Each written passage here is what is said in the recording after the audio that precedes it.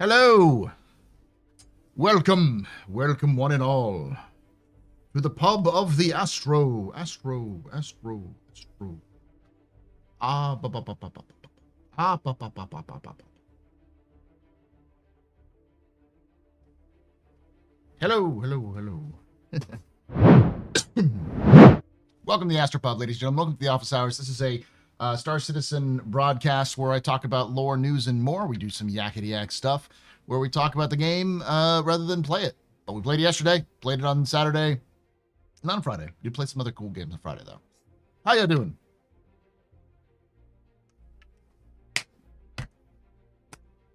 So, the big news over the weekend, 4.6 and Evocati. We're going to go over some of the leaks. And also some of the other stuff.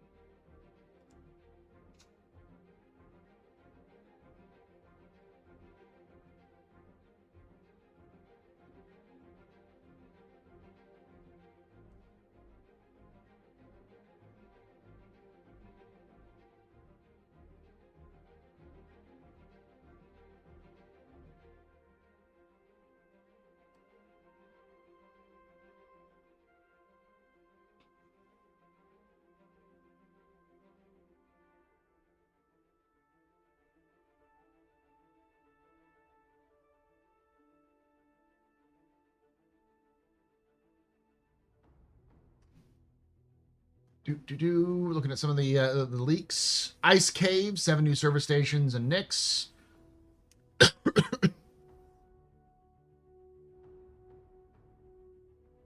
New AC mode where they show off the new flight model.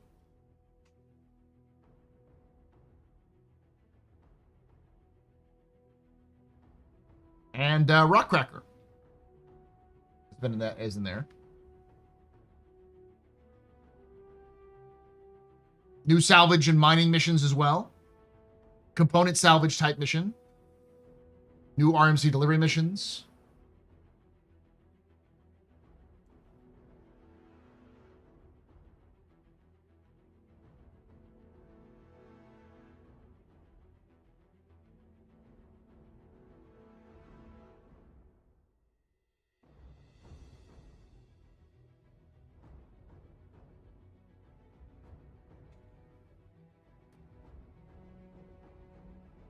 New light mode. New version of lamp is in there.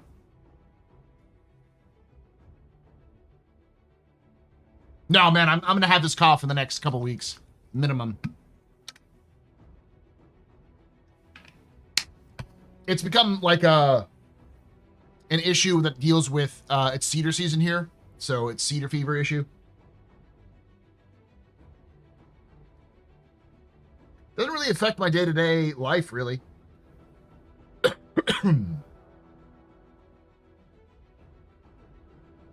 I keep forgetting office hours are on Mondays now. That's fine. As you don't know, I moved it to Mondays mostly because Thursdays were fine, but Thursdays were a little bit more...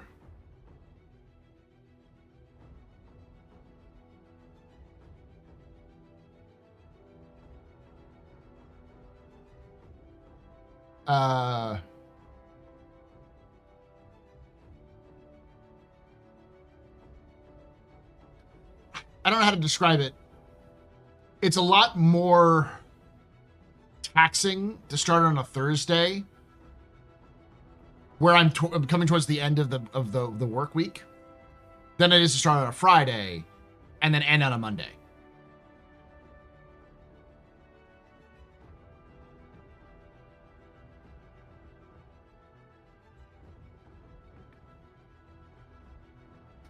Genesis coming out isn't necessarily the thing that will determine base building.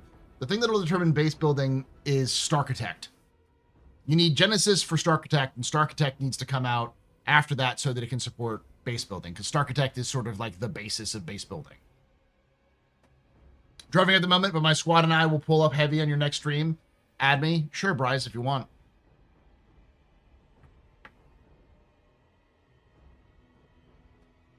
What's your most outrageous prediction 2026? No, I've already said it. It's the Zeus suit. Next Atlas suit, the actual combat Atlas suit, or Titan suit. I did my predictions for 2026 already. It's in I released that video last Thursday.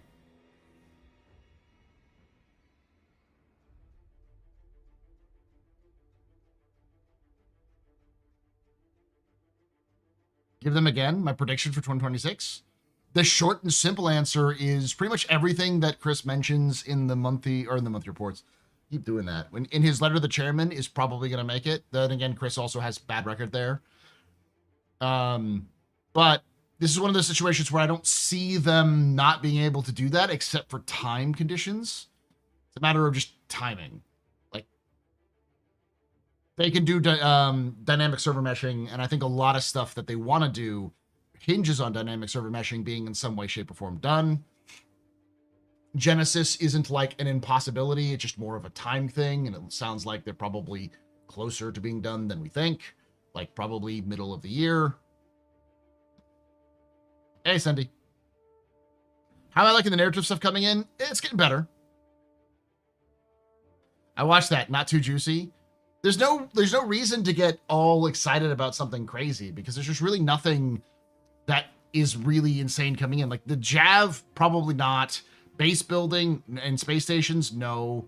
None of those things make sense to me, only because those require a lot of other features to be in and functioning for it to matter. Like I don't even think bounty hunting version 2 is going to come in, because bounty hunting and hacking require so much more effort and time to be in.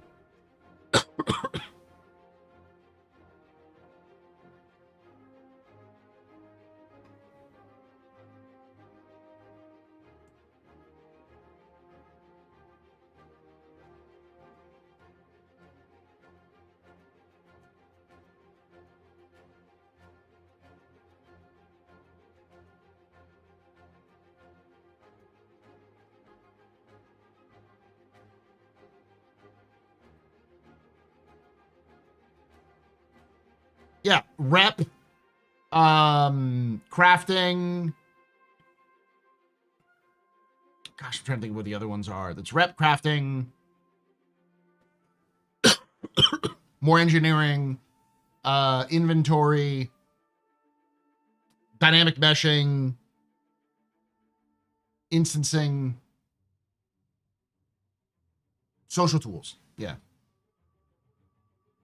Yeah, item recovery.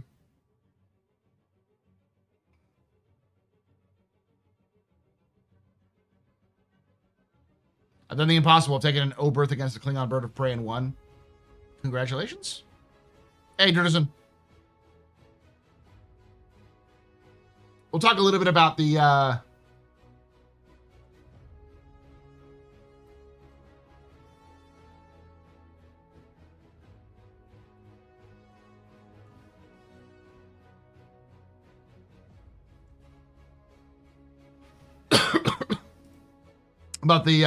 new narrative and stuff like that here in a moment.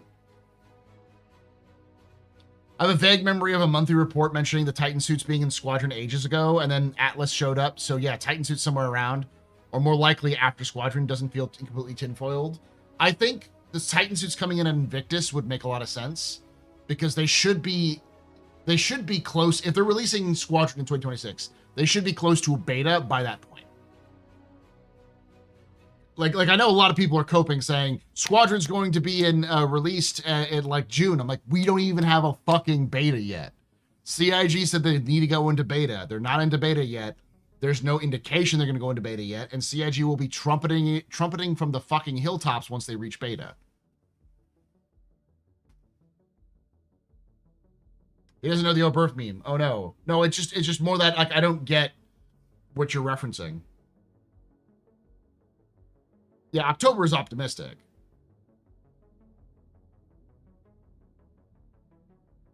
That's not a feature, Black, and you know that.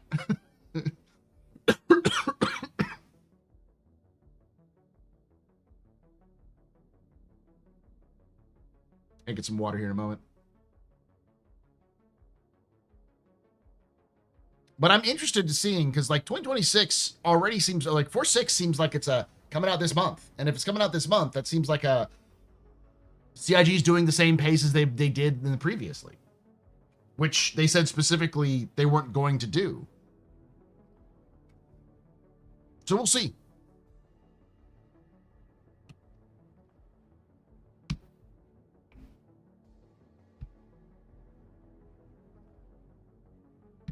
They'll release Squadron 42 on December 24th, then break for 2 weeks. I mean, my cynical ass would probably say that's the case, but I don't think CIG is even that stupid. Chris has already displayed some dumbass fucking statements about not needing to advertise the game, which is dumb as shit. But I don't know if he's that dumb.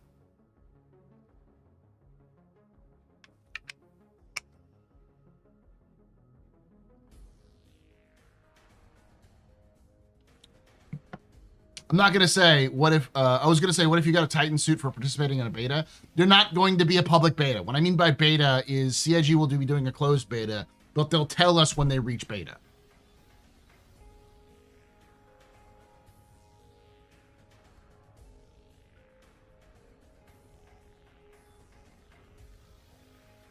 That's not what he said. You want me to see what he said?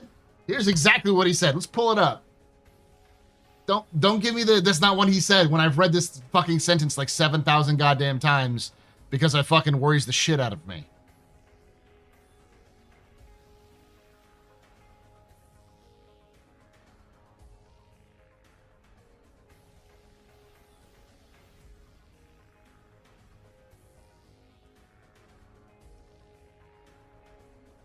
All right, here it is in its entirety.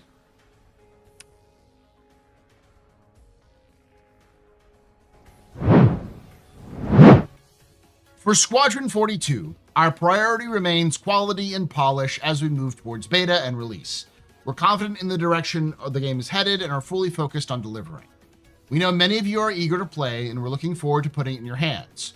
We don't plan on a long, drawn-out marketing campaign, as we've already done our fair share of trailers and gameplay previews. We don't want to do a long, drawn-out marketing trailer because we've already done enough marketing. That's what he just said. Word for word, that is what he said.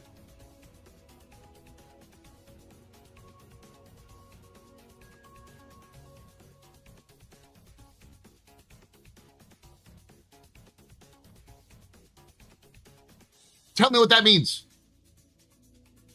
Tell me what that means.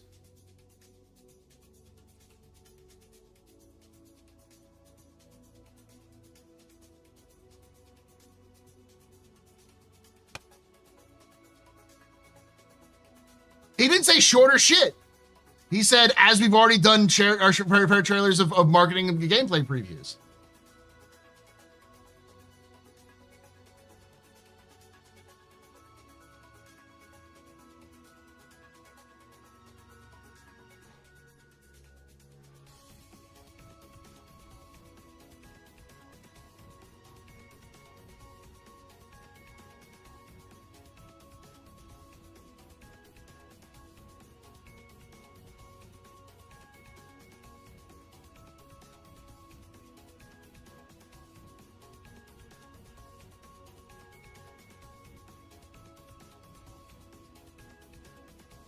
He means heavily marketed for 4 months before the release is my guess. Man, I hope it's at least that, because that's already a mistake, but I don't think so. I'm afraid that Chris is doing something stupid. He also says, trust us, but it's like, yeah, Chris, it's Chris Roberts. I don't trust you.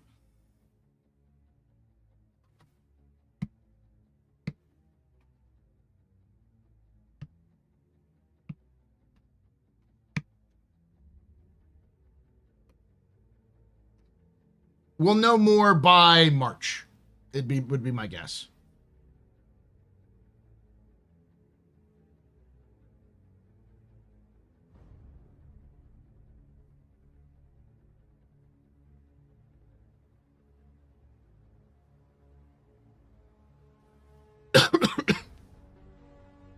I just don't understand, after all this time,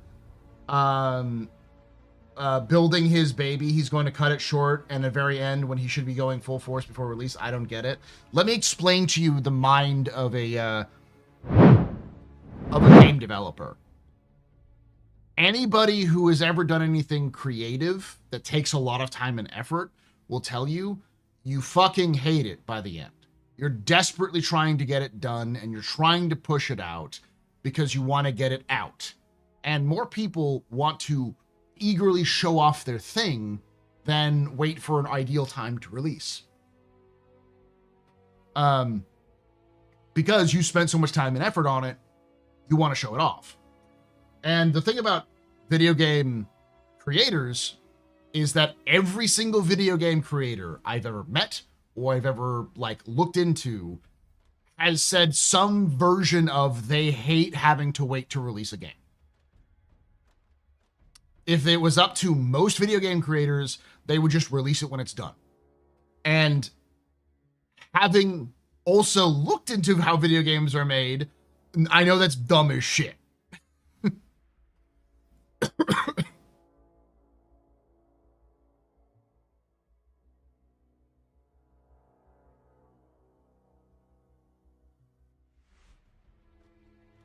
They haven't announced that GTA 6 is getting pushed out for another year.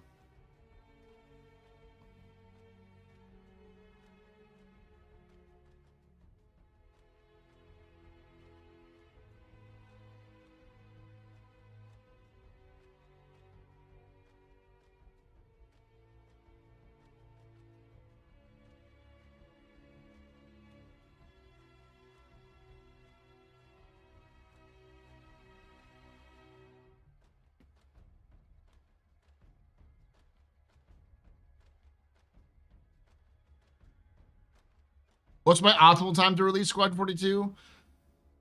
Beginning of October, with marketing should have already started. Or start next month.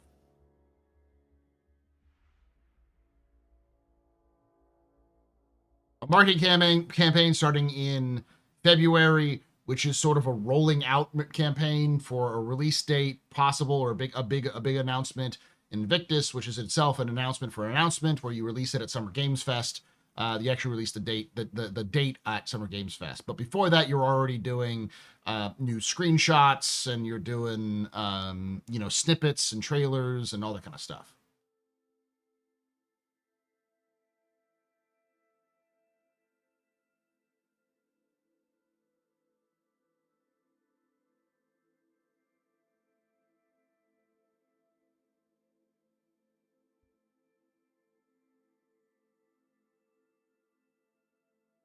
Does that mean we'll get an ISC where Jared says, all right, content creators, go market for us? Love CIG.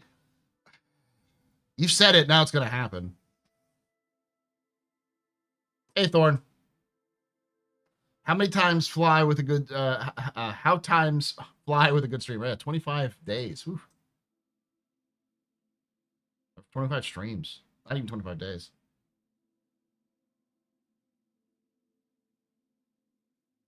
What if this whole thing is marketing pulling our leg? No, Chris, CIG doesn't do secret shit like that, guys.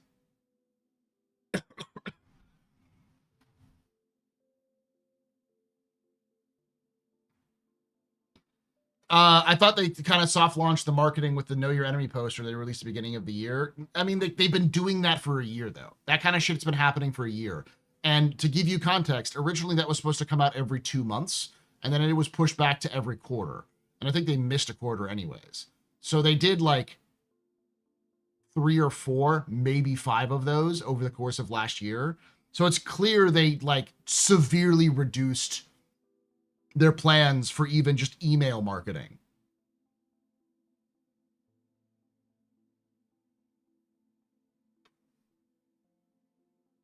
Now, don't get me wrong, Dell. You want to market to your community, but you already have one. And that's what I would have done in February, would be start doing that. Focusing on the community, to getting the community actually excited for it, because the community will start telling other people about the game that it's coming out in this year, if you are doubling down now on saying, yes, no, it's definitely coming this year.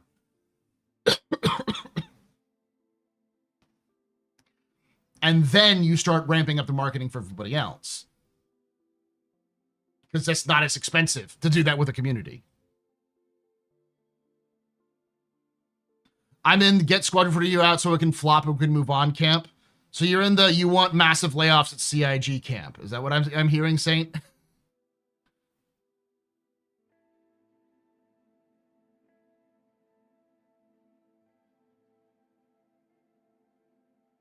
That's what we'll leave anyways. That just happens at any place. I mean, that is what you said, dude. You want it to flop so you can move on with Star Citizen because you don't like Star Citizen or Squadron 42. You prefer Star Citizen. So if it's just get it out so it can flop, you're saying get it out so that the people who worked on it no longer have a job and then move on to Star Citizen.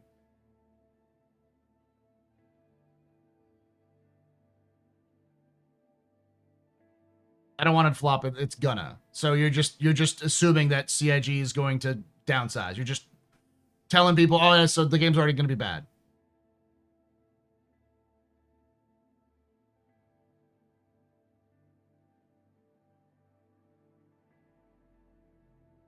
Okay. That's fucked up, but all right.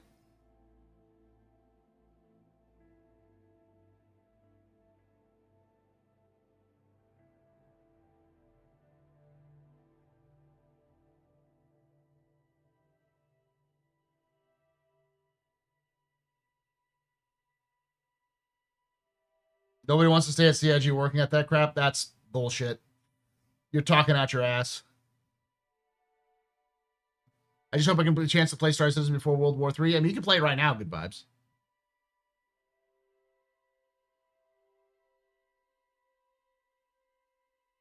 I'm going to say this right now because this is like a pernicious belief in the community that I think has gotten way over fucking blown.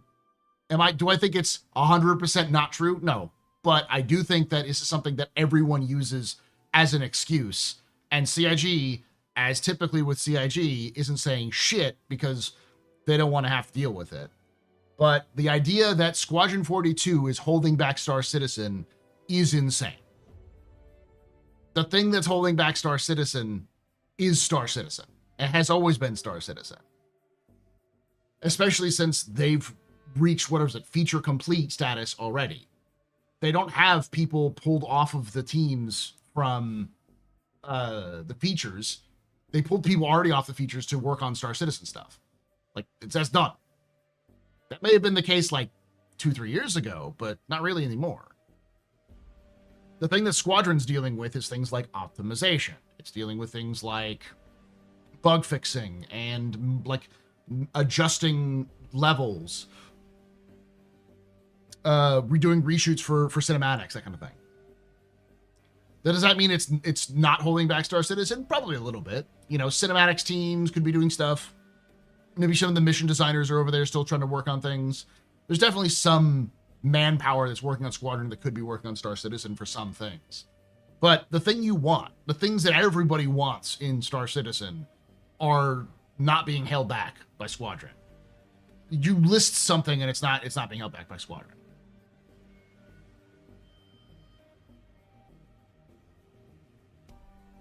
At literally every point, they tell us, oh, sorry, everyone's working on Squadron. Promise will get better after single-player releases.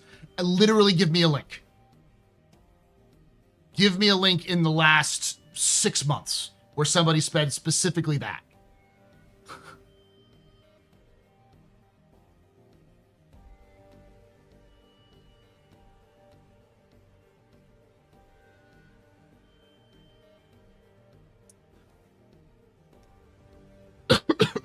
What do you think Chris's idea of long marketing campaign seems to this? So I'm gonna like reiterate. The problem isn't this. The problem isn't this part. That's just like, it's like, I don't know how to put this properly. It's questionable, but plenty of other games have done shorter campaigns and done fine. The problem I had was that combined with this. Because this implies no new previews, no new trailers. And if you're not doing new trailers for a game you're still developing, you're still working on, you haven't gotten like completely finished, this implies whatever you've already done is the basis of your marketing.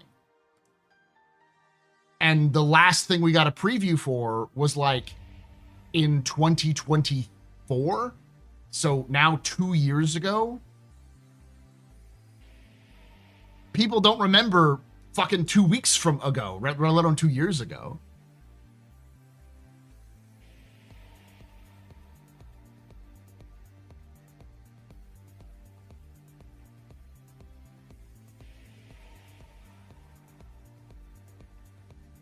All right, knowledge, fuck off. I'll see you in 24 hours. Claiming I'm lying. I've said this many times. I've simply let others at the captain's table speak about their own opinions. And I've just let that happen because it's going to happen no matter what I do, and that's the whole difference. But I have been fairly consistent by saying I think that Squadron 42 isn't holding back Star Citizen. I think Star Citizen's holding back Star Citizen.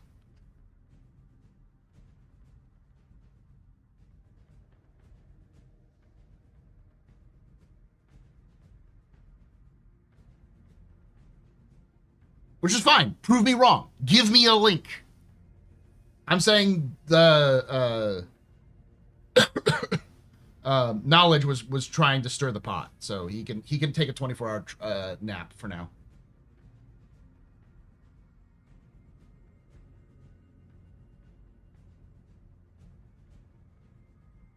Yeah, I remember you talking about this over a year ago. Yeah, this is not something new.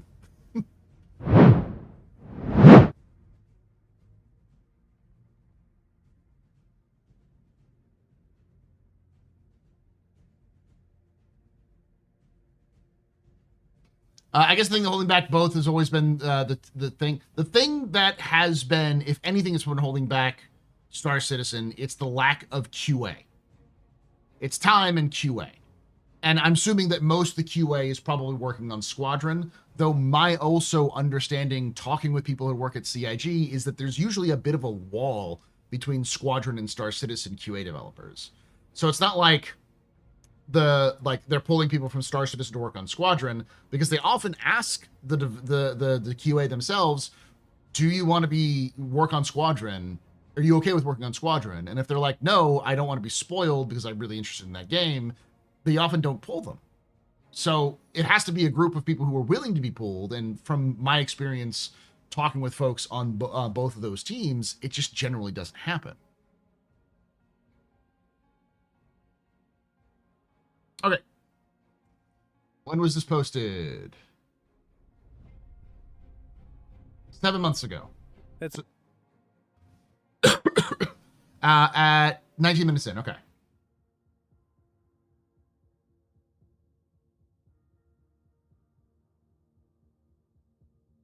What's up?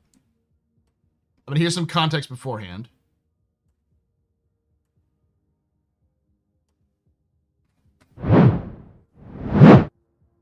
never mind. So, some I did say 6 months ago, and this is 7 months ago. players feel that Squadron 42 development slows down in Star Citizen. What's your take on this, Benelix? Well, like most things, the answer is a bit more complicated than a yes or no. There are certain aspects that were absolutely accelerated by Squadron 42. Last year, if we had more features, remember what was the patch that came in So far, this isn't counter to what was just said, guys. March or April last year, had more features in it than any patch we've ever had in the history of anything. 324. It was like 324 was just boom. When you look at when you actually bring open the patch notes and you look at the features, like, oh my God, those were all came from Squadron. So the reason those all came and whatnot were because of the work of Squadron. So in that regard, Squadron helped it. And with regard to this year, with the slowdown on feature work because those engineers are needed to go over to Fifth Squadron, yeah, it means the feature schedule for 2025 is slower than it was in 2024. Okay, so that's the first time I've heard that they specifically were pulling feature work out of 2025. So it sped everything up in 2024, and it slowed everything down in 2025. We'll see what it does in 2026. See what it does in 2020. As we go. So it's, I was about to say in 2027, but then I'm like, no, we're gonna launch Squadron 42 in 2026. So it basically, the answer is it depends on what it is that you're specifically talking about. But yes, to some things, no to others. So that's a little bit, I stand corrected on the features. That being said, he said basically everything I've been saying, which is Squadron 42 isn't holding the Star Citizen back like it's this giant blocker for everything you want.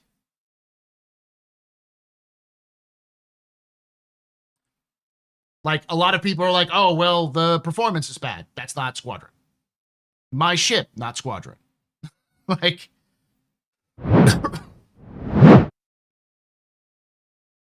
they also pulled for feature work for their year of stability content, etc. So can't just say it's Squadron, to be honest. That's that too. As he said at the very beginning of that answer, it's complicated. We tend to oversimplify things in the Star Citizen community because it's easier to say this is the problem rather than just admit that there's a lot of other shit involved.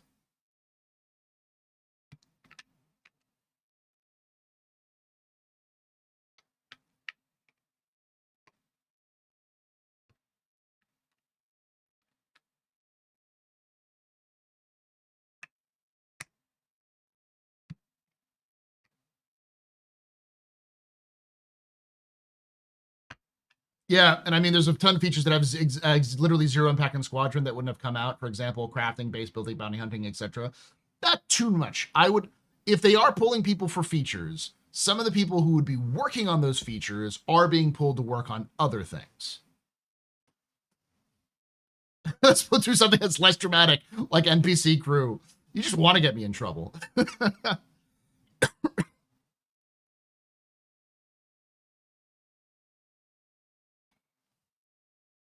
But saying Daikун's like, you fix the PU, what would fix the PU for you, Daikun? What would fix the PU? I want your thoughts on that. Since you're the one who's been, Squadron 42 is going to fail anyways, so get it out so it can flop and you can move on to fixing the game I want to play. Bro, I saw the engagement on After Dark. Holy shit. That's the reason why I put it as the title and I put it as the, I made it the thing. I left it at the end. Because I'm like, there's a couple things I know will trigger the fuck out of this community. And one of them is NPCs. The other one is, ironically, not PvP. You put PvP or you have any kind of discussion on PvP, most people don't give a fuck. It's ships. People love to click on ships.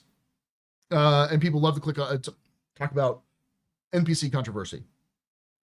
Squadron 42 is another one of those that's up there.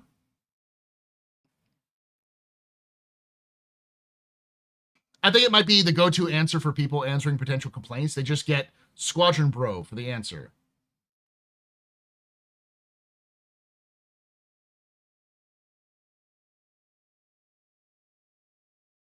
I spent 15 years in IT and one of my degrees is in business. The correct answer is always it's complicated. It's rarely truly Rob Peter from PayPal situation. The opportunity cost is not one for one. As an economics teacher, I'm glad you use the word opportunity cost, because most people don't get it. 50% less bug patches, loot time, lost to bugs, social tools, reputation systems, etc., etc. Stop going alpha and bring it to standards of the modern MMO. Most of what you just said is just stuff that's unique to Star Citizen. Like, bugs and crashes tend to be things like server meshing issues or backend issues, especially inventory loading stuff. And like latency issues, like what were we talking about? Desync and shit like that. There's no fucking, as far as I know, there's no like network admin team working on Squadron. So that is almost certainly Star Citizen unique, and there's probably no devs who are pulled from Squadron, from Star Citizen to Squadron to fix that specific problem.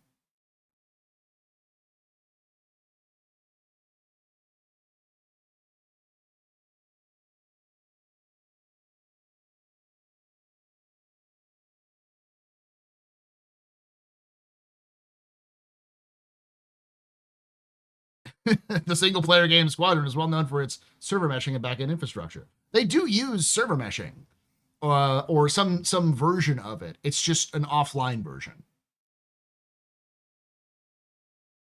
Man, don't make me hate CIG even more than I can by saying it's going to be an always online game.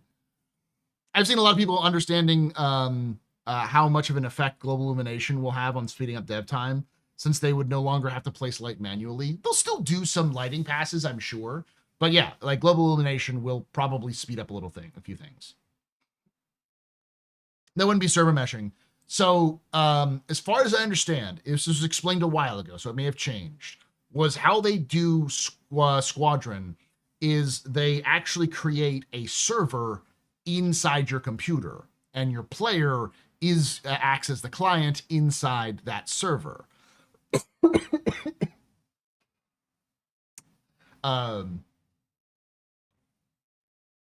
So that's one of the reasons why server-side object container streaming and object container streaming was so important, so they could stream things in and out of that server to make it work. Yeah. It's basically CIG built a lot of effort into building Star Citizen. So when it came to how to build Squadron, they just took Star Citizen's infrastructure and used it. Squadron 42 and Star Citizen are the same game. They're a homunculus of each other.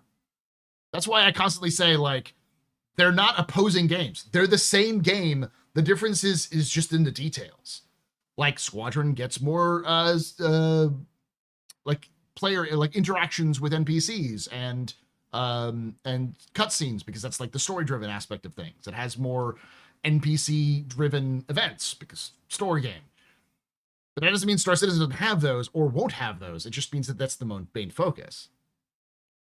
I have been of the opinion that when Squadron comes out, because of its technology, people will be able to reverse engineer Squadron into Star Citizen. So you could basically take what they did for Squadron and build a private hosted version of Star Citizen out of that version. Basically what Red M and 5M did with GTA 5 and Red Dead Redemption 2, where they took the single player aspect of the game, which is completely different game, but built on the same architecture, and then ripped out all the components and put it in there. It is going to be easier for Star Citizen, or for the reverse engineer Star Citizen and Squadron, because it's literally the same game.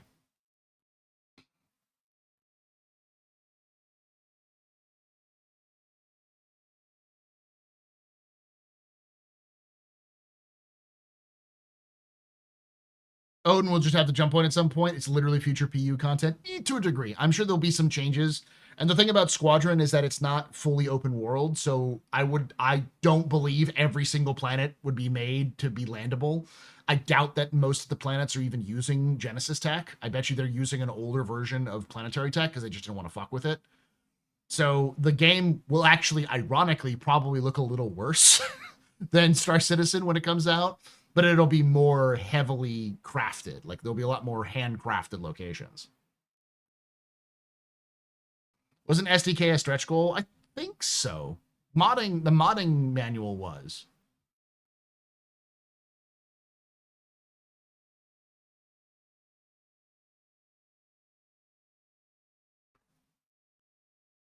Squadron takes place a decade before the rolling PU state, so I don't see why Odin wouldn't be in.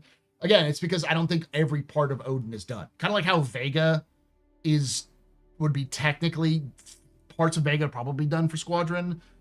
Vega 2 at least. They probably don't have Vega 3 or any of the other Vega planets or any of the other locations in Vega. It's kind of like how Nyx is right now is just Levki. Like, Nyx isn't done, it's just Levki. But in a Squadron game, you would just have Levki because you only need Levki, so there's no point to building the rest of it. You might have like representations of the planets far off, maybe in like as like simple stuff, but you know.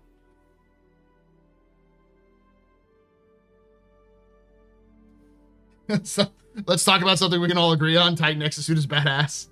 Listen, I don't mind getting controversial. It's the only way, as X says, is if we disagree, it's the only way we can get into it. We can get actually like understand things. Because maybe when I say I have not seen CIG go out like, yes, everything is going into Squadron as a result, we don't have any work for Squadron for Star Citizen. Here's the scraps. Like that sort of mentality I have not heard. Maybe it has been said, and I'm just not looking at the right sources. This is one of the problems with how CIG does news, because it's just like a shotgun pattern to like getting out the information. I pay a lot of attention to Star Citizen news, and even I can't gather everything together.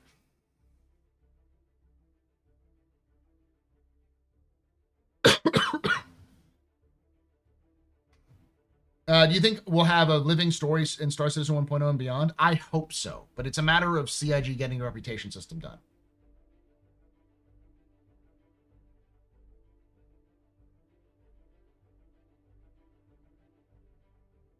Oh yeah, I saw someone cut a jump in Nyx and organically discovering a gas giant that was cool.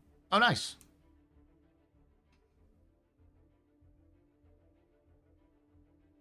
Like how Nikao was talking about 4.6 on French servers, but we had no info until it dropped in testing chat. I'm just surprised no monthly report this week. No, there is a monthly report this week. It's Wednesday. Let's pull that up. I might be wrong on that one, but I thought I saw that on the This Week in Star Citizen.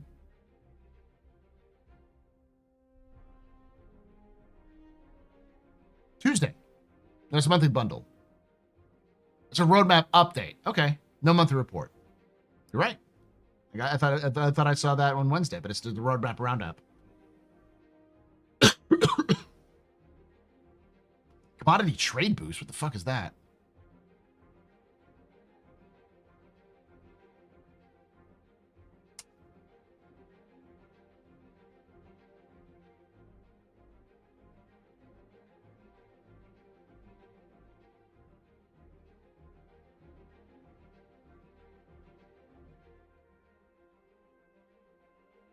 Oh, fuck, that's cool as shit. All right. So they're sort of taking my idea of the flea market. Let's read through this. This is actually pretty cool. As Star Citizen continues to evolve, we will also be experimenting from time to time with smaller, time-limited changes to the verse that do not require a full patch release. The first of these rolls out this Wednesday as Commodity Trade Boost. Due to recent increases in large-scale capital ship combat and their subsequent destruction, 2 vendors in the Stanton system have gained access to increasing quantities of highly sought-after resources, including Elysium. While they may be selling it with a suitable markup, these vendors are also interested in purchasing several other resources above traditional market prices, at least until they have what they need. Profit-seeking traders are encouraged to seek out and discover these preposterous vendors in the verse, but be aware that quantities are limited, and others seeking these fortunes are less friendly than features in less than friendly ways.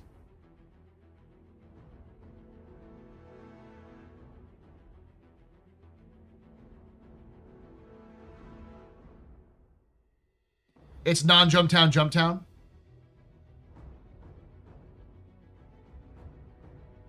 Which is fine. Now I understand. Can we get stop getting pyro only stuff and for Stanton? It's because CIG fucked up Stanton or pyro. Pyro. At this point, we can officially say that pyro was a mistake. CIG had to release pyro because it was always going to be the second system, but they fucked up the release. It's PvP trading.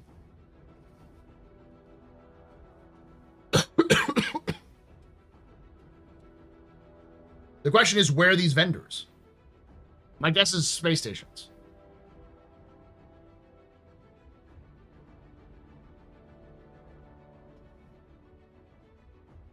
It's official Dupree. Well, Dupree was mission based rather than commodity based. Maybe it'll actually be in a fucking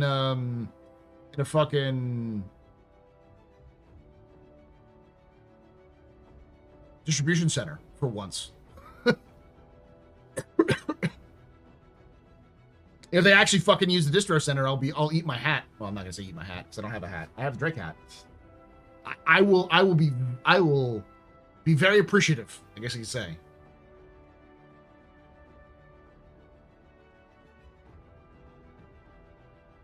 They're not doing it in Pyro, Idiocracy. They're doing it in Stanton.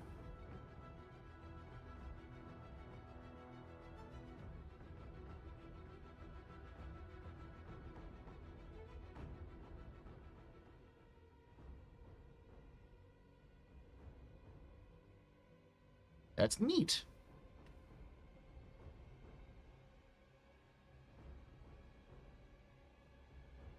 The problem is, and quite, this is really the problem, is that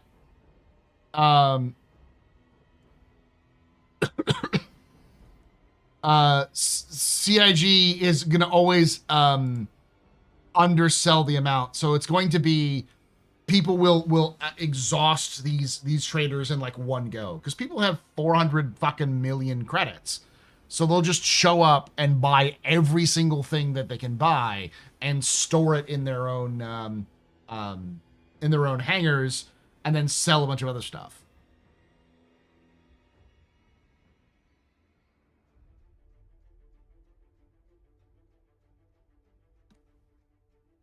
Yeah, I know. 400 million, that's cute.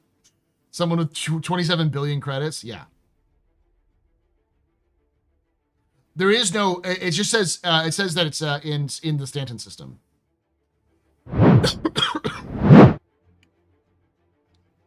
Due to recent increased large-scale ship combat and their subsequent destruction, 2 vendors in the Stanton system have gained access to increased quantities of highly sought-after resources, including Elysium. While they may be selling it with some suitable markup, these vendors are also interested in purchasing several other resources above traditional market values.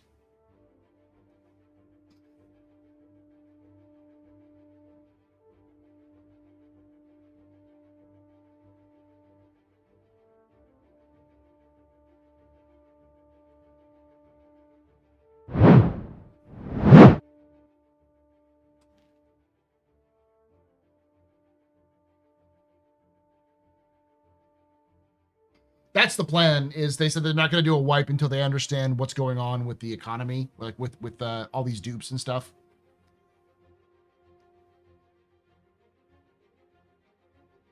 I have a feeling they won't try to fix the dupes until they have the new system. So the new inventory system they're building is probably going to be the basis of them trying to fix the economy, because the new inventory system is needed.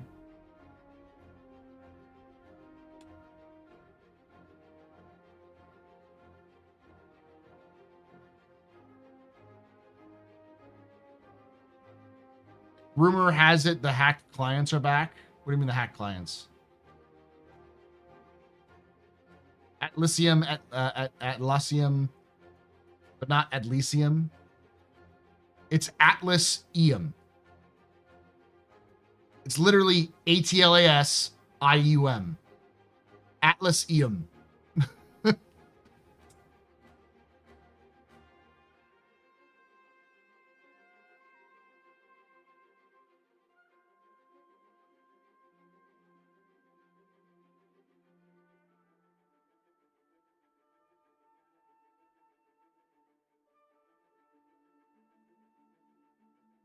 So there's 2 balancing things you have to understand.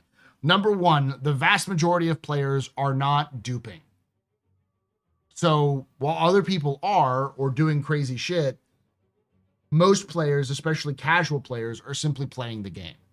So to wipe to deal with, like, let's be generous and say 10% of the community. It's probably less than that. To wipe to deal with 10% of the community means you're fucking over 90% of the community. And that's not a ratio you want to do, especially if you have to wipe consistently unless you have a solution to the problem.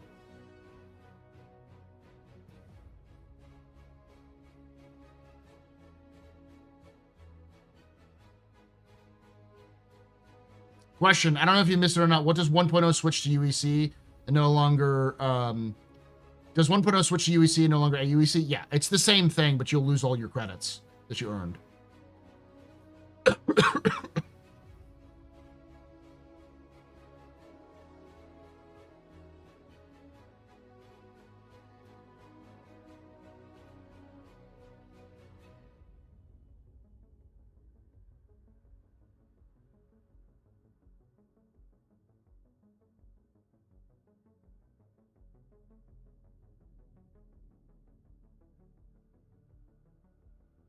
I've never even seen so much UEC going around in my life.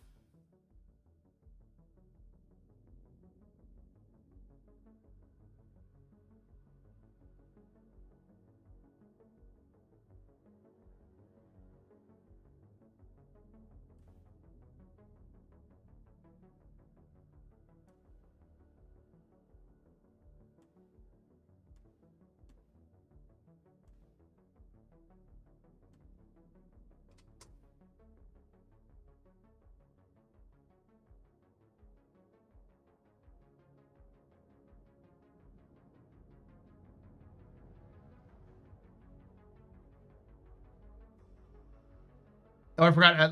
Atlassian was for wiki caps. CIG might be trying to help people get an Idris Polaris. I mean, maybe. I think what they're trying to do is drain people's accounts. So you can get plenty of Atlassian, but, you know, it's like millions of credits to get them.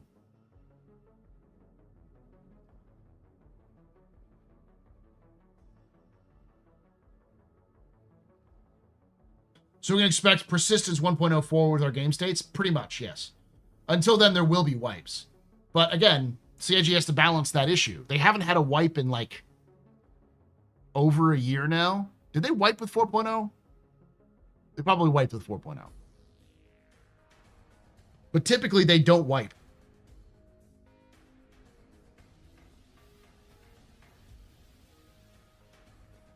And before that, it was like a year to year and a half that they did a wipe. And CIG really doesn't want to wipe because they want players to play the game. Hey, just Eric. Yeah, I ended up with a bug where I got all of the credits for some of those kill the Polaris missions.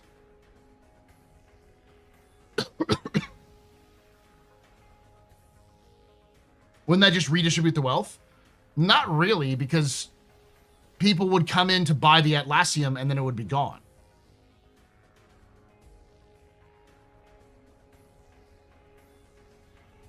You sent me $1 billion for funsies? I don't have $1 billion. I have 400 million.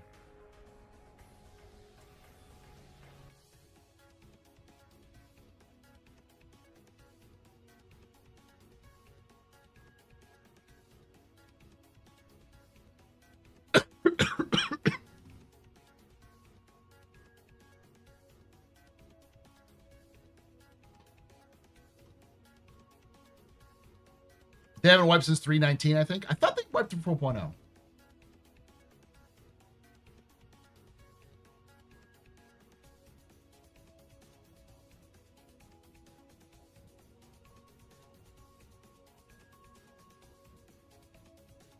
Trader app needs a hard limit on how much you can send. What they need to do is increase the amount of fees per amount. Because right now it's like a 10 or 20% fee.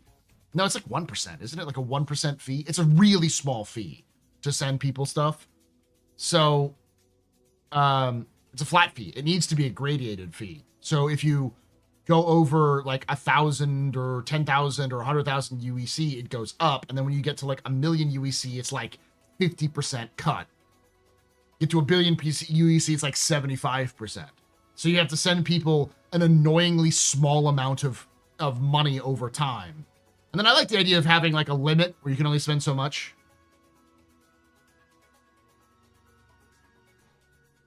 They're not gonna let you day trade in stocks.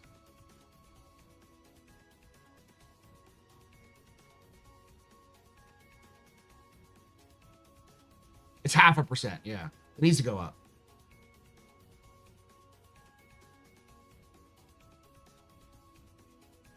Yeah, I thought 4.0 had a wipe.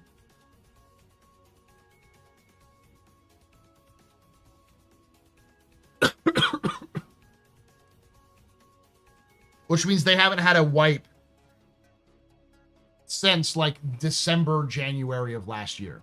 December of 2024, January of 2025.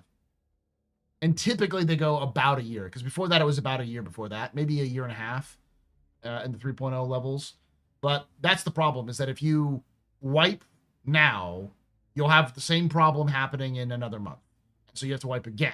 You have to constantly wipe every month. People will just stop playing because they don't want to play the game unless they can progress.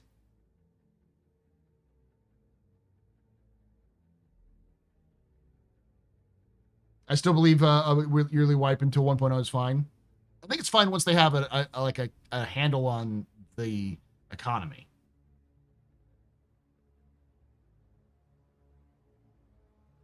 I think they need to get the inventory system working properly, the new inventory system, so they can actually tackle some of those issues.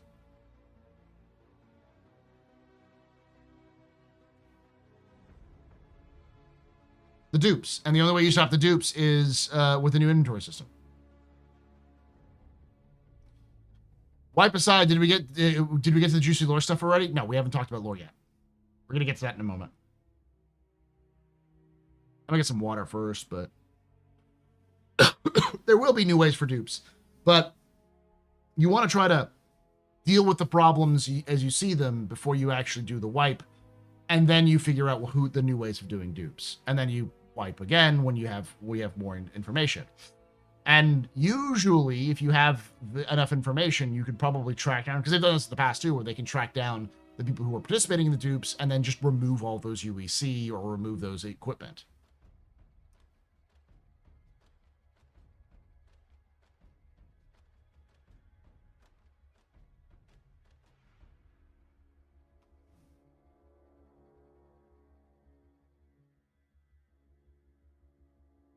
Yeah, also you need to accept. I think with funds, they definitely need to set a situation where you accept the transfer so that people can't just send you random money. So you're just like, why do I have all this money in my account?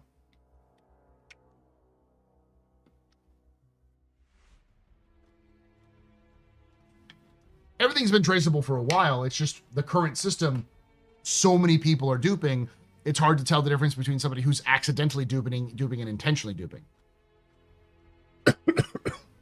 Besides, half the time you do stuff like dupes for stuff for Wicklow, and then Wicklow eats your fucking shit, or your Wicklow stuff disappears in the next patch. So it's like a lot of this is just they need to get the inventory system fucking working. Which I wouldn't be surprised if the inventory UI update is also connected to the backend inventory system that they're building. Could be wrong, but we'll see. Because Chris also mentioned that in the letter to the chairman. That's one of those things they want to get done with item system. I wouldn't be surprised if by like March we see the new item system put in with the new inventory system with a new inventory backend. I could see them doing that around March for the Stella Fortuna release.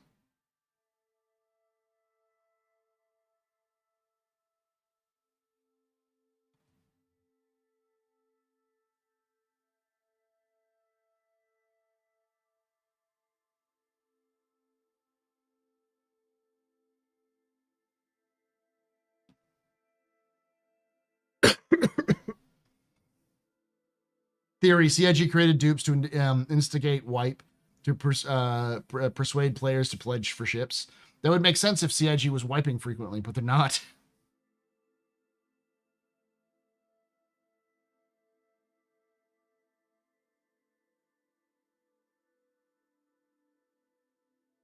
What's funny, if you look at UEX, people adapted to barter economy. Now pure Karenite is used as currency. That's not a barter economy. That's just an alternative currency. It's like people using gold instead of USD.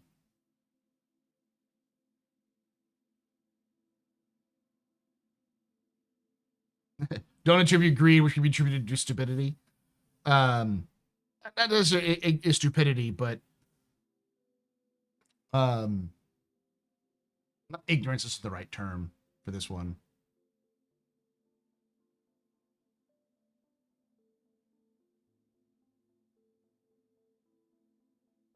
The stupidity means that they just sort of didn't know what the fuck they were doing. They knew what they're doing and just fucked it up. Incompetence, maybe?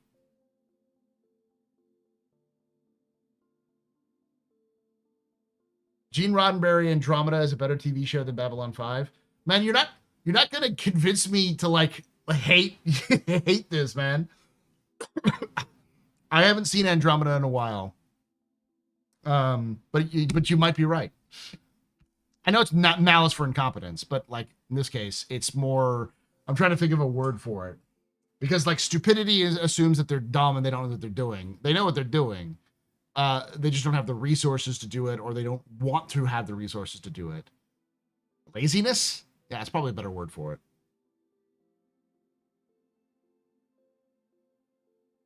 I don't know. That's the actual quote. Never attribute malice, which can be attributed to incompetence. Hanlon's razor, I think is what it's called.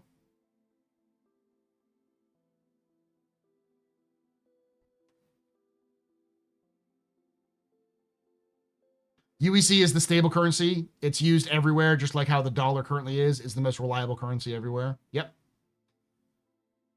There's one of the principles of economics.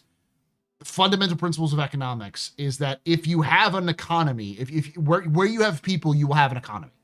Economies form whether you like it or plan to or not. And if you're saying pure Karenite is being used as currency, that means that there's an economy forming outside of CIG's control, which was always going to happen. Because humans do that. We're just very fucking good at it.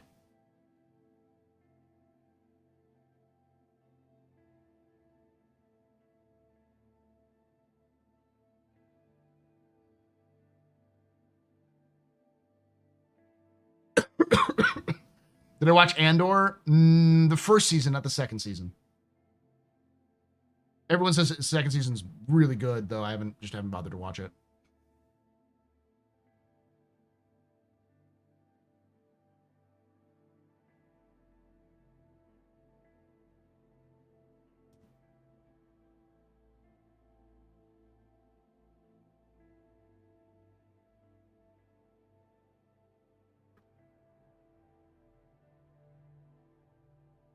Not season 2. It's just because I don't want to pay the mouse, and my piracy game's gotten weak.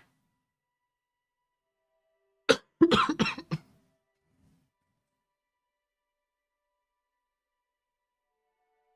we get physical UEC, like a physical coin or something?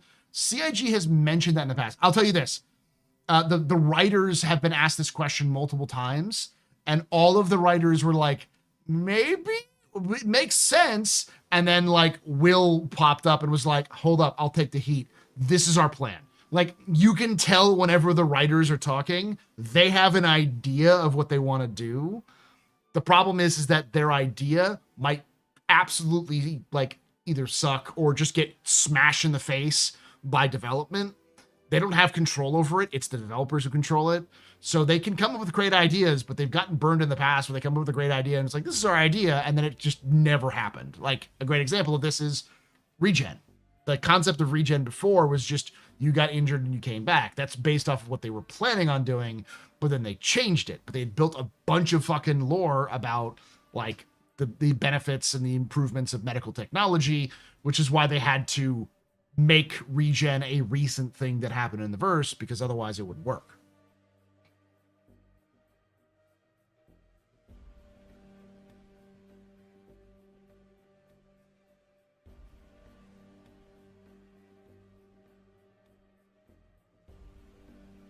Watched an old Toonami preview of Outlaw Star last night and thought of you. Hope you're well. Man, I gotta watch that. I gotta buy that on DVD and watch that again. Fucking love Outlaw Star. For those of you who don't know, Outlaw Star is the show, one of the shows that Joss Whedon ripped the fuck off of when he made Firefly. Cowboy Bebop and Outlaw Star, like in some cases, like plot rips beat for beat. He just fucking ripped them out for Firefly. It's a Kurosawa situation with Seven Samurai. Like, fucking the mangaka should fucking sue. Grapple arms in space was stupid. I know, I love it. Fucking spaceships with arms doing melee combat is so fucking dumb, and I loved it. You got to remember, this is the same universe that has Taoist magic that you can enchant into fucking bullets and fire them as if you could, like a literal artificer, where you can like enchant bullets into a gun whose sole job is to fire the bullet like a magic weapon.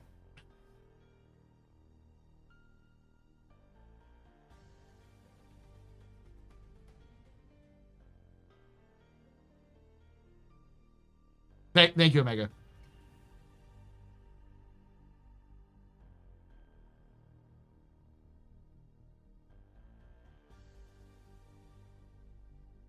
Oh, he definitely had a Sailor Moon to have muted. It was so great.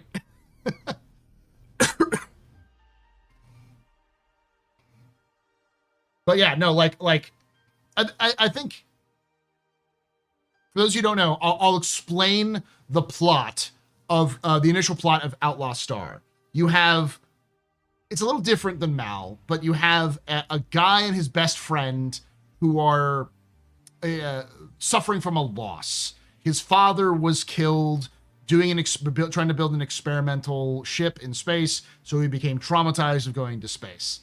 So he instead opens up a freelance sort of agency where he's just living on his own, not really trying to just get by.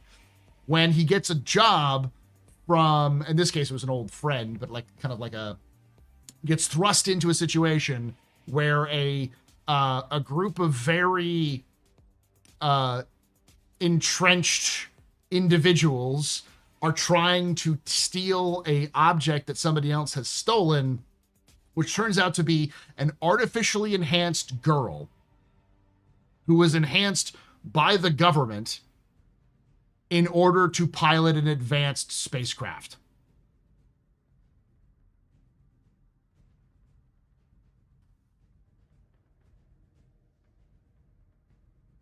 If you're starting to see some threads weaving in to Firefly, it's because it's like a lot of it is stolen from that idea. Jeannie gets a job from a sexy lady. Yep. On top of that, the scene where Relina, I think her name's Relina. Maybe I'm confusing with Wing, but with Gundam Wing. But was Alina, and Ina was her last name. When she wakes up in the case, it is the exact same pose that Summer Glau is doing, and it's almost the exact same case. And like the shot is the exact same angle. Like it is fucking beat for beat, that scene. Melfina, thank you. It is beat for beat the same scene as when River wakes up in Firefly. Like that's when I first saw that, I'm like, this is fucking Outlaw Star.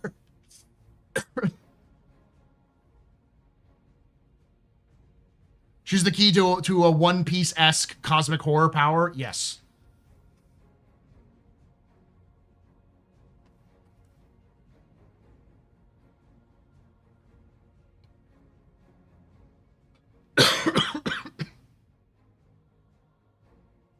Question. Random question. I think Star Citizen will be a hive mind enemy. I believe my take has always been that's going to be the Cathok. Because I can see a very interesting take with the hive mind machine intelligence thing, which is the Cathok are a hive mind machine intelligence, but they're not aggressive.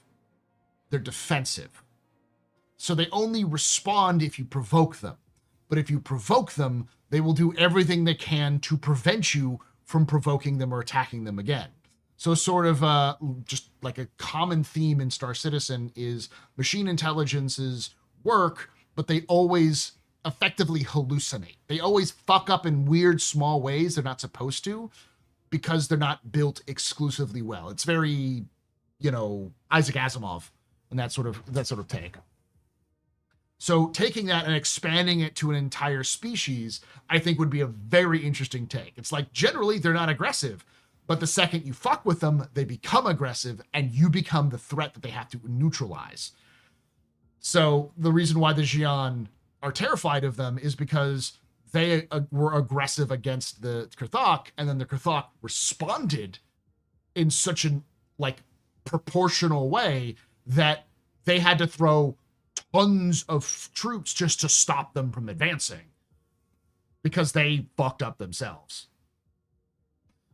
And so one of the theories is that the Krthok are pushing the Vanduul out of Vanduul space.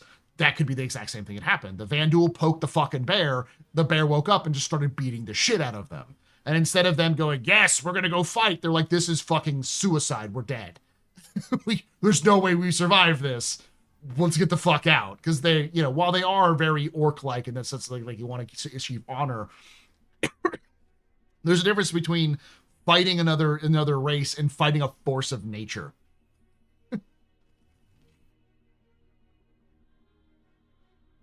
The Spirit Wars, yeah. That's the war between the Krthok and the Xi'an, which is still ongoing. It's simply at a standstill right now.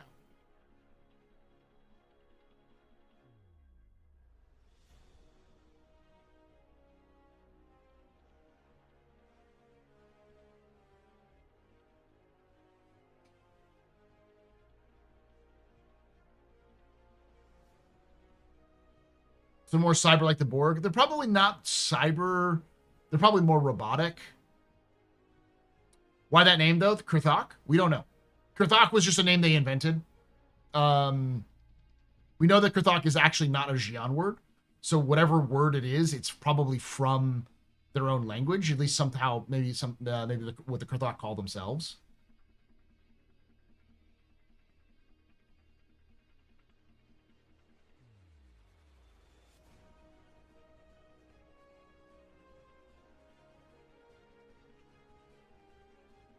It seems like we won't be getting a monthly report until February. Did they say something like that?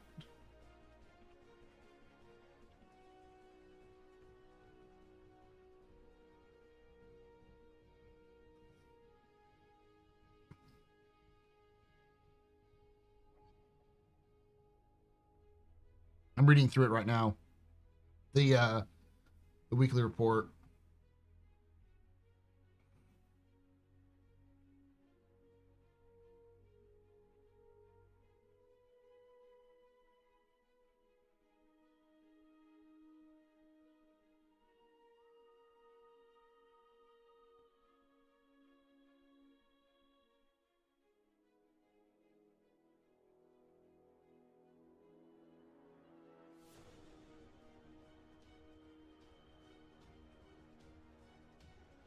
Yeah, I'm not seeing it.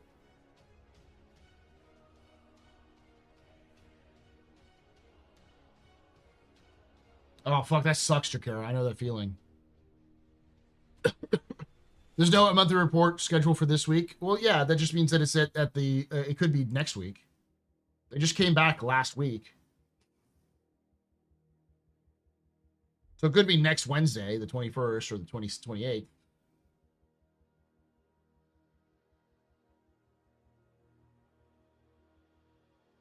That would suck, dude.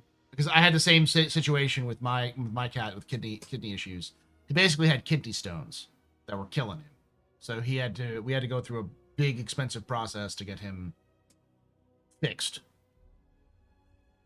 Good luck, bud.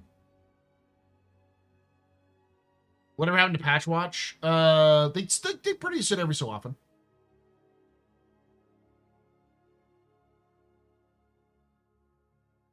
Last year's monthly report was on the 23rd. So, yeah, that would make sense. 21st. Remember, that's the monthly report for November and December.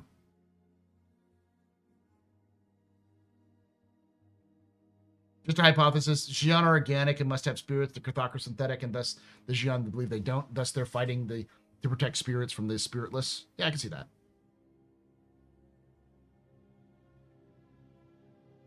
Streaking. Just a little bit there, bud.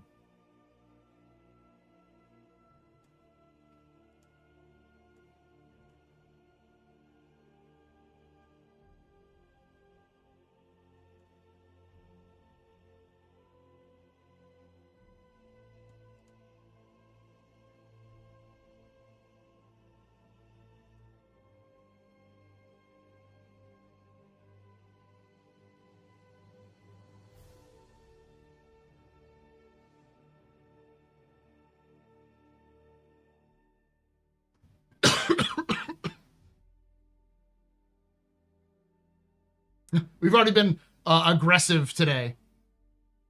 He had a mucus plug that backed up his urine into his kidneys. That's exactly what happened with my cat. Exactly what happened with my cat. He wasn't peeing, so he was dying. We had to have, he had to undergo a surgery. Luckily, we were able to, initially, for like the first month, we were able to like get him some specific food and to relieve some pressure, and they were able to do some stuff. But then like and he was back to peeing usually. But after a month, we had to go in and get, it happened again. So we just had to do a surgery to get it to not happen again. And he was on planetary orbits. They're still considering it. I think CIG wants to do it, but it's a matter of the benefits versus the costs. And I think almost certainly dynamic meshing is required for something like that.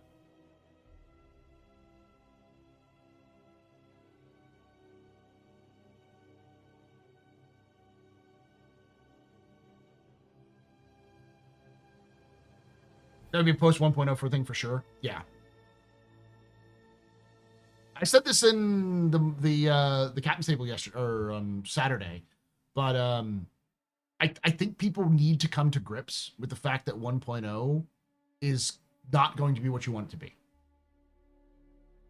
It's going to be a minimum viable product, and there will be shit that they plan on having at 1.0 that they'll cut so that they can make the 1.0 deadline. They would rather cut stuff and put it back later than miss their deadlines.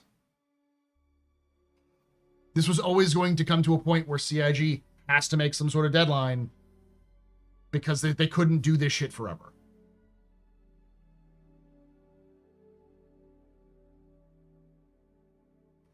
It's going to be brokenness. I don't know if it'll be broken. I do think it'll be rough, but I also think that CIG could benefit from getting 1.0 into a beta state, like, and leave it there for 6 months before releasing it to 1.0. But just the sheer number of people who will come to see the scam actually release will break the game.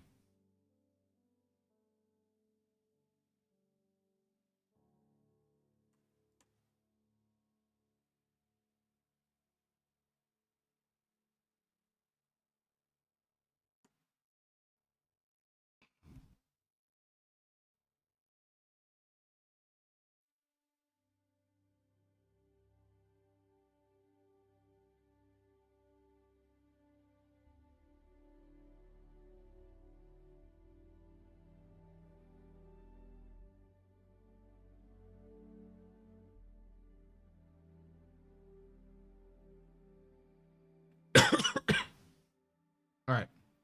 Get something to drink.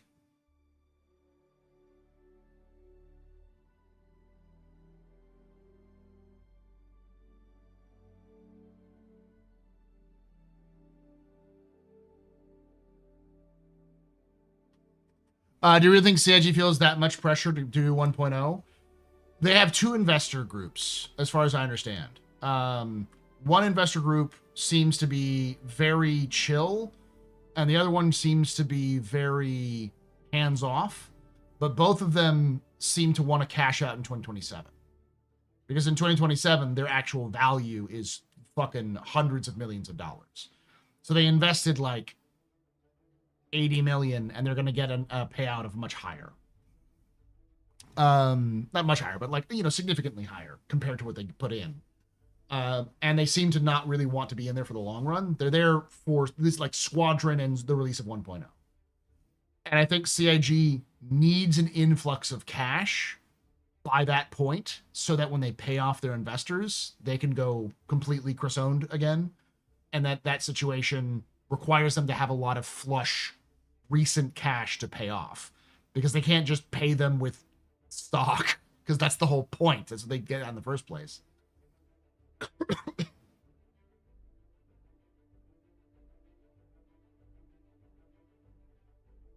So the star thing, they'll update the stars only because stars are going to eventually be a light source.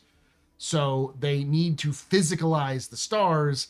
I might be wrong on this one, but I remember them saying something to the effect of they need to physicalize the stars when they use global illumination, because it needs to be a physical object to illuminate the stuff. I might be wrong on that one, but I'm sure there are other reasons why, but they've talked about the idea of physicalizing stars for many times.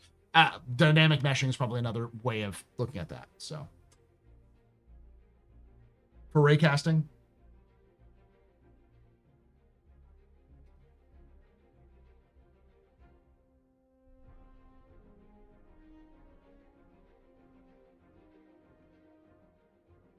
I also wonder when they'll update the models for this, or so that.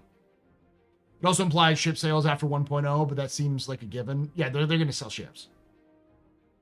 I think they'll stop selling ships on the market after 1.0, but they'll still sell game packages.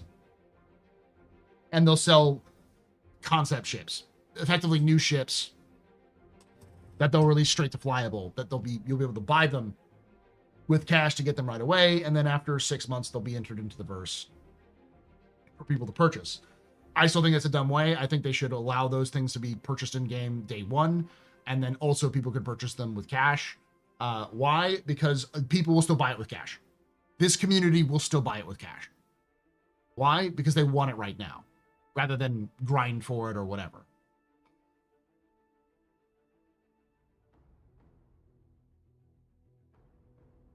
Nito, I just had to go tell the local coyotes to shut the fuck up. I'm watching Office Hours here. Poor Yotes.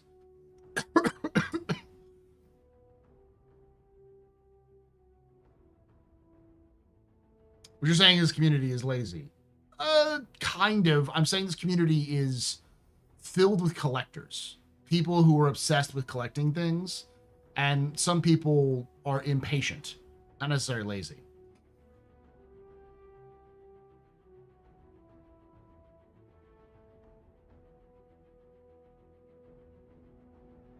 I hope CIG can balance with the actual player economy, because that'll be rough. That's a knife edge of balance. Well, I mean, the easy answer is between reputation and crafting, buying a ship from CIG is a terrible fucking option. Because buying a ship from CIG gets you a base hull of that ship. And if you want to increase the weapons, the equipment, and the hull to a different tier, you have to craft it. Or you have to get somebody to craft it for you. So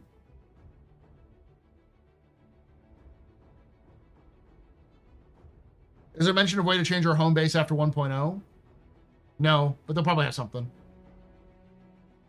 Likely it'll be fly to the location and set it as your home base.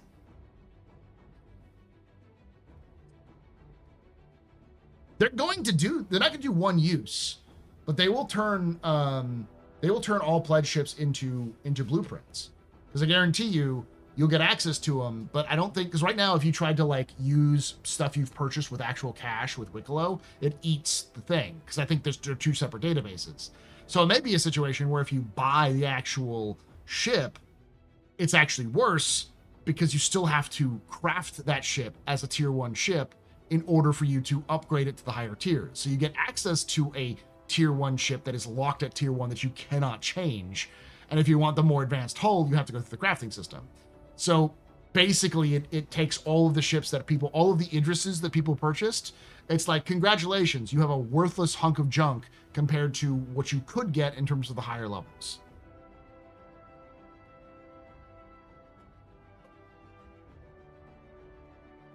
Was watching Answer the Call, and they had a call that suggested they sell feature content so that Feature X could be funded and people who paid access get 3 months early. Oh yeah, he got roasted? Yeah, I'd roast his ass too. That's fucking dumb.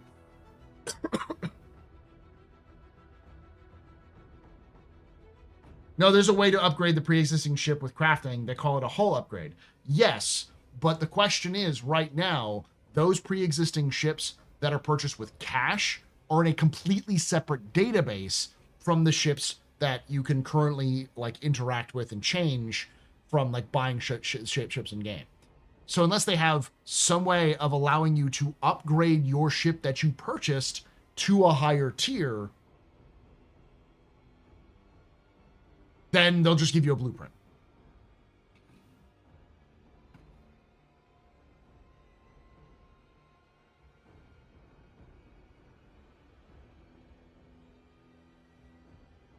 right now, I don't see them doing that, but they won't say shit. What I just said is a possibility. Either CIG has thought about it and then said, I don't want to think about it anymore, or they've thought about it. Well, it could be one of three options. They thought about it and went, that's a problem for future CIG.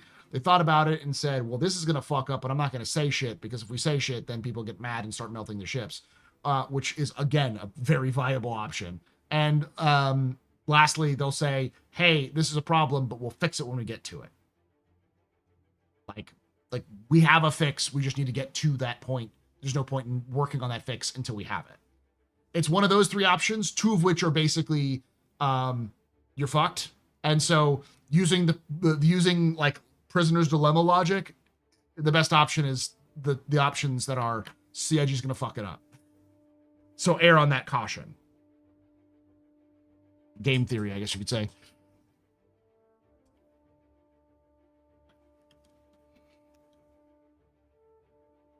Either CIG has a plan or has no plans. So basically, maybe I should sell everything I can on the gray market. I mean, that's not a bad option, quite honestly. If you're worried about anything in your fleet, I know people who've sold their entire fleets except for like a starter package, and they were fine.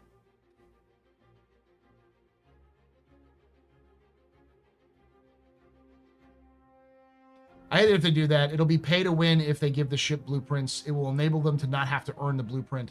They already said upgrade blueprints are different than making ships. Yeah, no, but I mean, they'll get a blueprint for making the base hull, but not the upgrade hull. Let's agree to use the plan. They use the term plan loosely. Yeah.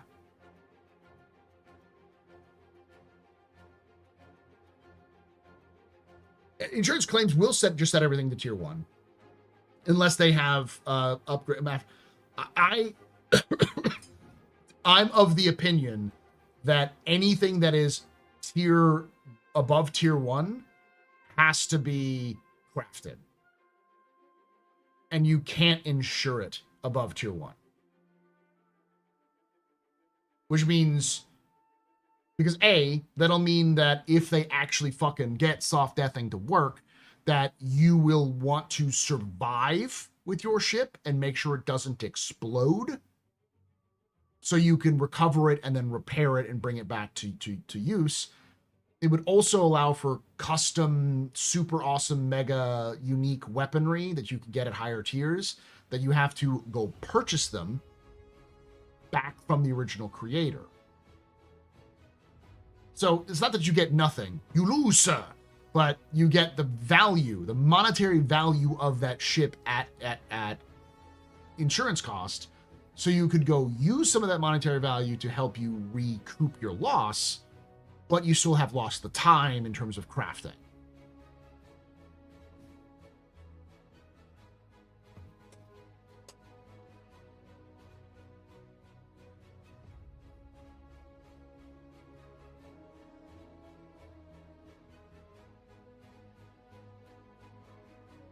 Ships should hard death, but how do you repair a hard death ship?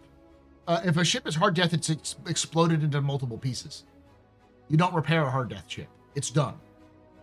A soft death ship, or in this case, a disabled ship, is still available. It's still viable. It's just needs to get repaired.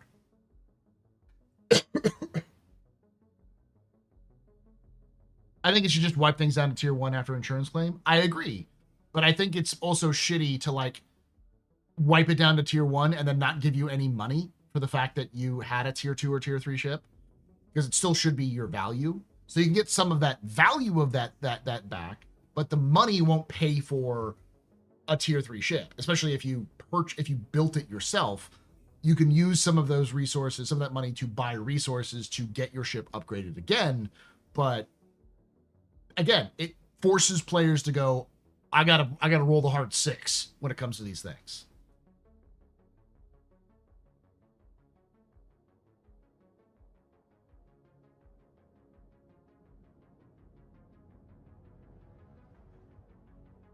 No way to make engineering with players fixing the ship under fire, the whole scrap the whole idea. That's not how it's going to work, 90s.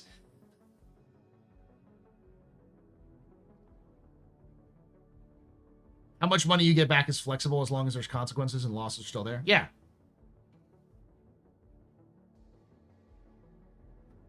I'm not really happy with the word crafting. For me, that's a single step, small item creation. I mean, yeah. It's kind of like cottage industry sort of situation. Speaking of web store, why do different game packages come with different hangars? I thought the location you're at dictates the hangar. Yes and no. The location you're at dictates... The hangar you have dictates the location you can start. That was the original idea. So, if you have a Selfland hangar, you can go to most places.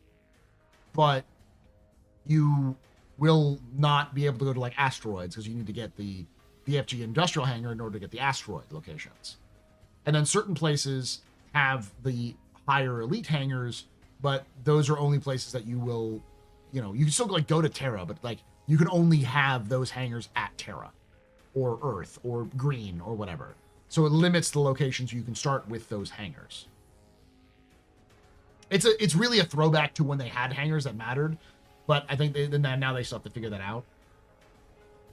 If they don't give me a tier 2-3 holdback,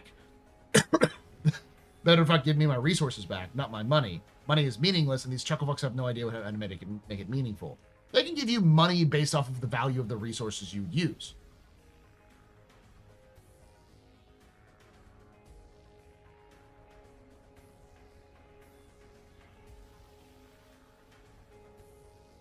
What do you mean by supplier market? You mean like a resource market?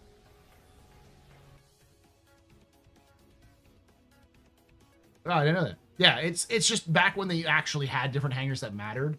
They had to figure out how to make it work. They just thought it was cool.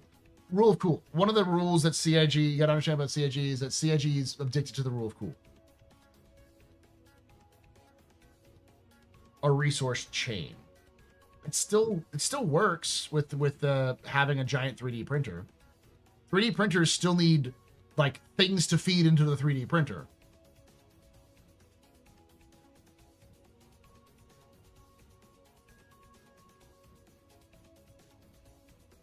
The Morraine going after medical ships, risking their own ships and pilots from hostages to low-income Levki seems like bad writing. Depends. The Morraine don't really like the People's Alliance. You got to remember that the Morraine, at the end of the day, are radicals. You can think of them as, like, it's not really true. You can think of, like, the Levski as, like, the Trotskys, and the Morraine as the Stalinists. Like, might makes right. Only the strong can survive. We need to be strong to do the revolution proper. Fuck these assholes.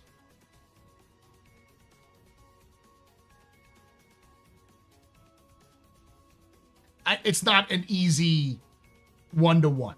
What I'm trying to say is Stalin, they're more like Stalin than they are like Trotsky. Because they're not actually Trotskyites. They're sort of like it. And it's the easiest an analogy.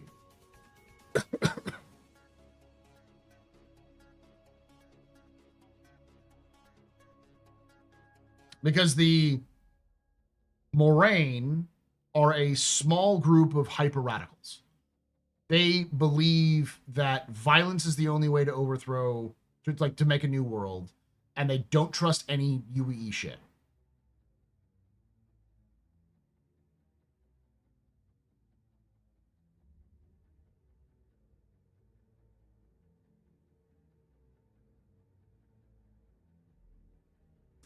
I think they just want the pirates to act as the Fallout Raiders. I don't disagree. Especially since we have no reason to understand why the Morraine are going after these things. That is also true. They are going after the UEE ships and UEE aligned ships, and they don't like the UEE.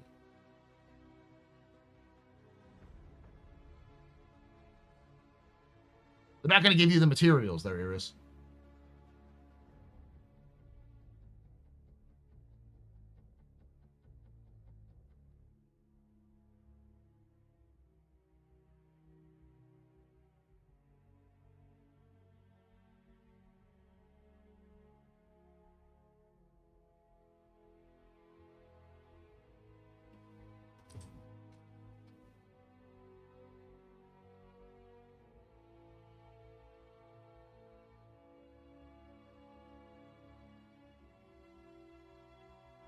Do you think we'll get Shipjacker storylines and next that we have gray ships? Maybe. Shipjackers are all over. We have Shipjackers. We have Shipjackers in Stanton. The 890 jump mission is all about Shipjackers. I'm surprised they don't use the Shiv. I think when 1.0 gets closer, when Squadron 42 comes out and they have more of the Grays Market ships, I think that mission will be replaced. We'll have the ships replaced. Going after a medical ship doesn't seem very profitable. It's not about profit. It's about ideology. It is a UEE ship in their space, and they want to fuck over the UEE.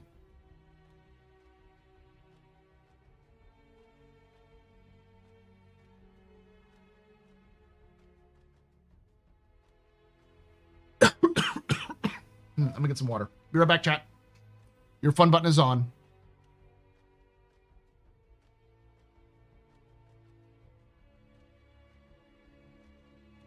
Genesis? Weapons free, y'all.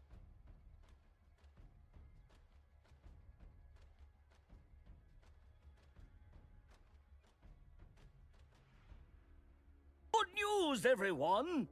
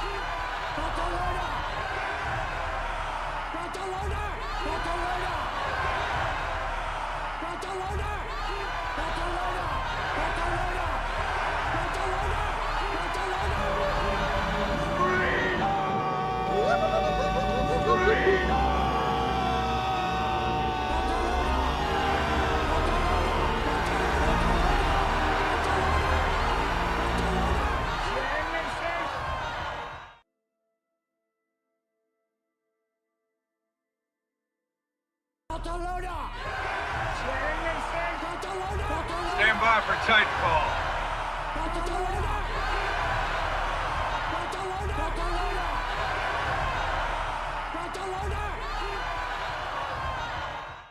Two words. Distress bacon.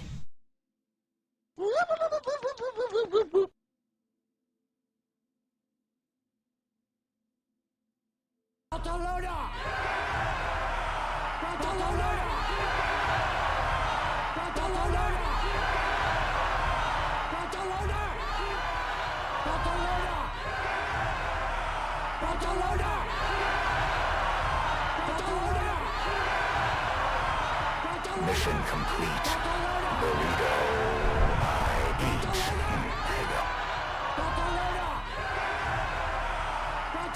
I'm flying. I'm pilot.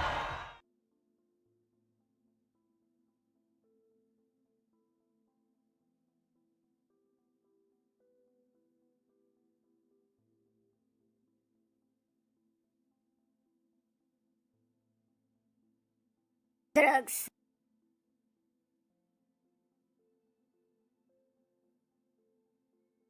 Everybody and his dog calls himself an outlaw.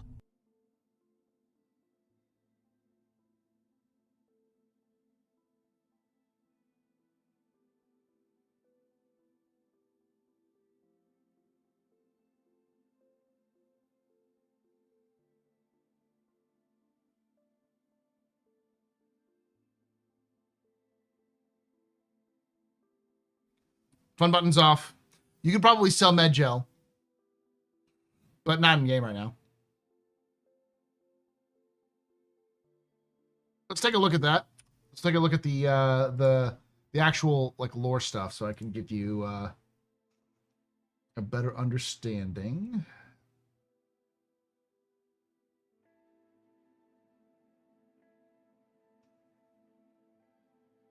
Boop, boop, boop, boop, boop. All right, so I found the original patch notes. We can talk about this real quick.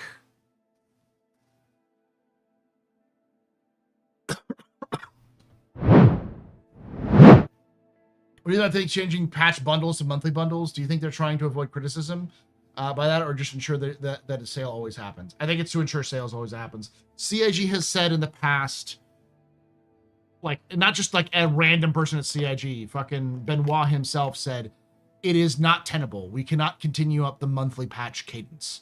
So if they can't continue the monthly patch cadence, but they still want to make money because they make a lot of money off the fucking bundles, then they'll sell the bundles.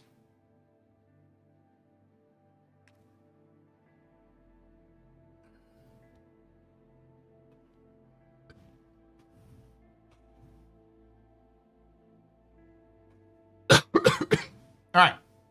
Got that Molina Mold. For weeks, Levski's inhabitants and visitors have been getting sick with a mysterious disease that quickly became known as the people's ailment, with symptoms like coughing, fatigue, chest pain, and painful lesions in the skull, spine, and other bones.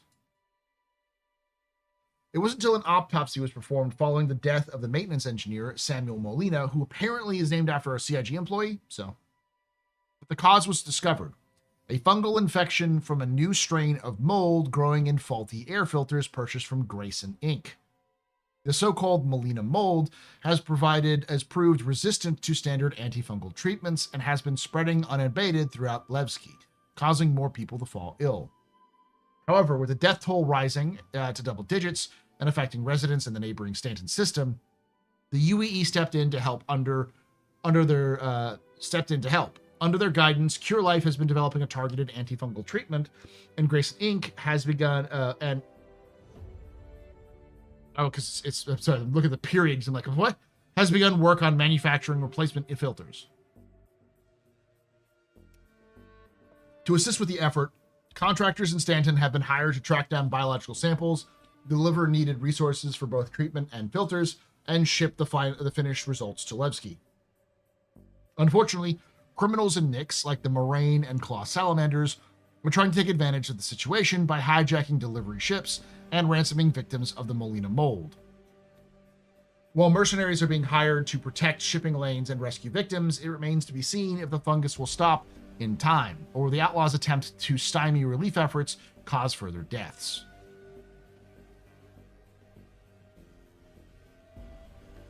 Yeah, this would be a lot cooler if players could get sick.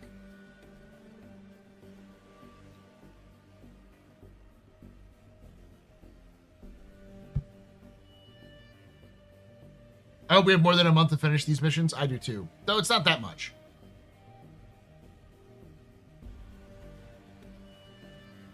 It'd also be cool if we could side with Morraine. I know, but we don't have the freaking the CIG. I'm gonna get on my soapbox a little bit. I mean, why should we be immune? Because it's convenient for CIG's writers. Because they'd actually have to develop their medical system beyond the basics they have now, which they won't do.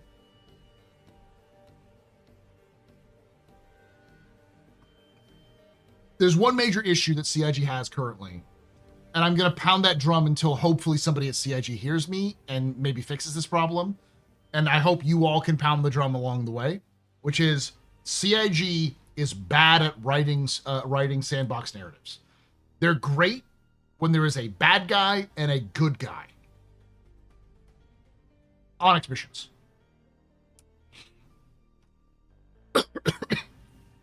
You have an unequivocal douchebag, which is Dr. Yorit, and then you.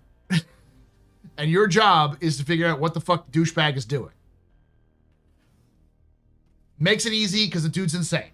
Like it's the atmospheric storytelling is great. And the fact that nobody in his fucking, like, nobody he works for or who works for him likes him.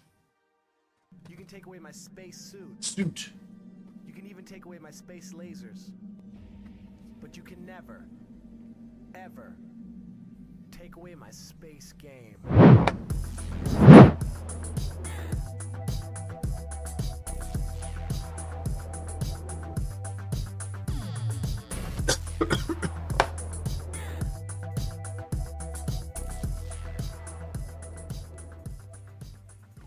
Shinobi Trip _ just resubscribed for 35 months. Wood. Thanks for the 35 months of support. You're very important, public, very impressed, Mr. Vain, pedestrian. This is your fault. You're drinking night. Shots and cheers to chat, y'all. Shots and cheers. But the universe is a sandbox. And if you want to tell sandbox stories, you have to let people make mistakes. One of the reasons why they can't do that is because they don't have the tools to build that story. As far as I can tell, that's the major issue. Because they don't have reputation system to make Nuance work, A. B, they don't have the mission resources currently to, or experience to make multiple mission givers and make the locations. Like, they don't have the location team to be able to make the locations. I'm guessing a lot of those teams are probably working on Starchitect, and they don't have Starchitect down yet. And there's probably like 1,000 different things that they just haven't done yet.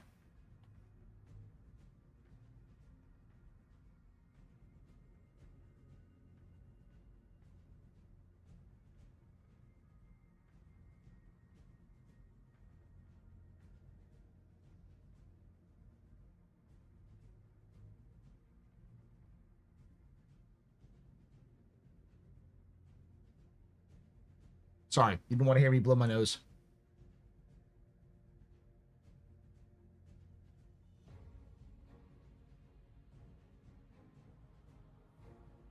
You're giving a good reason why they can't do it, but you're complaining about them not doing it, not being able to do it. The problem is that at the same time, they've actively said they don't give a fuck. February and March of last year, they interviewed let me see if I can find it. I'll pull it up.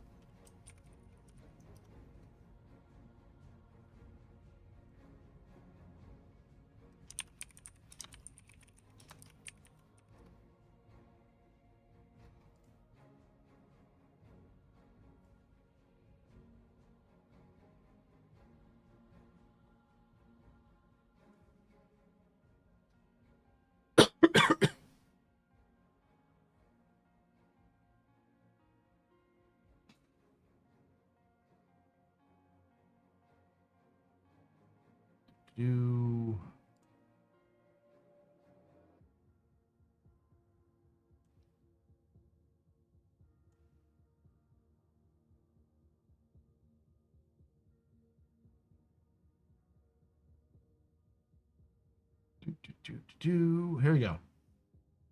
It was from like they were the ones who put in the Tangerine Dream score a year ago. So see.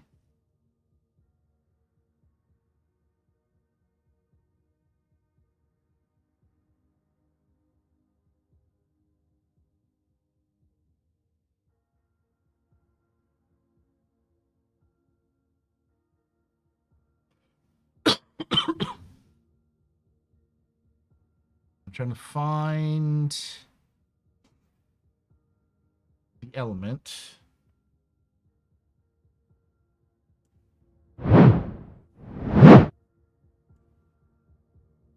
Be too easy, but somewhere in the middle there you'll see time capsule, and you can find all those commonly. But it's a great crash course recommendation as Crux of the Universe. Star Citizen. Well, you did an impression of Chris. She sold Wing Commander 2 and 3. Why? I mean, again, it was an office, so it was like. I really think this other direction is somewhere better to go. Where somebody has a better idea, and we're going to change and sometimes feel. It's interesting. Vision gets set, and we're always moving toward. We're working on this. So still factor into discussions. I've been there, and costs and all.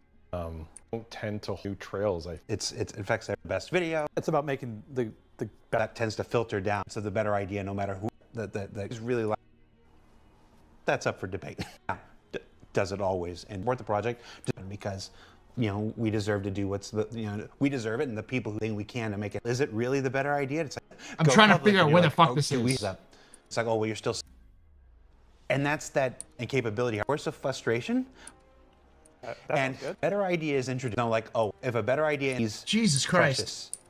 Outlaw Star. You know, it was a really fun group of people, and president with the company was. But yeah, it was a cool dynamic. You know, it was like I said, stuff. But yeah, it was a cool dynamic. You know, it was like it's games going into it. But it was cool. You know, I mean, again, all right, Cosmo. It's an office. Get new material, dude. Oh, they didn't understand what I was going for. I got to get better at doing that, and it was a really interesting way to write. I've never had that experience before. I very much relate to that. Before the pandemic, I was better at doing that. Being like, oh, they're right about that, or like in lore post and going and reading what people were saying about it and being like, oh, they're right about that, or like, oh, they didn't understand what I was going for. I got to get better at doing that, and it was a really interesting way to write. What I was reading what people were saying about it and being they had produced this amazing cinematic, and it was 5 years in secret, and then it came out. But I wrote that script, and I think like within 2 months or something like that, they had produced this amazing cinematic, and it was out there, and people were reacting to it. And that's kind of like, it's not always like that, but sometimes there have been a number of occasions when the show that we had intended to go out with the next week can't. Not every time. It was because usually it would just be like, hey, you grab this chapter, I'll grab this chapter. Involved in the casting process.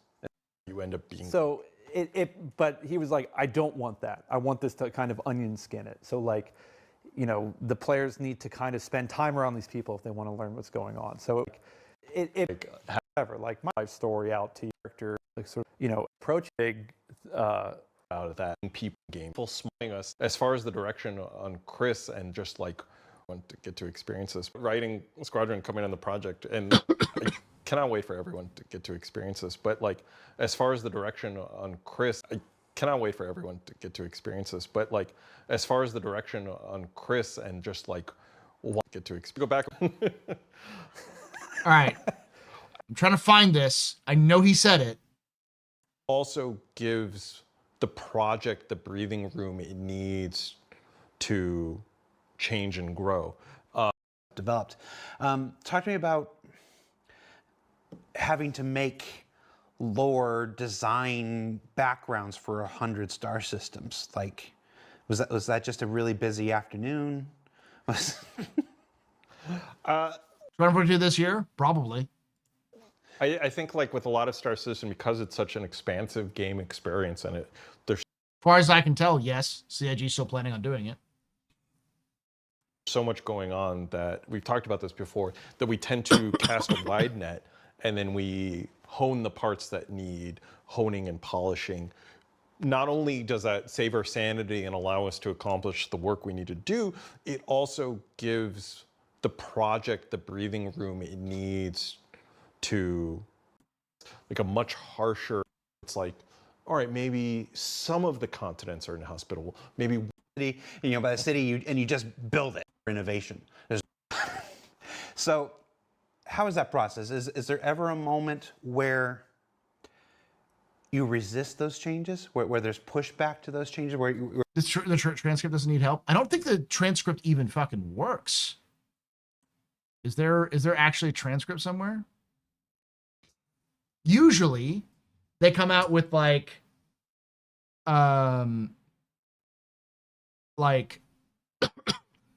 someone goes through all of the links for this one.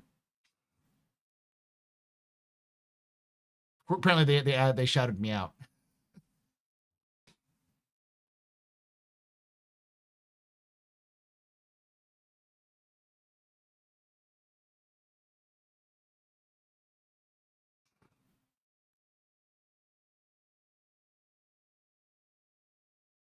That was kind of wrong. 324 came out a little bit later, but he's almost dead on about 4.0. Sort of.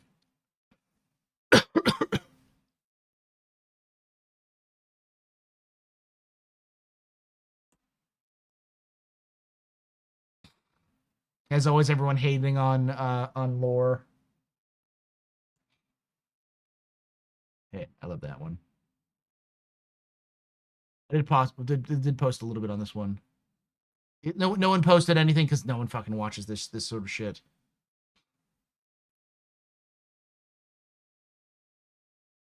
It's in the description. I'm looking at the description. You look at the AI summary, you mean? Oh, transcript.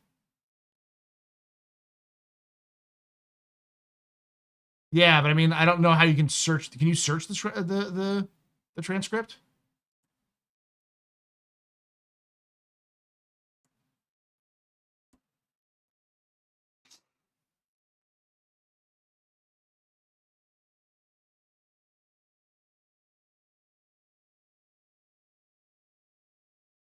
We'll see if Control F works.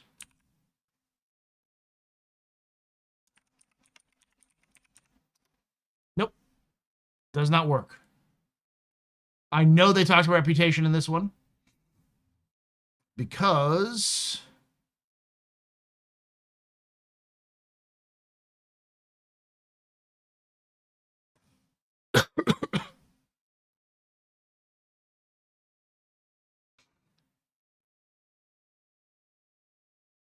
Let me pull back to the office quickly and see if I can't find it.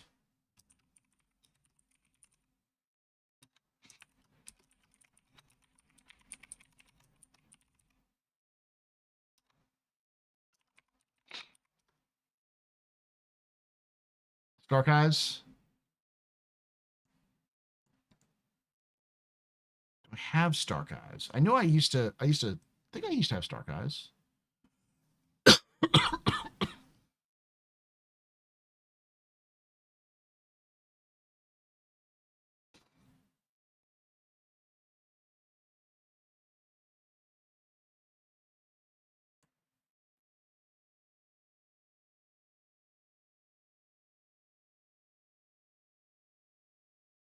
Maybe it was in April 2025.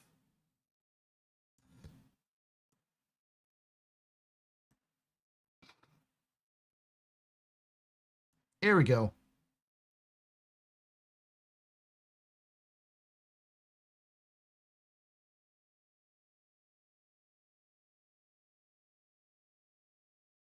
Do.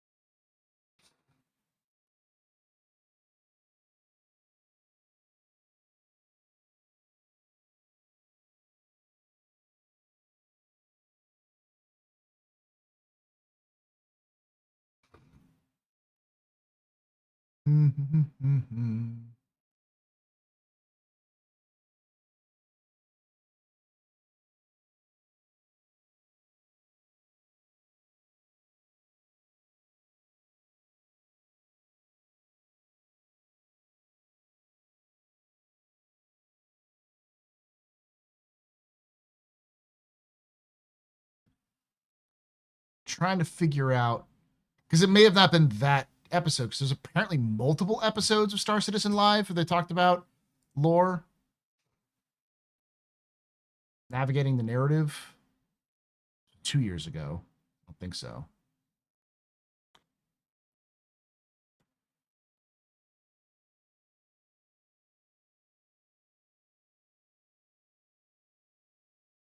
Up.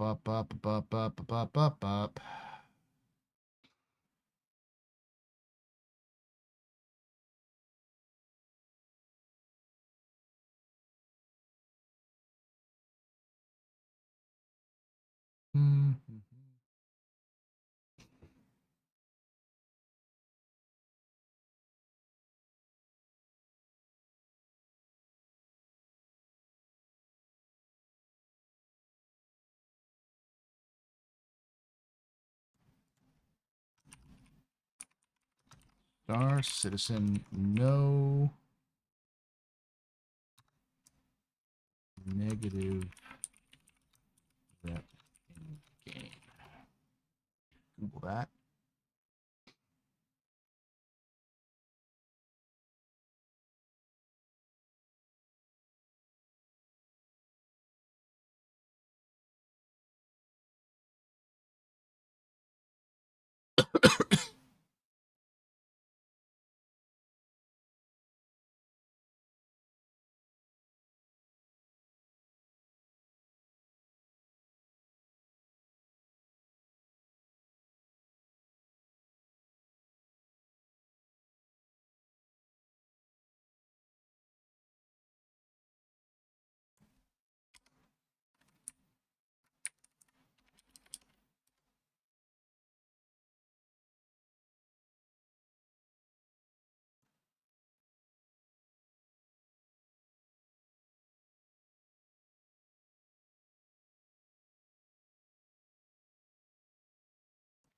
It's got to have been.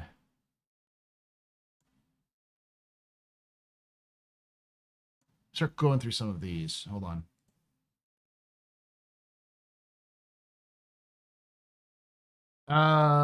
April 2025, the story so far. So I'm in the story so far. So it's 45 54. Okay. Thank you. Cheers, fun. Visual indicator to players that they're entering an area that's seedy and unwelcoming is to see trash littering around. You maybe have more important things to worry about than picking up your protein bar wrapper. Yep. So. Sorry, Vlaz is like, but what quarter of 2026? When it's ready. How come gangs manage to borrow so many large military ships like the Idris every year? These manufacturers should fire their heads of security. It's all like they would just. No comment. Yeah. Is that how you would classify? Okay. So Foxwell is out there now giving missions. They seem to be taking some of the role that Crusader and Hurston Security would have in the past. Is that accurate? What's? Yeah, it's part of our 1.0 alignment as we head towards that goal of. For the major landing zones, it was causing potential issues for players to be able to earn negative rep with these companies and seeing how, like, you know, oh, I worked for Crusader Security, I pissed them off, like, I attacked them. What does that mean for me accessing the content in Crusader now? And it had a lot of, like, knock-on ramifications of, it was really complicating things, having the 4 corporations who control these planets also be reputation factions. So we're going to slowly start changing towards them being more local factions where you can work for them and earn money for them sometimes, but not necessarily keep a long-term reputation with them. Instead, those beginning security jobs are going to be given out by Foxwell. And sometimes the 4 corporations hire Foxwell as a contractor to do the work for them. And Foxwell, because they're not so obviously linked to the Stanton system, like you talked earlier about being able to continue your relationships with some of these people as you progress to different systems. Again, at CitizenCon, we revealed the first 5 systems. After Pyro is Nyx, after Nyx is Castra. I remember that right? Yeah. Yeah, and then after Castra, Terra. So a relationship with Crusader when you're in Castra doesn't necessarily make a whole lot of sense, but Foxwell is somebody that you can build a relationship with and they can take with you as you progress. Yeah, that was one of the one of the earlier ideas was like, oh, you're going to have to rebuild your reputation, and we kind of decided that's not what we're gearing for. So we want that reputation to have continuation across systems. So yeah, you start working in Foxwell in the Stand system, and you'll be able to continue working for them in Castra and Terra and stuff like that until you graduate up to a higher tier of security company who wants to work with you now. So. Thank you, Serious Fun. This is the problem I have with this currently. I was trying to get to that. Now, to be fair, they didn't specifically say they're not going to do negative reputation, but they did explain that they don't want negative reputation because they don't want people to be blocked out of landing zones, which kind of defeats the purpose of what CIG has talked about in terms of the game forever. Thus, there is no negative reputation If there's no way to get negative reputation, then there's no consequences. And no consequences means anyone can do whatever the fuck they want, which sort of sucks.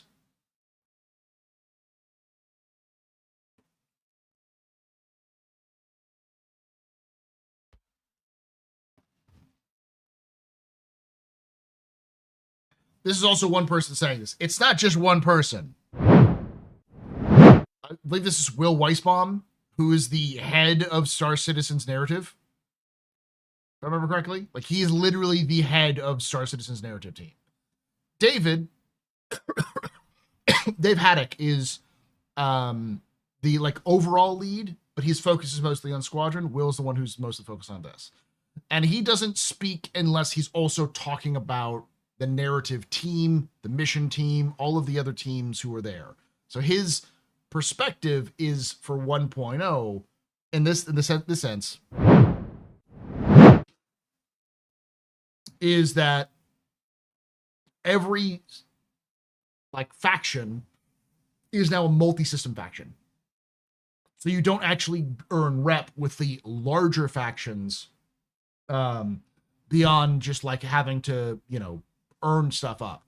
That seemed like to be the focus, was like, hey, you can work with Foxwell across multiple systems, because instead of having Crusader Security, Crusader Cares, all this sort of thing, plus Hurston Security, all that kind of stuff, they remove all of those factions. So the factions you work with are simply the factions from the Mercenary Guild, from the Bounty Hunters Guild, from the Traders Guild, like from the big guild, like overall guild groups. And then inside those guilds are individual companies, which represent different tiers of gameplay from tier 1 to tier 5. And Foxwell is the lowest tier of mercenary gameplay. So if you want to do some mercenary work, you go work for Foxwell, and you work for Foxwell everywhere. So you can earn rep with Foxwell and Stanton, go to Terra, and you still have the same reputation with the same group. That seems to be what he was trying to explain. But then he also mentioned that they didn't like the idea of negative rep because it would lock you out of a planet, which makes me go, that means there's no consequences. That means there's no way of getting negative reputation to the point where you cannot be function. You cannot function. The only issue is that means that they are doing a binary system. You're either good or you're criminal, because the only way you can have consequences in this system is if you're a criminal, which is stupid as shit, because you're turning, which Dave Haddock himself said they wanted to write in terms of Shades of Grey, a Shades of Grey universe, into a fucking Legend of Zelda game with less nuance than a Legend of Zelda game in a sandbox environment. That's dumb as shit. Like, Skyrim had more nuance, and that shit was basic. Yeah, and criminals can't have gang warfare, yeah. Because you can't have negative reputation with criminals, because everyone's under the fucking council.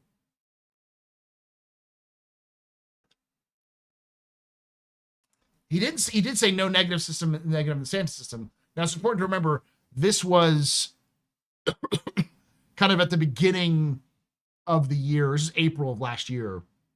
So, and he was referencing mostly Stanton's system and the expansion, like beyond, like going beyond it with certain stuff. But he still did seem to, and I'll go over it again, so we can know there's no ambiguity of what he's talking about. And I would love to hear clarification on this, because right now what it sounds like is CIG wants to make the most boring fucking universe imaginable for gameplay for players. Alignment as we head towards that goal of for the major landing zones, it was causing potential issues for players to be able to earn negative rep with these companies, and seeing how, like, you know, oh, I worked for Crusader Security, I pissed them off, like, I attacked them. What does that mean for me accessing the content in Crusader now? And it had a lot of like knock-on ramifications of, it was really complicating things, having the 4 corporations who control these planets also be reputation factions. So we're going to slowly start changing towards them being more local factions where you can work for them and earn money for them sometimes, but not necessarily keep a long-term reputation with them. It sounds like design which forces a hand narratively. It does. It's not his decision, clearly. At the same time, it's a dumb fucking decision. Because what this is doing is like ripping out any nuance. It completely removes criminal gameplay in terms of criminal versus criminal actions in like Pyro. Because they wanted to have gang factions, and now suddenly it doesn't fucking matter what gang you're part of, because it doesn't matter if you have a negative reputation.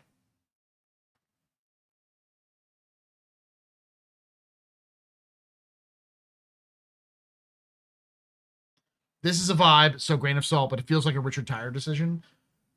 It's nonsensical. Let me put it this way. It's a nonsensical in the terms of if you follow the full chain of logic, which is why I think it's probably not actually what they believe and what they want, but this is the problem. So it's like, do I believe they could do this system? Yes, they could.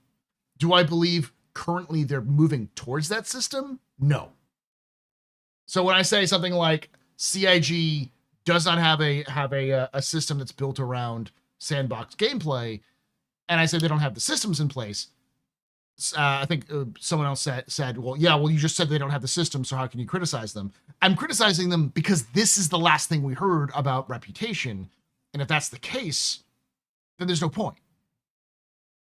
Without negative reputation and without the scales of negative reputation, then they'll never actually do that. So the Morraine are not a nuanced group of people who want to fight for like rob from the rich and give to the poor, but they're sort of like a family in terms of their own like they're sort of like a cult-ish sort of thing.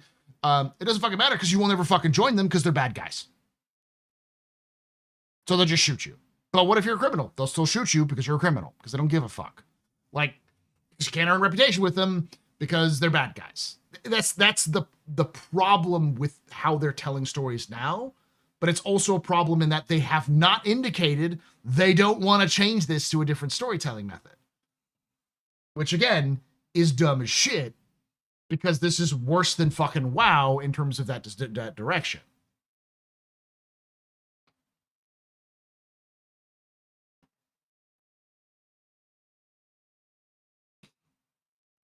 We don't know that for the fact. Do I need to do this again?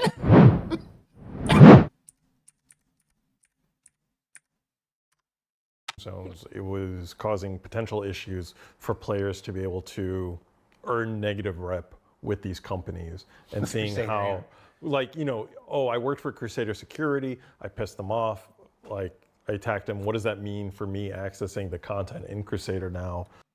What does that mean for accessing the content in Crusader now?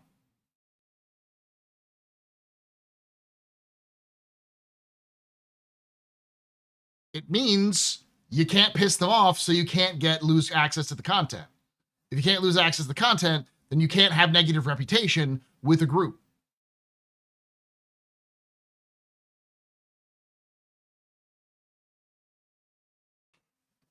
Like, we can make an educated fucking guess on that one.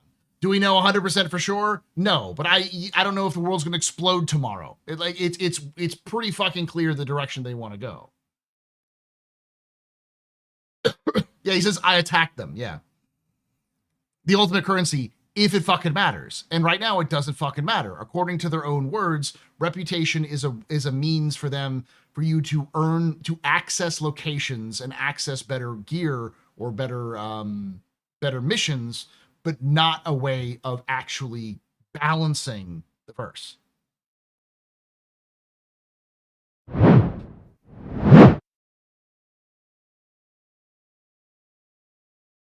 The way I'm reading this is that you get a negative reputation with a smaller faction, not with a major faction. They're literally, let's watch the rest.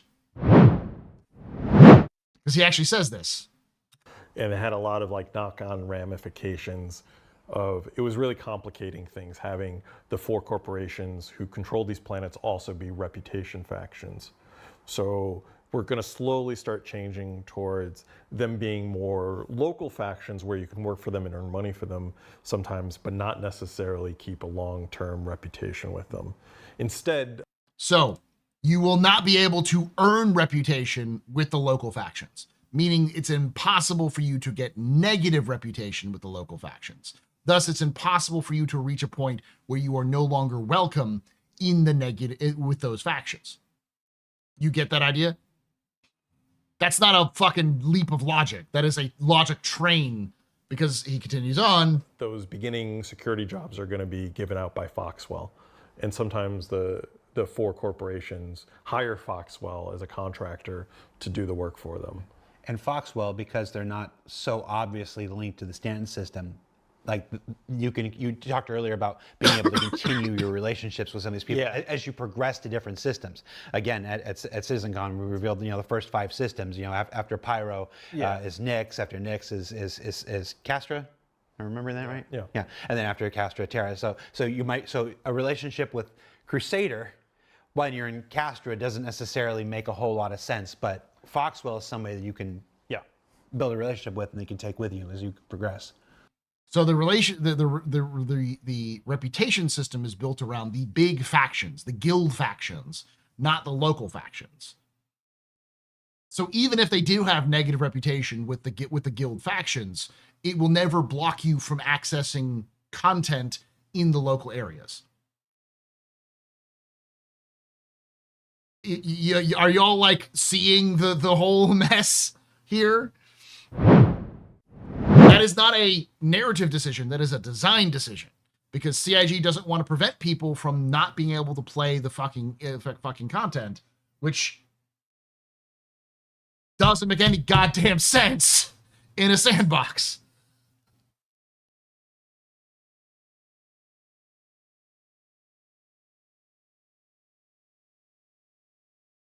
Yeah, boring.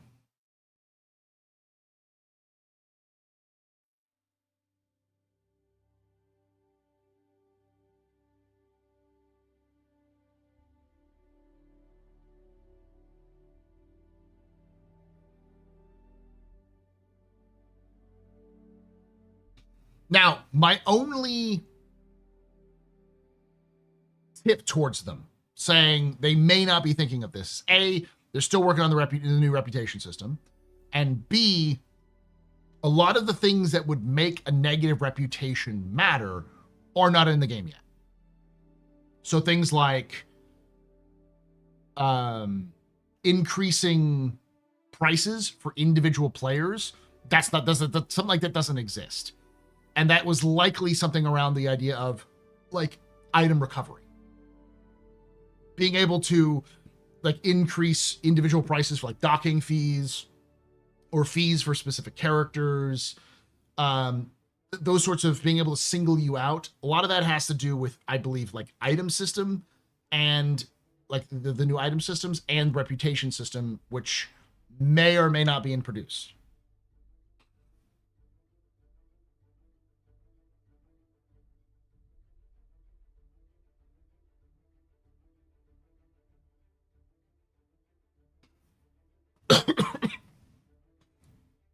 And yeah, right now it's if you cannot access the R&R stations because it pissed off Rough and Ready, then you can't access Pyro at all, basically, because you can't access those things, so it becomes impossible to play.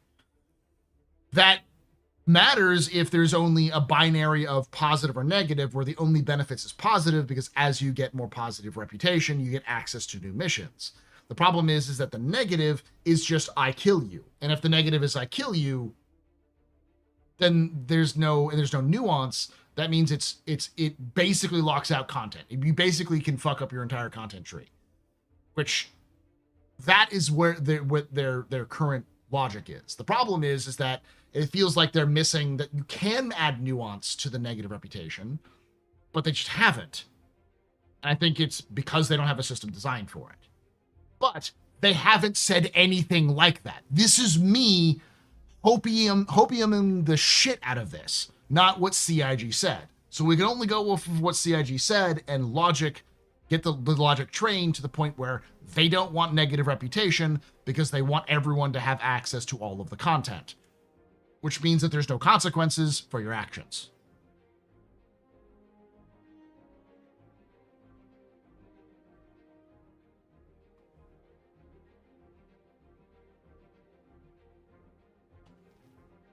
I just don't want to add a redemption mechanic to every other game does this, because they need to actually have a mechanic for reputation, which the current reputation system doesn't work for that. Again, all of this would make me, I would go away if CIG actually went out and explained their plan for the reputation system. Because they used to be, they're going to have a positive and negative reputation, and if you have negative reputation, then you can't have access to certain things, so positive reputation will let you access certain things. That used to be the idea. And like every group has its own reputation, so it has some nuance. And they clearly said that was too simple, it's too complex. Let's simplify it, streamline it, so it makes it easier for the average player to get in and play, so we can actually have an MMO and not just a series of cool ideas. The problem is that there's that step where now that you cannot have negative reputation, then then there's nothing blocking you. Now there would be something blocking you in places like Crusader, which is your criminal status. But that doesn't mean a damn thing in Pyro.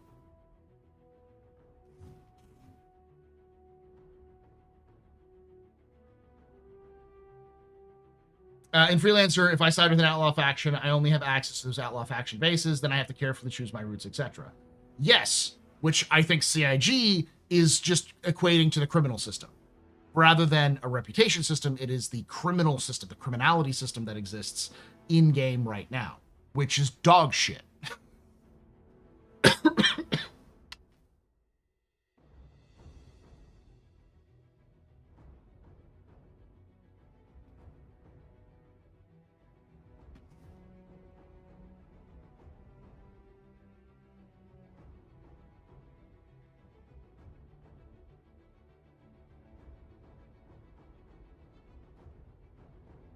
Yeah, it's the thing. There's no long-term consequences for being a criminal.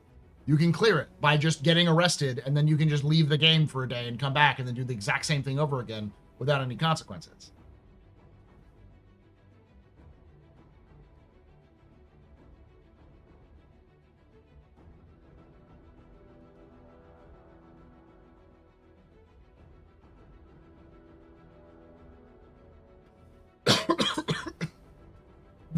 I'll pull up the monthly report so we can talk about that a little bit, because the monthly report, the last monthly report, did actually discuss reputation.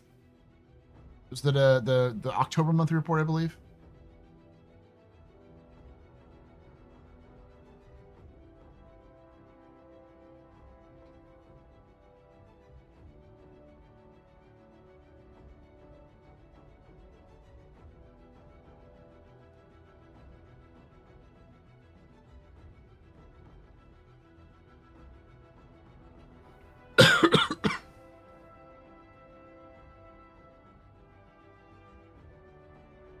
Yeah. All right. Pulling it up.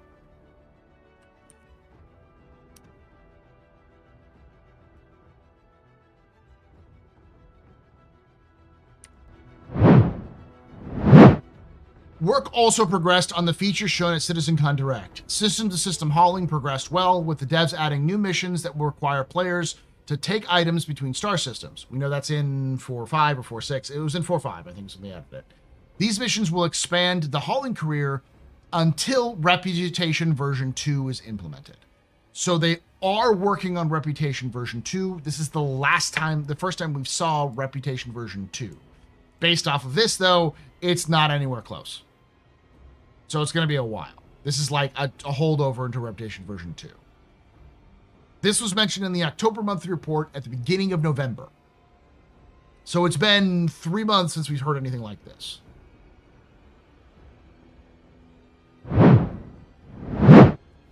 What about a player rating system? That's part of the social system, is a player rating system.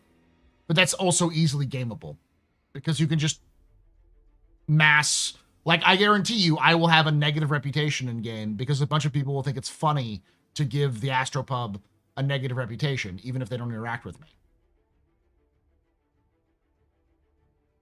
That's a more complicated feature of, like, let's get a way that you can, that's ungameable to do basically what's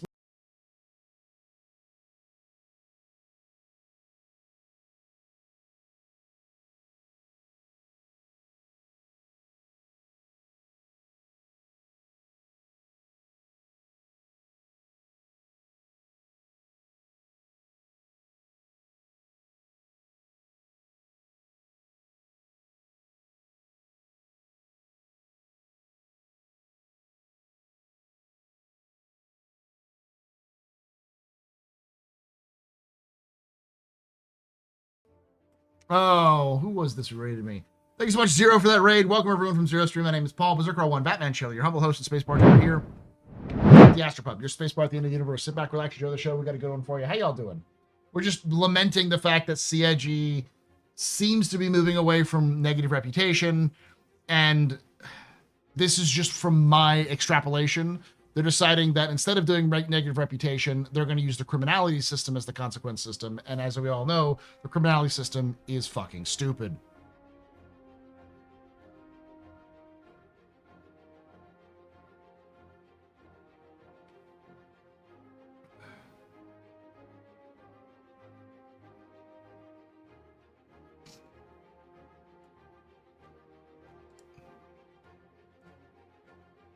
I'll see you in 24 hours there, but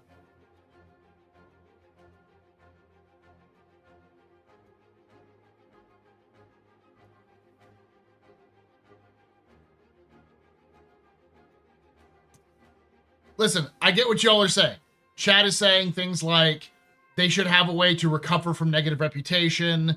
Reputation should be based on accumulation of positive, negative actions. All of that sounds great. CIG doesn't give a fuck. They don't want to do that.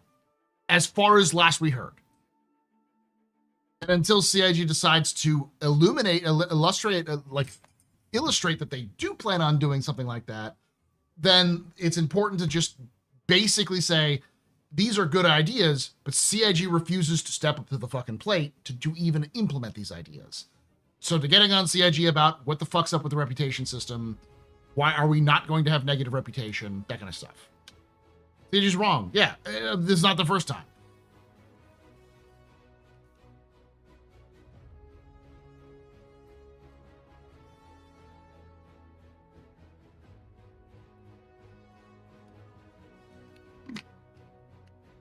Oh, this is too hard. No one's ever done it, and CIG can't do them. It's just a matter of what CIG thinks works versus what actually works. Basically means rep doesn't matter, and everything we do means go up. Yes.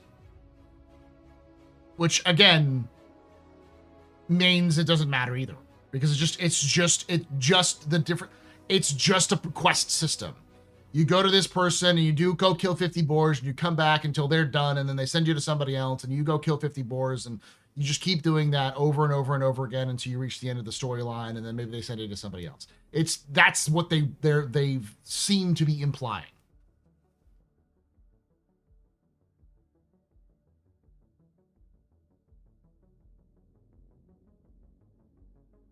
Yes, low light vision. There's a first version of low light vision in Evo right now.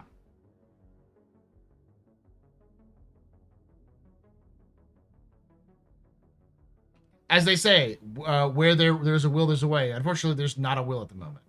There may not be a will ever. This is one of those things where if you want a reputation system that matters in Star Citizen, you have to pressure CIG. You have to ask them questions. You have to push them to clarify these issues, these things. What's the decision on this? What is the 1.0 reputation system going to look like? Is the only negative reputation the criminality system? If that's the case, is the criminality system going to get overhauled? Are you going to have any sort of faction fighting in Pyro so you can fight for one faction or another? Or is that just all player fighting each other? Because the problem is right now, it's holding back the narrative. Without any sort of means to play in the sandbox and encourage yourself to work with other groups to have diverging opinions on something, then it's just bad writing. It's just shitty gameplay design and bad writing.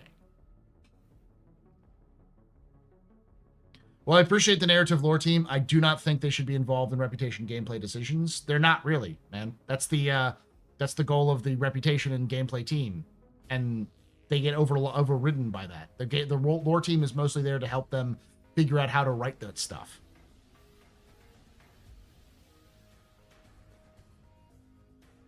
They fear casuals won't play a game where they can lose rep. I don't know. Maybe. It's clear that they were having an issue because I just Googled up negative reputation, and I got a series of posts on Spectrum and Reddit of people bitching about negative reputation. About why the fuck can I get negative reputation? Now, most of it was, why can I get negative reputation now in alpha when everything's broken and buggy? And knowing CIG and how they respond, they saw those threads and said, we need to get rid of negative reputation, and didn't hear the don't turn the shit on until it actually fucking works. The whole, well, then we'll just remove it because then we don't have to worry about it. It's that thing. Yeah, they're not controlling those decisions. They get told what to write, and they have to make it work. I don't think it's fully they get told what to write. I think they have some discussion with the teams, but they don't make the final decisions. Those teams make the final decisions.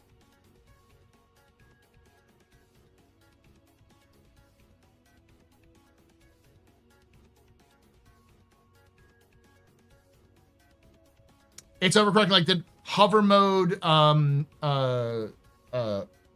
flight blades, you name it. CIG likes to overcorrect. It's such a consistent theme that, like, it's somebody at management. If it's not Chris, it's somebody else who has these wide swings. This is late, bro. It's not that late. We've been going for about 2 hours. We actually go to, we usually go about 4 hours.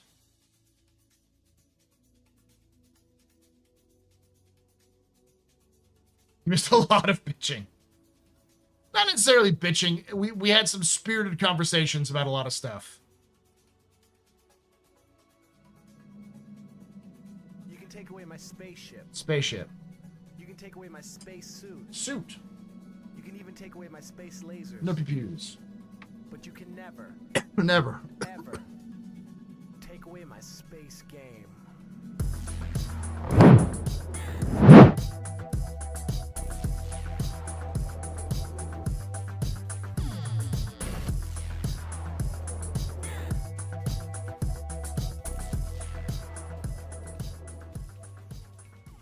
Gifted at Tico, a membership.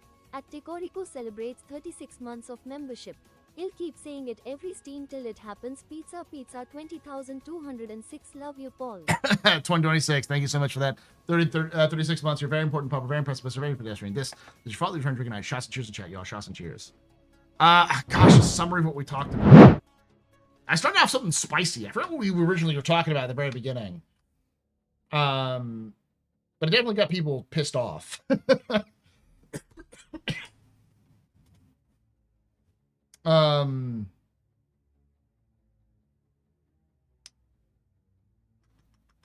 we're like, what we're talking about right now is a bugaboo of mine, which comes down to CIG, the writers at CIG, even the story team at CIG can tell stories. The problem is that the stories they can tell, even in a sandbox environment, are very binary, good and bad. Good guy, bad guy. There's no nuance. And every time they try to add nuance, they fuck it up. Because there's always a bad person. See Fight for Pyro. The problem with Fight for Pyro wasn't that... it was partially that the heel turn of the Frontier Fighters was not really well telegraphed to the average player in-game. But it was also that there was no decision to continue to play for the Frontier Fighters. And everyone was... it seemed like CIG themselves were confused as to why they couldn't continue to play with the Frontier Fighters. Like why would you want to play with the Frontier Fighters? They're the bad guys. It's like, because you built a fucking sandbox, guys. You built an interesting universe with a lot of different shades of gray storytelling in terms of the background lore. And when you play the game, you expect that same sort of storytelling to come through in the game. And instead, you give us fucking the most boring version of Legend of Zelda I've ever played.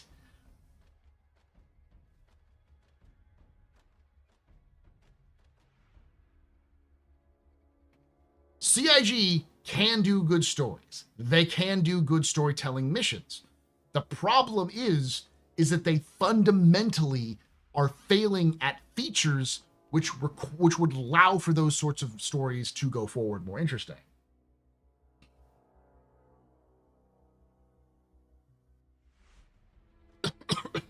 Like, they should have allowed people to continue to play with the Frontier Fighters. They would be effectively persona non grata everywhere in the verse, but they should have allowed them to be in the Frontier Fighters.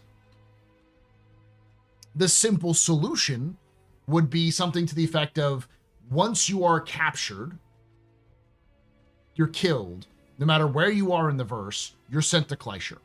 And at Kleischer, if you have the Frontier Fighters reputation, you're given a mission which allows you to be forgiven for the Frontier Fighters stuff. You lose all your rep with the Frontier Fighters, and you're set to 0. But you get to go back to doing whatever you were doing before. Or you can continue to stick around with them, and then that rep means you're persona non grata. So even if you come back into the verse, into the like space station in the verse, like in like Hurston, you get shot at by the Hurston security. So it becomes damn near impossible for you to escape. Does that suck? Yeah, but your actions have consequences. And you should allow people's actions to have consequences like that. It wouldn't be so bad if CIG didn't already do this and built a system like this and are now stepping back from it.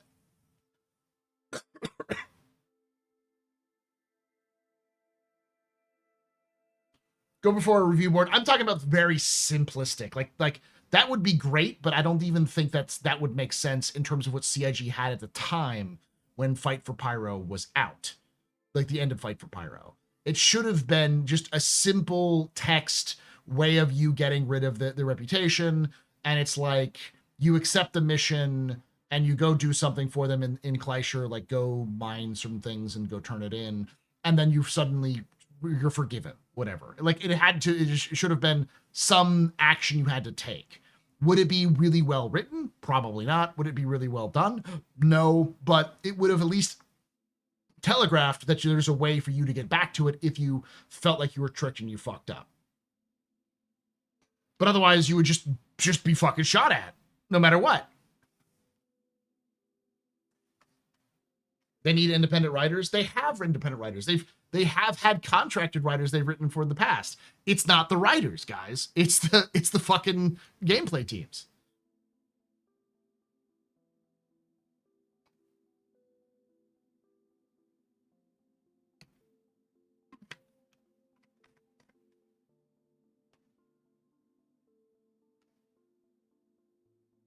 There is the big problem. They did more nuanced systems, then they let them break and didn't touch them anymore. Yep.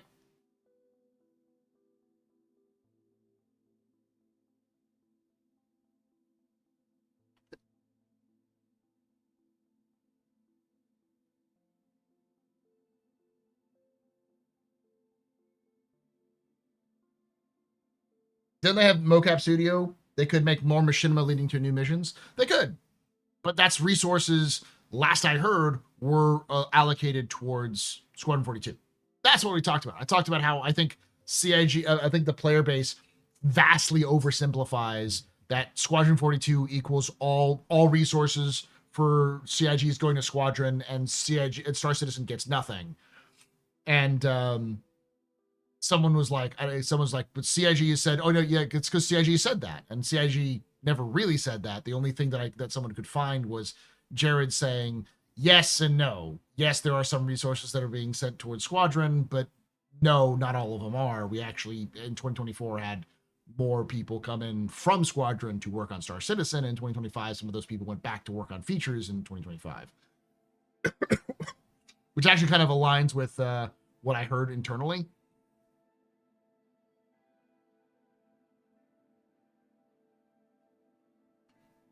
But I always like to say those sorts of spicy takes. I love touching the third rail because it gets people talking and gets people fired up, you know.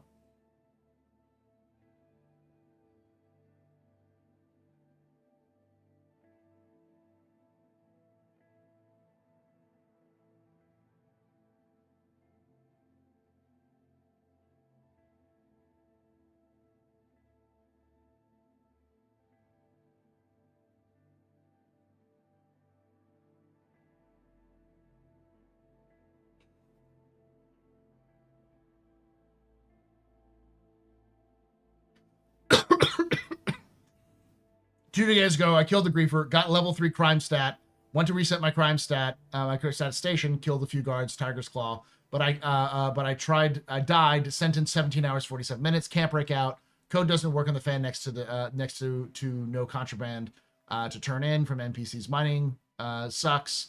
If they're not going to fix the crime stat thing for defending, they need to make it easy for it to get out.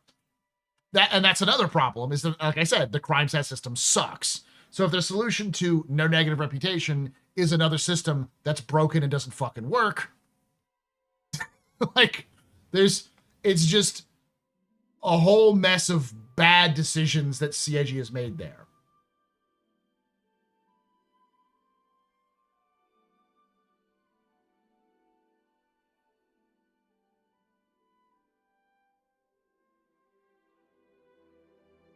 The NPC crew is a myth rail. The NPC crew is one of the third rails.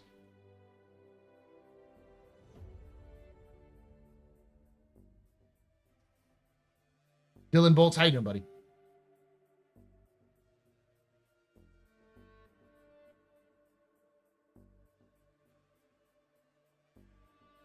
I'm not saying peeing on it, Trouble Maggot. I'm saying grabbing it with my full hand.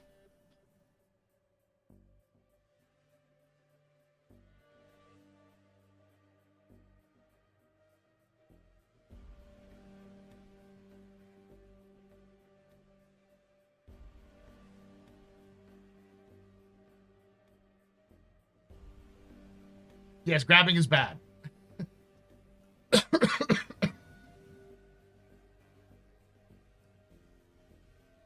those of you who don't understand the concept, the idiom touching the third rail is that there are usually on electric trains, there are usually 2 rails, which are the typical train rails, and often a third rail, which is actually has electricity that runs through it that helps run subways and stuff like that. So if you touch the third rail, you're literally finishing a circuit and electrocuting yourself. That's the term. I just want to be inclusive in case people don't know what touching the third rail means. It's only on subways? Okay, I didn't know if it was all electric trains. I know there's electric power lines on top, but yeah, on subways there's the third rail. Rep 2.0 is best as next year at best. Based off of the last monthly report where they mentioned it, it was very much the interstellar hauling missions is a stopgap until Rep 2.0 is out.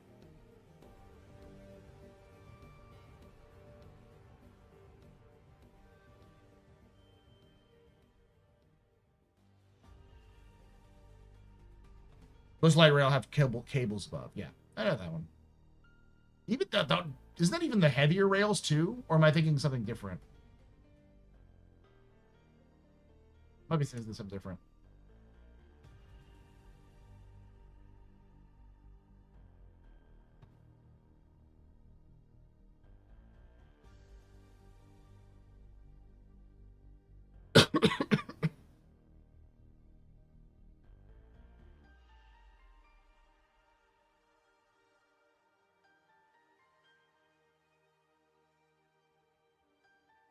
All right, let me hear your third real take there, Log Stream.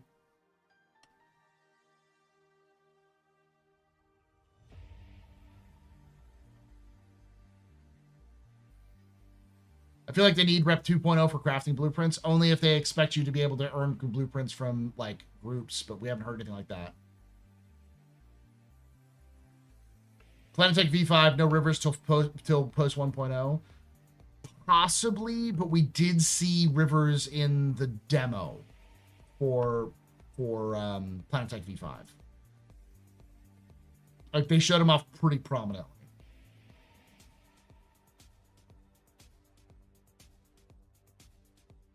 Yeah, that's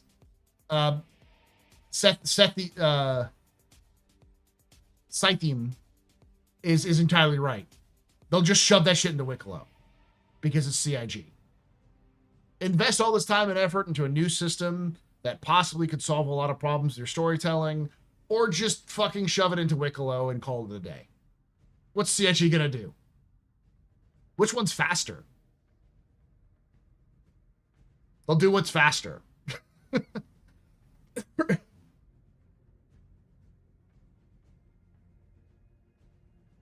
So it's for certain that CIG is going to have what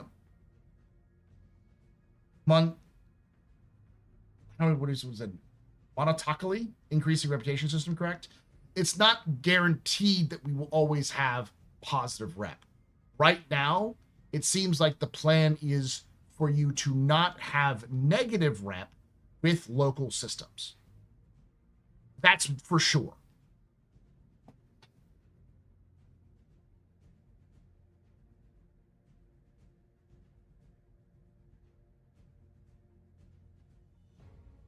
Strictly increasing, just strictly neutrals with any local systems.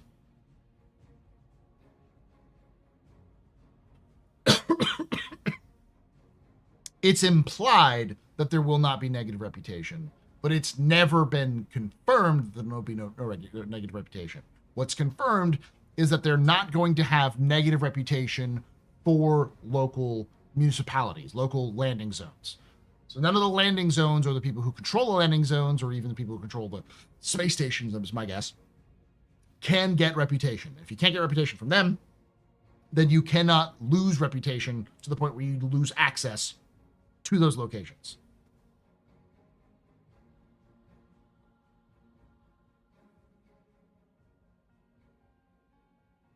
I get what you're saying. It's like it's only goes up, it doesn't go down.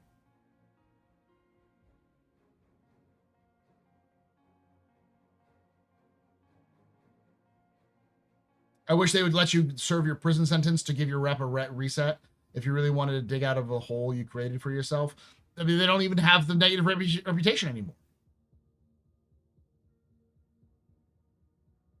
A for science. What time does that start, by the way, for science? For those of you who don't know, there's an event that I volunteered for like 3 months ago. For science said, hey, we're doing a fundraiser for something. It's called Combat for a Cause. It's going to happen this Saturday. I was going to talk about it towards the end, but I don't remember exactly when it's going to happen.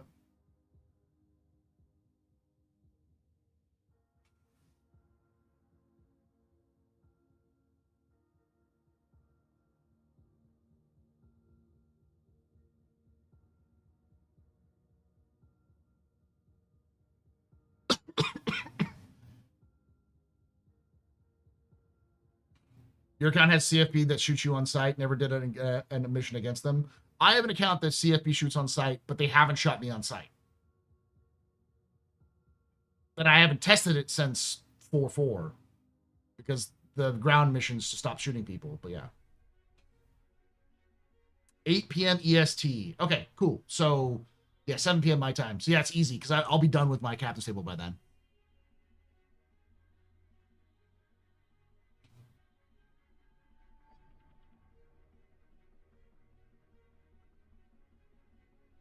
So Chris Roberts' statement that if you were bad enough, even Grimhex would shoot at you and tell you to go away is a paraphrase, is dead. As of April of last year, according to Will Weisbaum, who said that the direction they're changing for 1.0, they don't want people to lose reputation so that you cannot have access to the content at a landing zone. That is what Will said. Specifically, April, what day?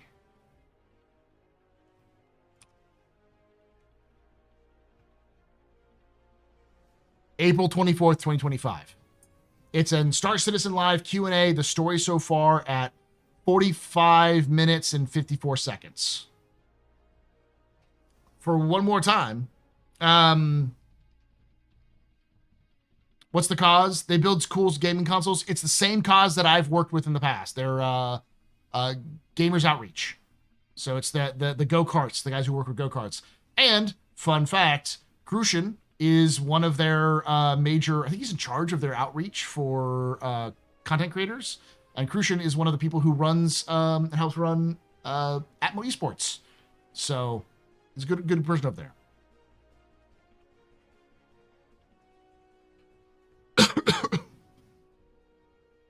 I will pull up the statement again one more time so we have a full understanding of what's said in the context of it. Because it's important that people hear the actual words.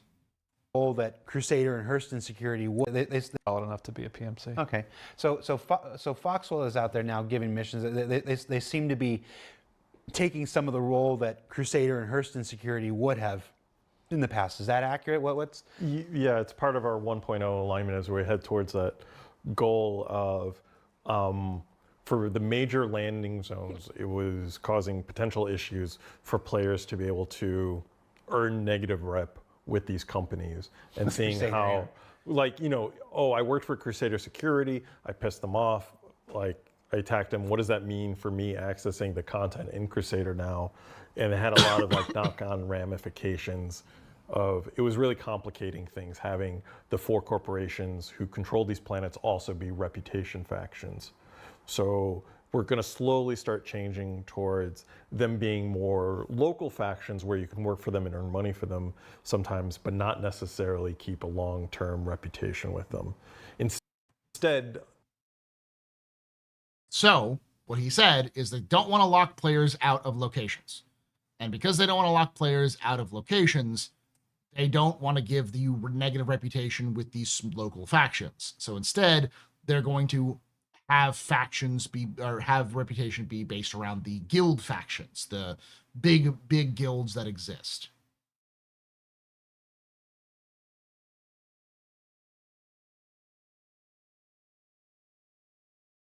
So it's an elimination event. How quickly will Astro be knocked out of it? Round 1.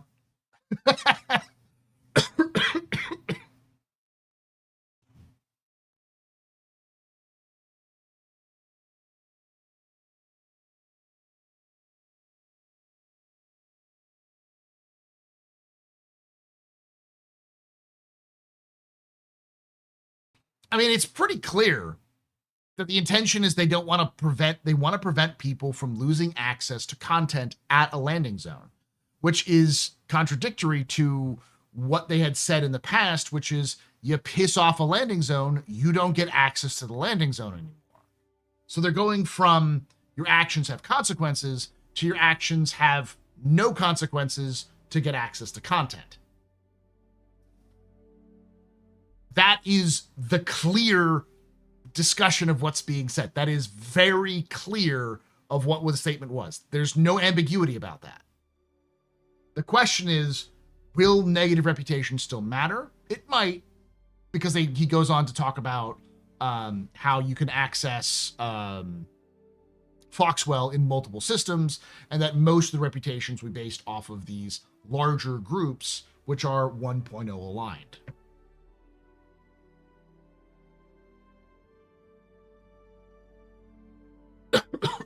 There needs to be consequences, make the mission slightly harder and easier based off of rep. I mean, that could be the case, but I think if you say there's no consequences if you don't have negative rep with the local instances, CIG will counter, well, yes, you can get criminal status. Because I think CIG believes criminal status is the response to having access. Because if you're a criminal, you can't have access to those zones. So that's basically the same thing as having negative rep. Only the criminal system sucks balls. It is like, it sucks so hard it makes Nancy Reagan blush. Like, it is awful. Just a terribly designed system that's broken and buggy and needs to be redesigned from the ground up.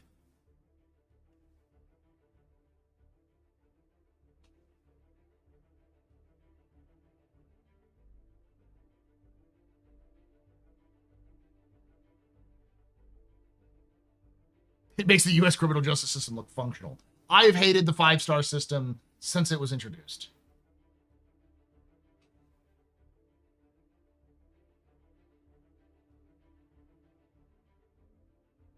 No, I agree. I do not believe the criminal status is an actual like replacement for negative reputation, but I guarantee you ask CIG, that will be the response. Because they don't fucking understand.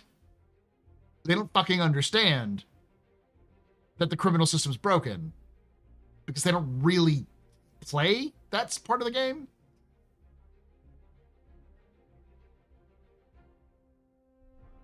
All I know is Nancy Reagan and my brain shut down. I'm not going to talk about the throat goat, all right?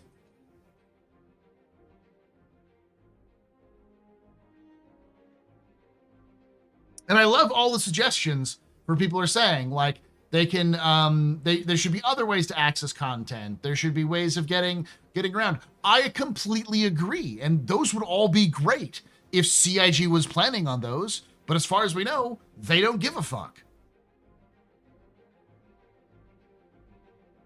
Yeah, I don't think they engage with that side of the content, period. I think they do play the game, but I think they play the game in their own way. And I don't think there's many. I know Tyler is a pirate. Tyler Whitkin, aka Xylo, enjoys his Yarhar Fiddle-Dee-Dee. He is very much a Rust player, if you know what I mean. But one person is not going to divide or push that whole thing. You're right, minimum viable product. Which means they could fix it in the future, but that's a hell of an omission. If they want to add in negative reputation after release, I feel like the outcry for that would dwarf anything CIG has done in the past. Wait, my actions have consequences now? I have to pay attention to who the fuck I'm working for? You know.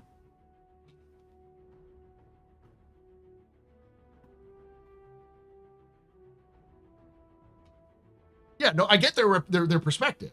Simplifying reputation, being a strictly increasing rep system, leads to simpler system, which is less bugs, less complexity. This is understandable, but also less interesting. It's also not what CIG was sold, what CIG sold. Thank you for the description there, Genly.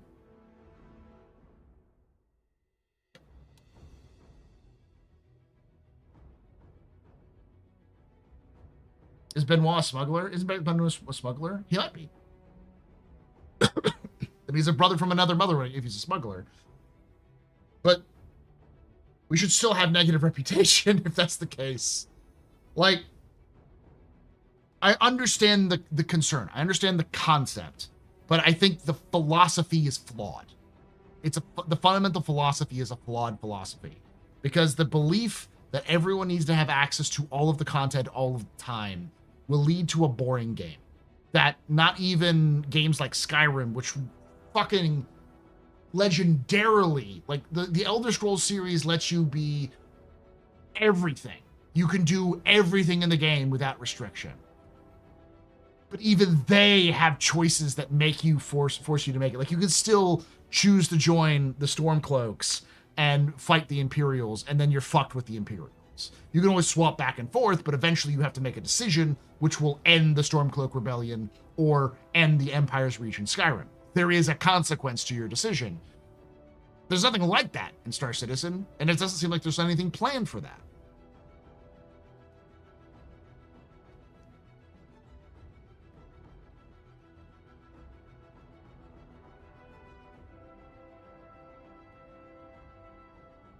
I think the PvP situation suffers greatly from three separate things. The PvP situation isn't really the issue in this case. It's more of you need to build a universe that has consequences, because then your actions matter. And if your actions matter, you have to think about your actions.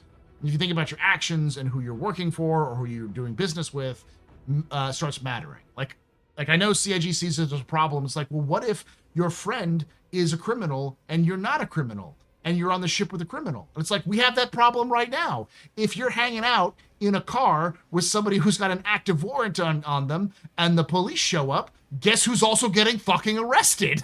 Like, and this isn't a United States law thing. That's a fucking universal thing. Don't hang out with criminals. Like, or what happens if I go into a bar that I'm really cool with, but everybody at the bar hates my friend and my friend comes with me? You and your friend are probably getting your ass kicked. Like, this is not a fucking like a problem. This is a solution that exists in real life. You default to the negative rep, and that's it.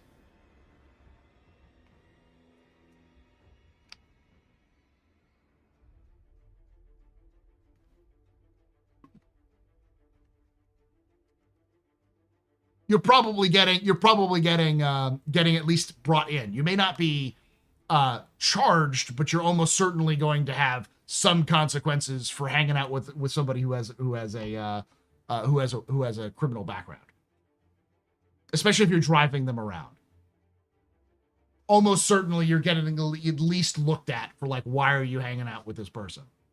Guilty by association, yeah. You may not be charged with a crime, but you can be arrested. You could be sent down to the station and be held for a certain amount of time.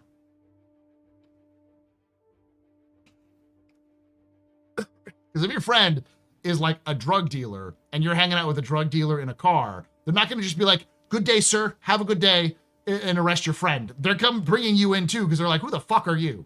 I don't have any record on who the fuck you are, but you're hanging out with this dude. You're shady as shit. We're bringing you in, you know?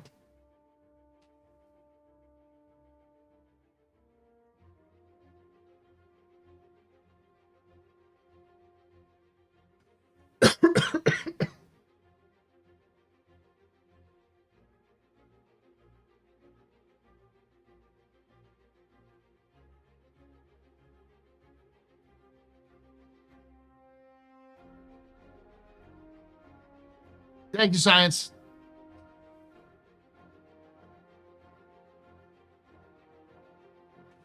Shift, what you're talking about, effectively, we have a huge uptick in people who think it's griefing now because they've removed commodity training having any value in favor of valueless hauling missions. For example, T0 insurance on items. The list goes on. People who enjoy shooting each other have had their gameplay reduced to basically nothing to gain or lose. There's no consequences. There's no actions for consequences. And there's no reason to be a pirate to go pirate other players because there's no value to doing so.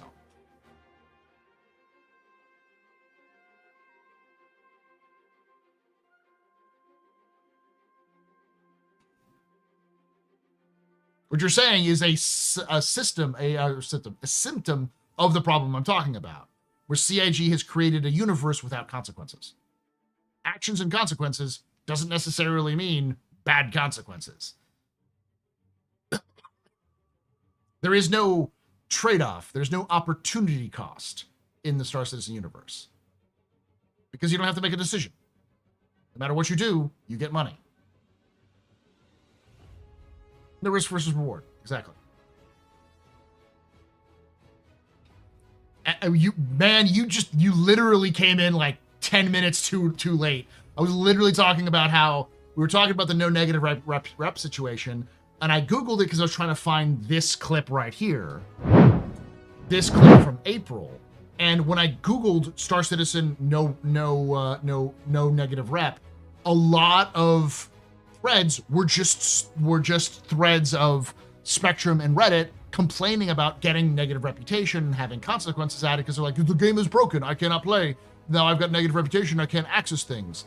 And it's like, what does CIG to solve that? They just remove negative reputation. Like, that's their solution to the problem, is remove the problem that's causing it instead of fixing the problem.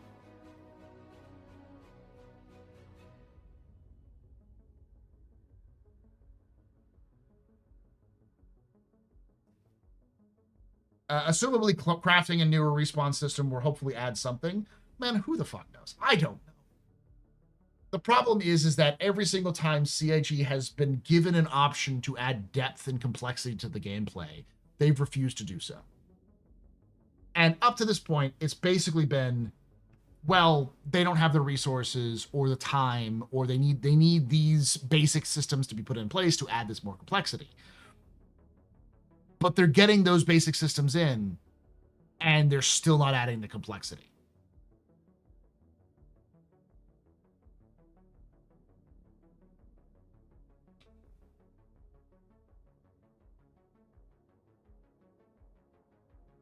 Mining got increasingly complex.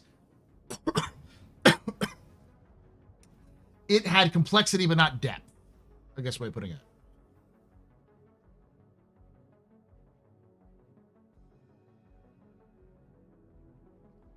Like, there's still no reason to mine specific materials over others, because some materials are going to give you the most money, just straight up. So some materials are worthless and get dumped. I see it all the time.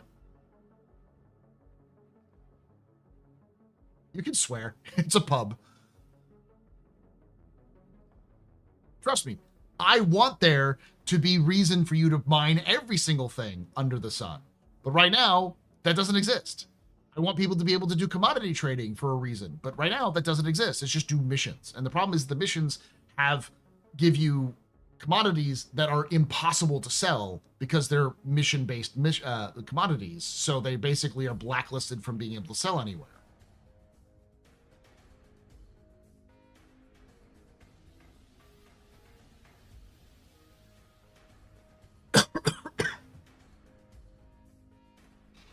Same with salvage. Like, they added some depth to some complexity to salvage, but they don't have depth. Because there's no real reason to do RMC in construction. Like, you have to like craft it. It just added time. All right, you had to go and get it refined, and then you can sell it. Which sort of, then they'll balance out some of the things. There's no real reason to do it other than to make money.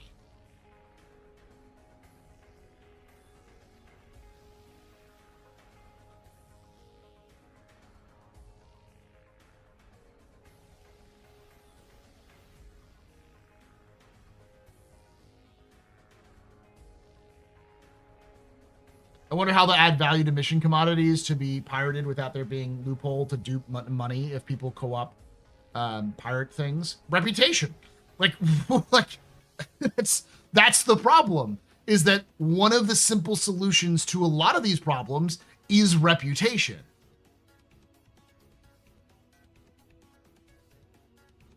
But CIG doesn't care. Reputation is the Jesus tech. Not the Jesus tech, but it's definitely a solution to a lot of the problems.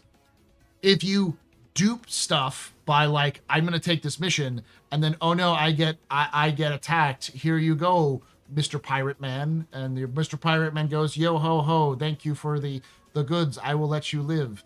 And then they go sell it on the black market and give it to you. There's no consequence if there's no reputation.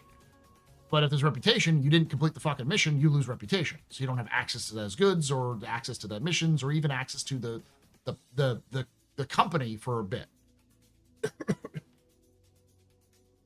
Yeah, so you wouldn't be able to do hauling missions. Lock you out of the gameplay because you fucked up. So if you get pirated, you can't haul anymore. To a certain point, yeah. Or knock you down in reputation. Because, like, basic hauling missions wouldn't cause a problem. You're not going to get pirated a ton with basic hauling missions.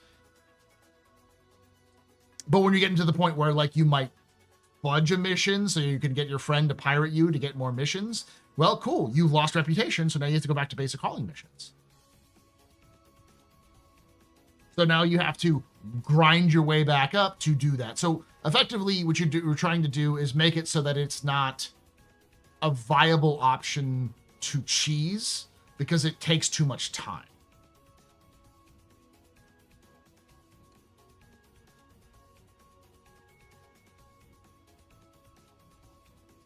Choice equals consequences. That's what reputation is.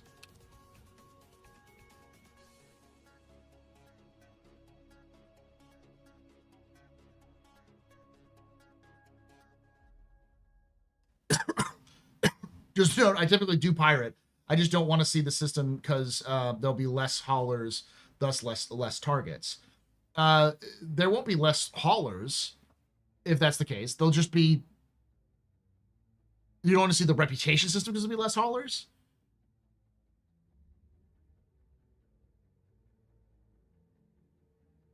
Yes, Lucid, I did see, someone did message that. Maybe it was you.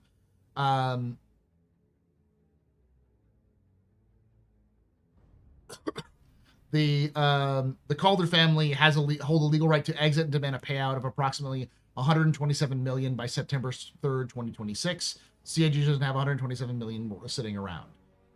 Which is why when people say, oh, well, yeah, let Squadron 42 flop and we'll get back to Star Citizen, it's like, you want Star Citizen to stop functioning. Basically, CIG's in a situation where Squadron 42 has to release in 2026. In order for them to have enough money to be able to pay off their investors.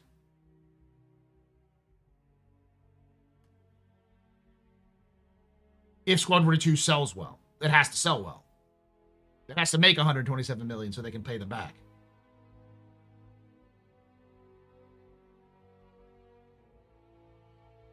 Well, then more people being pirated and less hauling. I don't know where you get that. People will still do the hauling missions. I think you're working off the idea that the only thing that people will do, the only reason why people haul is because it's the most meta way to make money. No, people will still haul. They'll just have to get escorts and stuff like that. And here's another thing that I think is something you're going to have to get used to there, Tethan, especially just for all pirates. PvP piracy is going to be very difficult and very rare. Your most common way of doing piracy, if you want to do piracy, is going to be PvE. It's just easier for CIG to do and easier for CIG to manage. It's just they don't have that in yet because they don't have NPCs back in the game.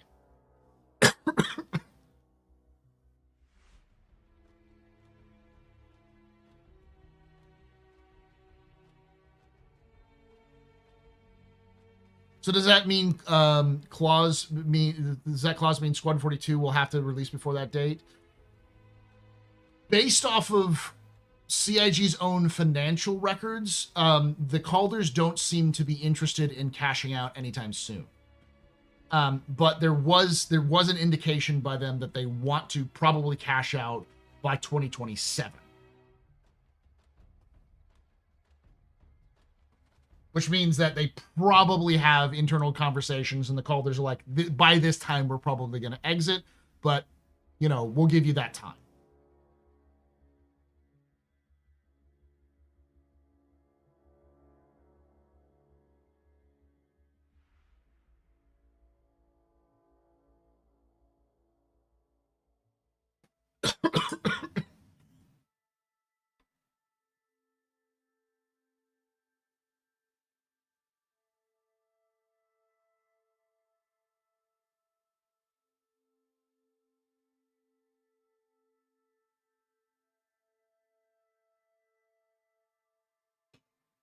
It might be a required return on investment date. No, I think they're, from what I've heard. Let me pull up the actual thing that was referenced to me.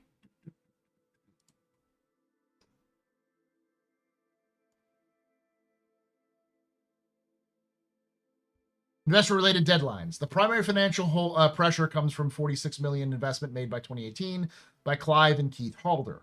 Put options. The investor agreement includes put options that allows investors to demand buyback of their shares, effectively forcing CIG to pay them out a certain milestone if milestones aren't met. The 25-26 window reports from 24 and 25. 25-26 window. 25 window. Reports from 24 and 25 indicate the private investors had the right to begin exercising these perceptual options as early as March 2025. 2028 hard deadline. If the 25-26 window missed or extended, a final cash out deadline for all outside investors exists in 2028. By this point, the investors are expected to see a significant return on investment, regardless of the game's commercial state.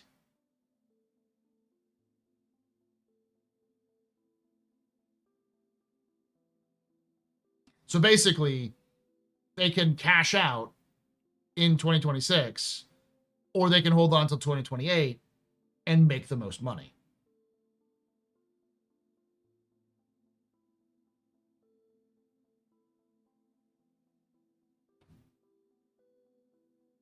Basically, Squadron 42 needs to make money. Yes, and it needs to release in the next year or so.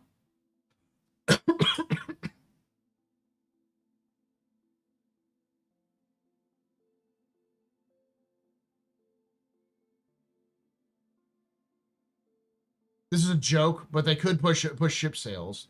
They could if they wanted to, but that would also probably tank a lot of their reputation.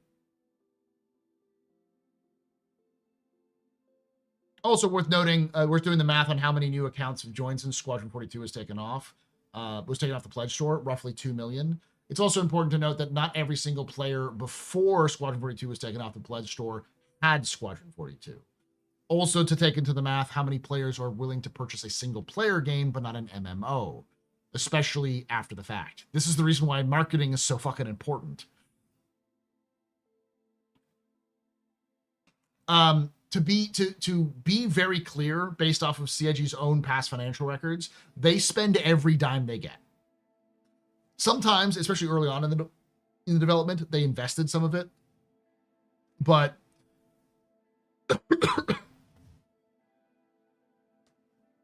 I know it was a joke, but I mean, like, if CIG was in serious problems, they could, but $127 million is a lot of money in a day, for instance, you know? Yeah, they can't hold on to too much of the money or there's costs involved. So they have to invest it, and that saves them some money, or like use it. They can invest some of it, which they have in the past, but they just generally don't. So even if they made, what is it, like 150 mil this last year, they have to, they maybe have made actually like 20 mil total. Because in the past they made, when they made like 130 or something like that, they actually ended up in the black by like like $2 or $3 million. So almost all of the money gets spent.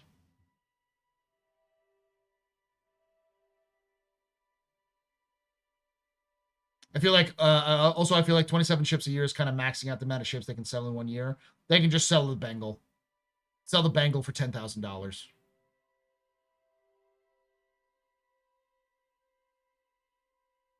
Exactly. Marketing, and that marketing needs enough post-release tail to maximize impact.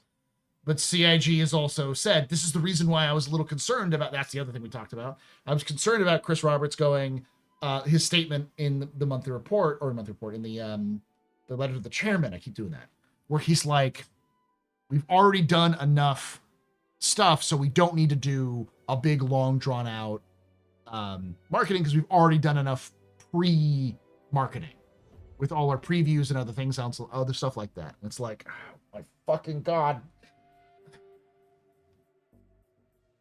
That may be the reason why the battle cruiser is being sold. That may be their option B, is to sell the battle cruiser as a means to, as a concept sale, as a last hit the fuck shit button. We need to go.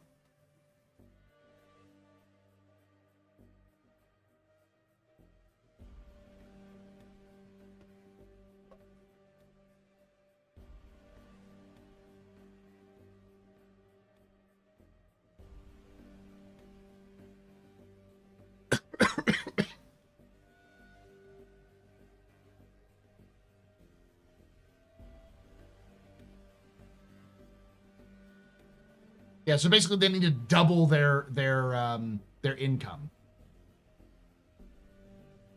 which is what Squadron is designed to do.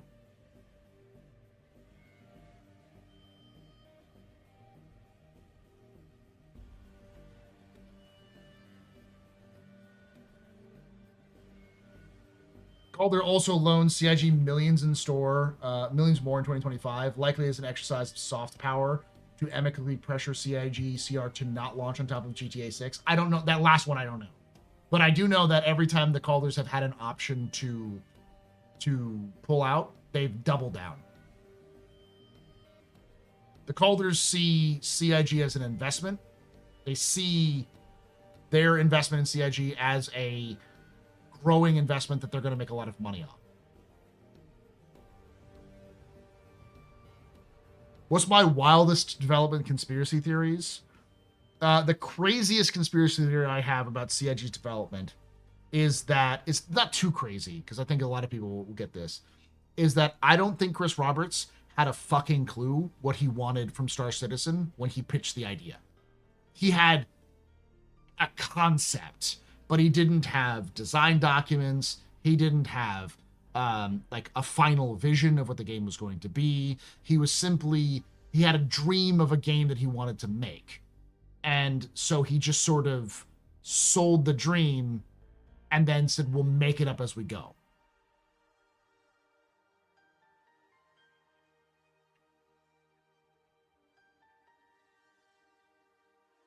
I think he was much more interested in Squadron 42 as the design, and then giving the option he could do to do a Freelancer 2, he was like, well, the Freelancer was far more popular, was more recent, and as a result more popular, and still had a tail. Even in 2012, there were still people who were playing modified Freelancer online servers. So he's like, okay, well, let's take Freelancer and do the Freelancer I always wanted to do, and we'll do Squadron 42, we'll do a Wing Commander thing.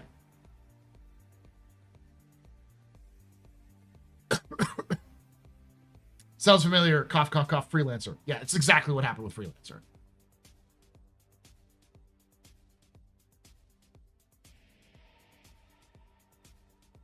Nah, I don't think Chris is a mouthpiece. That's a misnomer.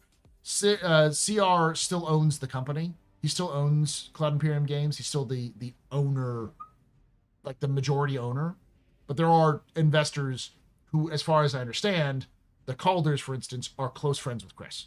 So like they're friends of the Robertses, so they already had sort of a pre-existing relationship before the investment. And they stepped in as saying, hey, you're really passionate about this project. We want to help. I don't know their relationship with Chris. I don't know what the Calders did before they were investors, but yeah.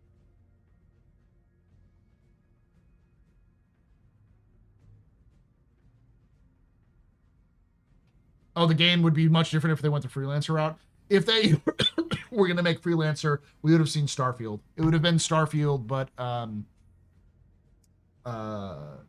Starfield, yeah, but MMO. He has sole control of the project, yes.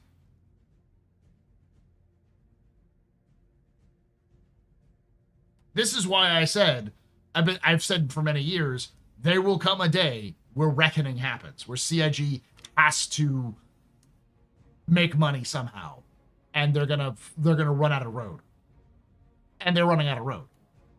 It's clear that CIG is at the 2028 is the day.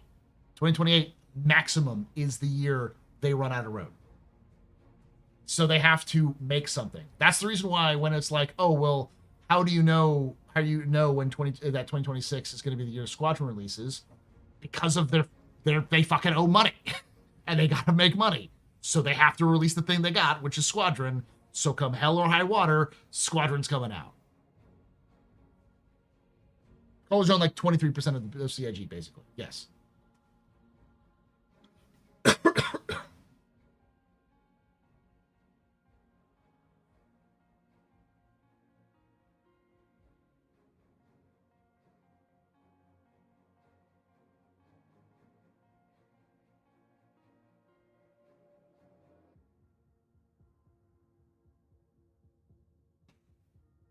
2012 TOS lists Squad 42 as a primary game.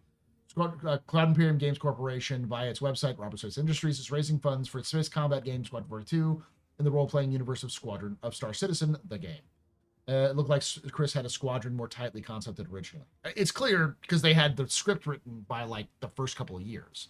Like Squadron 42 was more of the idea that Chris had, and then either I don't know where, like because the myth that Chris wanted to make Squadron and then he decided to make Star Citizen is not true. As far as we know, Squadron 42 and Star Citizen were always going to be built together.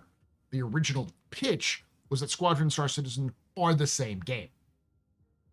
That you just played the single player version, Squadron 42, and then when you finished the game, you would leave the game and you'd join Star Citizen. However, based off how they've talked, how they've developed the games, it's clear that Squadron 42 was the game that Chris at least wanted to make first. And that Star Citizen was sort of we'll make this game as we go. Because it's also, we don't have any fucking clue what there's no design documents or balance. There was no fundamental sort of balance belief when it came to spaceships. Take a look at the original concepts of all of the early ships that they sold. All of them are not functional in the current Star Citizen environment because the game changed. But also, most of them have changed. The game's changed so much that they have to change their roles entirely or be completely remade because they didn't have a plan.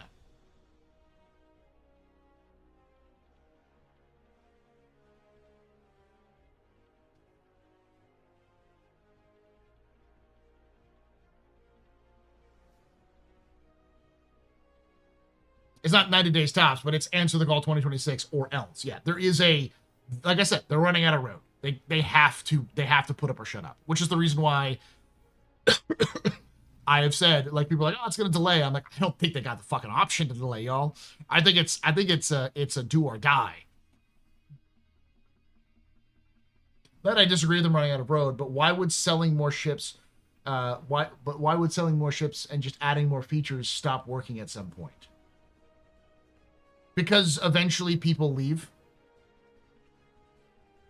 Like, if CIG just said, we're going to add fucking dynamic sex system into Star Citizen, would it get a lot of attention? Yes.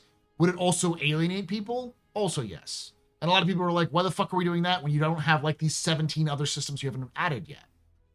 That's already happened multiple times in the Star Citizen development, where Chris has sort of expanded something that was already there, that ballooned out that role a little bit more, and people said, well, this is fucking stupid. Why can't you get my thing done?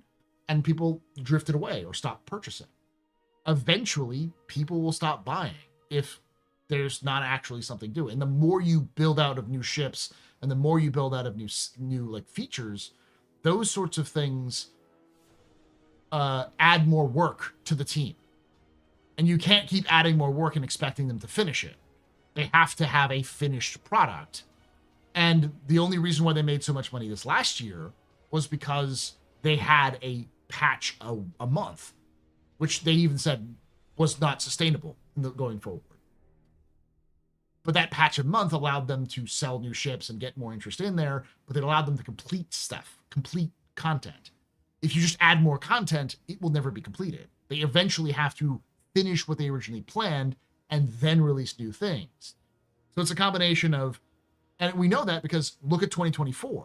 2024, they basically delayed a bunch of patches because they weren't ready to go, and then they got them out. But most people felt that 2024 was a failure of a year. And it was reflected in that 2024's financials were much lower than 2023's because they didn't release as many patches. So it's clear that releasing game features and content and stabilization and ships and that kind of stuff as well, all of that is important to increasing the funds. But you cannot keep doing that. You can't keep running that treadmill. Eventually, you have to finish that treadmill and then maybe improve on things, that kind of stuff. It's not a situation where you just add ships and funds until ad nauseum. Eventually, people will stop running.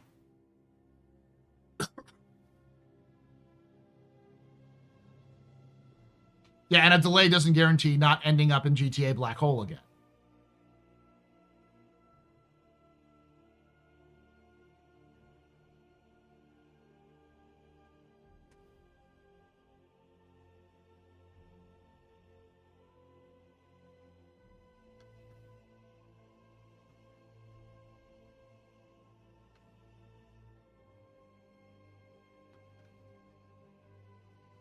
And I started back in 2020, and I have to say the progress from 3.14 till now has been pretty amazing. Exactly, it has been. CIG's done a lot of work. Like, there's a significant improvement in the game overall. The problem comes down to that running out of road situation. Given time, given resources, the developers can make a decent game, and they've gotten better at making that game. I know many people in chat might disagree with me, but it's gotten a lot better. Like 2020 versus 2026 is January 2020 versus January 2026 is night and fucking day. There's so many more things that are better than there used to be, and just not quite to what they hope it would be.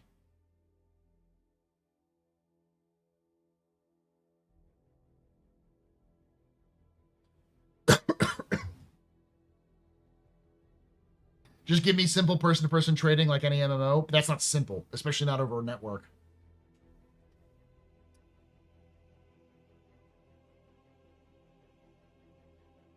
Nice.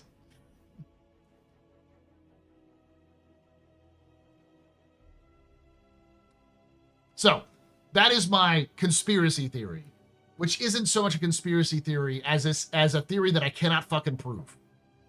Because no one will ever tell me. And I don't think no one will ever find out. Because it's not something you verbalize. That's not something you say out loud. Chris Roberts never said, I have no fucking idea what I'm doing. You know?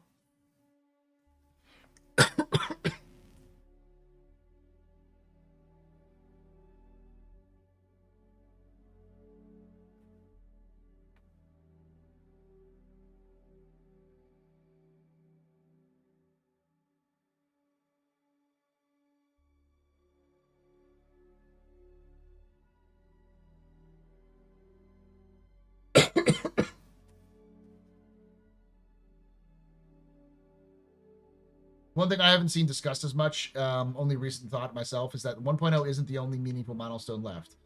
Squadron 42 feature parity is.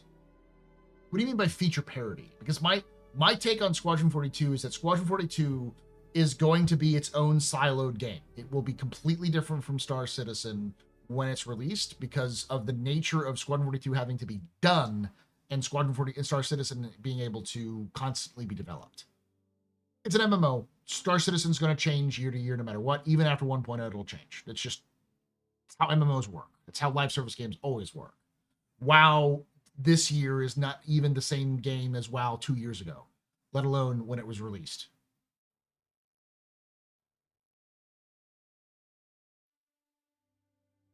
They mean the features that they share are brought over. Yeah, I think that's already done though. I think Squadron 42 and Star Citizen are feature. Well, you're right. No, they're not, because like the new travel system and the Maelstrom, there's a lot of stuff that's still missing. That is true. I forgot about those things.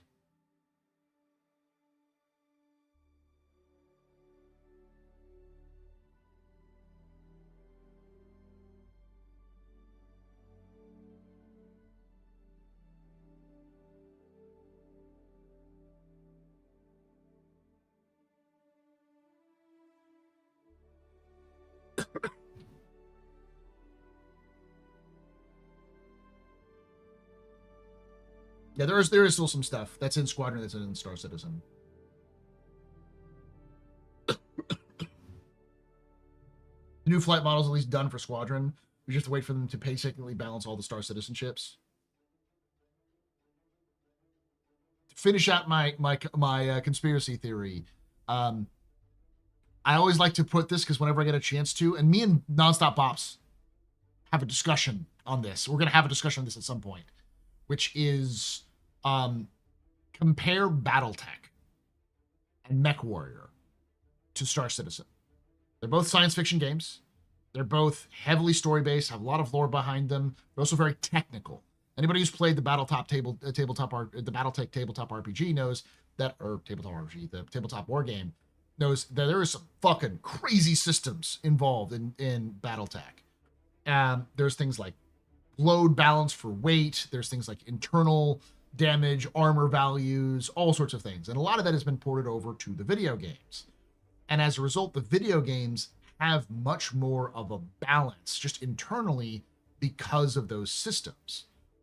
You know what a mech is based off of just its visuals, but also based off its category. Light mech, medium mech, heavy mech, assault mech. It's a very simple like gradient.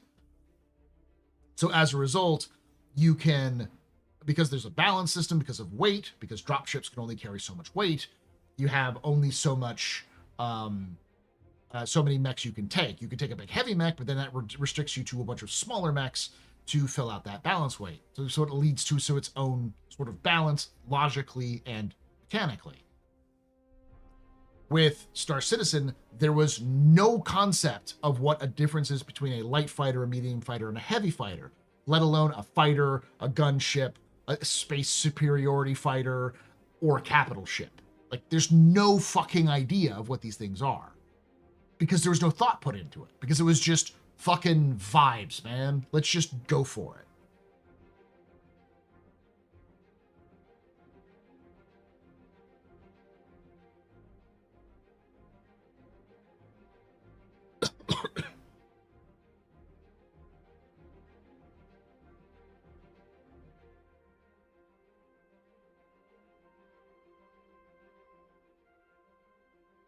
Crispin Fike, you know that instinct to leap without looking? That was his nature too. And in my opinion, it's something Starfleet's lost. Yes.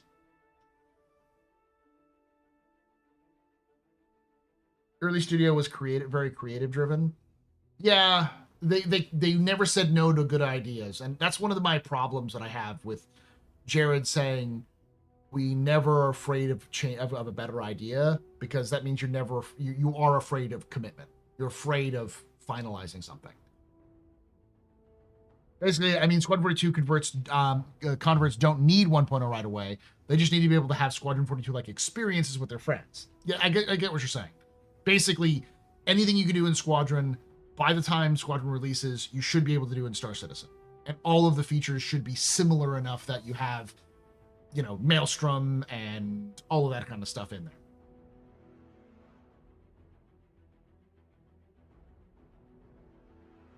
We do know, based off of leaks, that they are doing an AC mode with the new flight model for testing.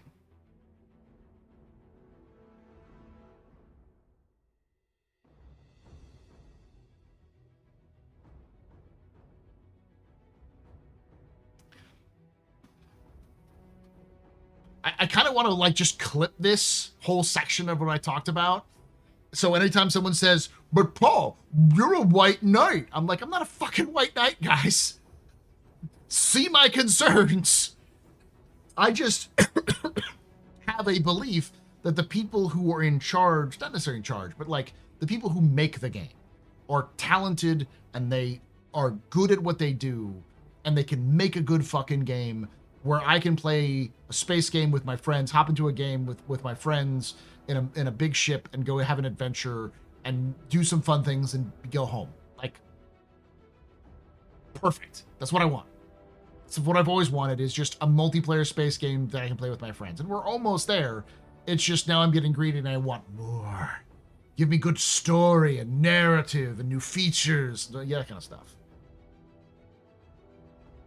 Grey Knight, Green Knight? Green Knight.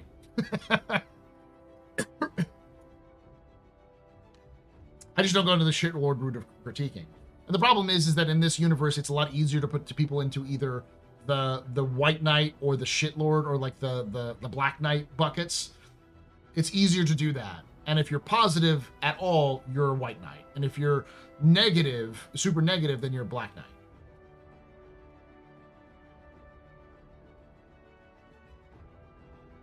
Oh, I would have gotten banned for that.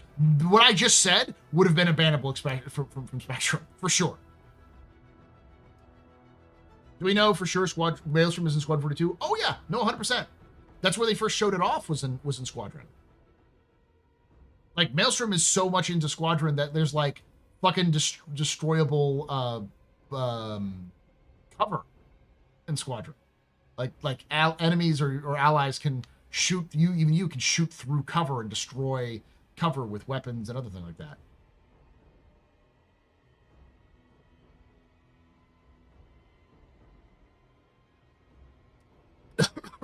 I don't know if the prologue necessarily had it, but you can see some clips in the let me pull it up. Yeah, I held the line.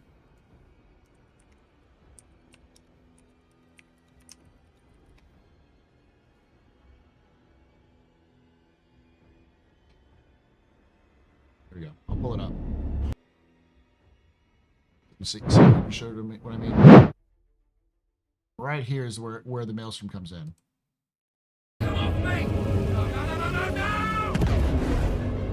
Tactical FPS combat and stealth, which has seen a suite of improvements, from improved looting, weapon feel and balance, realistic scopes, and smoother locomotion, alongside our new and improved FPS radar and scanner that provides you an overview of the battlefield, but at the cost of ramping up your own emissions. We've also seen the introduction of our Maelstrom-powered destructible environment, which adds a layer of dynamism to the experience alongside our improved AI that can now have hundreds of combinations of traits that allow us to create unique and challenging combat encounters that really push your tactical awareness and skill.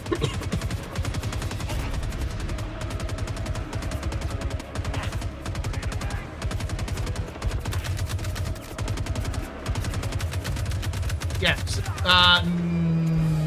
No, 2023, I want to say. Or 2022. I held the line. Might have been sick of that way.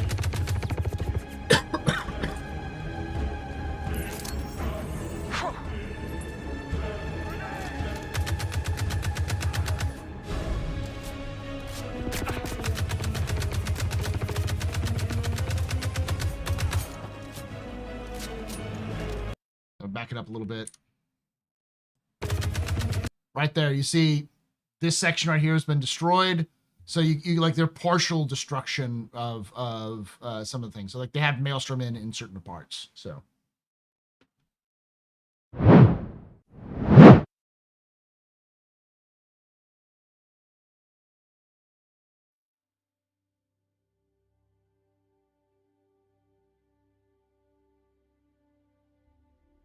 People often still think of CIG as a hobbyist garage project, but it's now a 1,000-person firm with expenses and obligations. Market physics applies to CIG in the same way. Yeah, Lucid, I do have a bone to pick with you because I know you said that Squadron 42 is going to release in the summer. My problem with the idea of Squadron 42 releasing in the summer is fundamentally they haven't even reached beta yet, and there's got to be at least a couple of months between beta and release.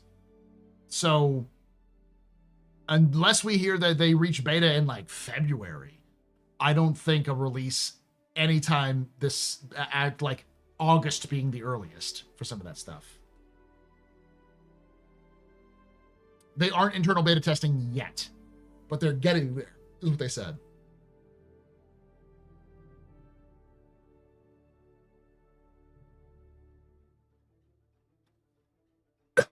Beta can be a fast phase traditionally. Based off of what I can gather as well, is that CIG is relying on a lot of the features that they've added in Star Citizen to help fix some of the problems in Squadron 42. Because a lot of the fundamental engine issues will have been tested by players in Squadron. In Star Citizen. Star Citizen is the same. Not summer, Invictus. Invictus is the summer. It's May. And that's even sooner than summer. And I just don't see it. I can see an announcement in Invictus, but not the release in Invictus.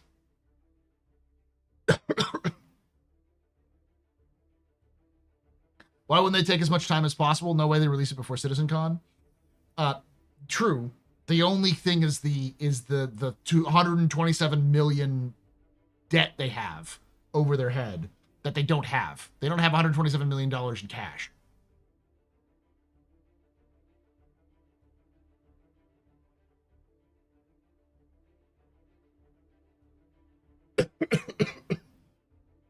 .007 announced content complete at the same time CIG. That game is releasing in May 27th. Yeah, but they actually have a release date, and I'm sure they've been beta for longer than a week. With as important as Squadron 42 sounds like, it's going to be financially to make their commitment is doing enough marketing is strange. With as important as Squadron 42 sounds like, it is financially. That makes their comment on doing enough marketing strange. Yes, it does. Have they finalized the flight model for Squadron 42? Yes. They have, I think Yogi specifically said that the flight model for Squadron 42 is finalized.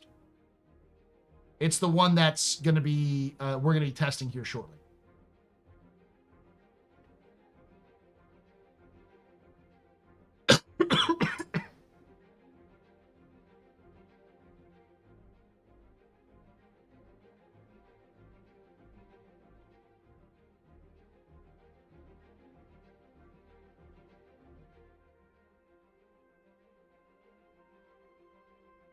I mean, Lucid, I get it, but based off of my own limited experience in looking at these sorts of things, GTA 6 doesn't release until the end of November. Squadron 42, if it releases at the beginning of October, means it has a month and a half to not only release, but get speed in terms of like content, because a lot of people in the month of October will be bored waiting for GTA to come out. And so if they see a game like Squadron and people pumping it up, they'll go, cool, I'll purchase it. Because remember, GTA 6 is not a multiplayer game. GTA 6 is a single player game. So the people who would buy GTA 6 for the single player will buy Squadron 42 for the single player too, if it's decent enough. It's also console only. No, Squadron has not been confirmed for console, but the issue isn't console versus PC. It's there's only so much breathing room. There's only so much space to take up in terms of people's memories and people's eyeballs. You only have so much ability to capture somebody's attention. And that process requires time, it requires effort. And on top of that, word of mouth is so important. GTA is a fucking phenomenon. It will suck up the air out of the entire room. They'll like, GTA will cause movies to fail, book releases to fail, because they just can't get people's eyes on their product because so many people are talking about the game.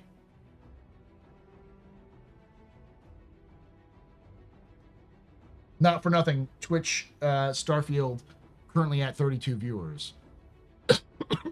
True, but remember, Starfield originally was this behemoth that was big enough that even I always forget to fuck up their names, but the developers of Baldur's Gate 3 steered the fuck away from it because they're originally going to release within like the week of Starfield, and so they instead released it a month earlier, and that really saved them in terms of attention.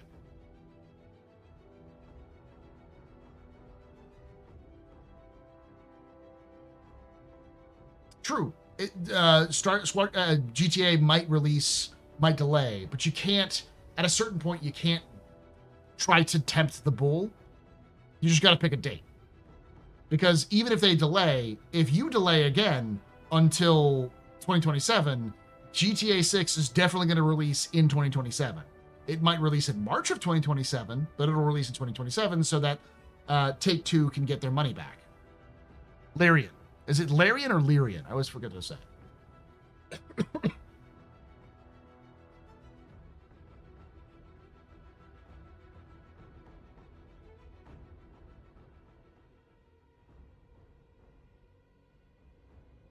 It's French, all right? I don't speak fucking French.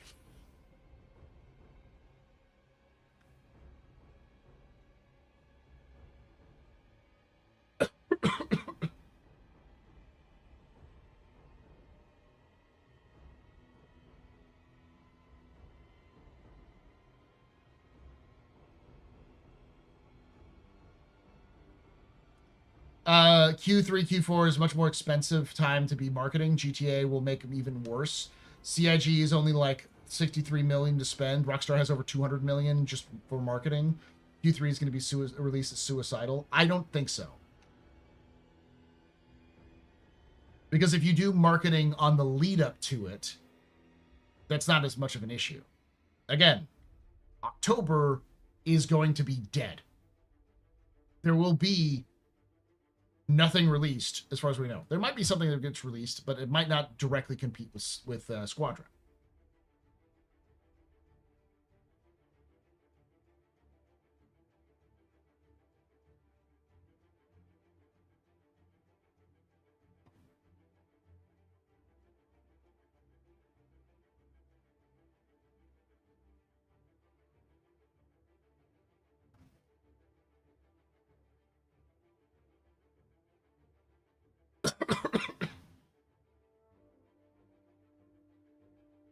The ones behind the Divinity Original Sin series? Yes, I know. That's actually one of the reasons why they got Baldur's Gate 3.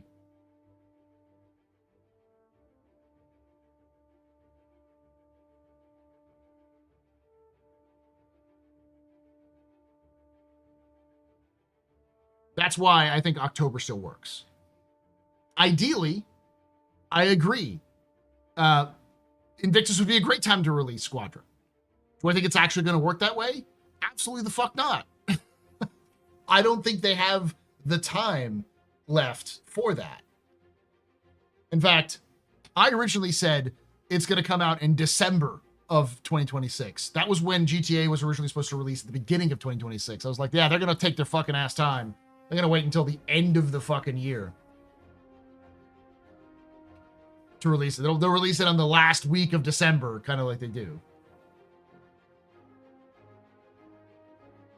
Well, we don't know if we fucking know if marketing's going to start.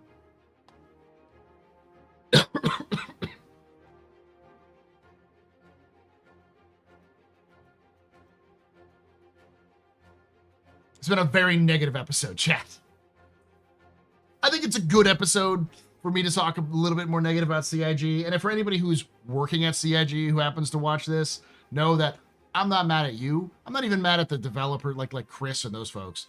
I'm just concerned. I have massive concerns because I care about this game doing well so I can play it continuously.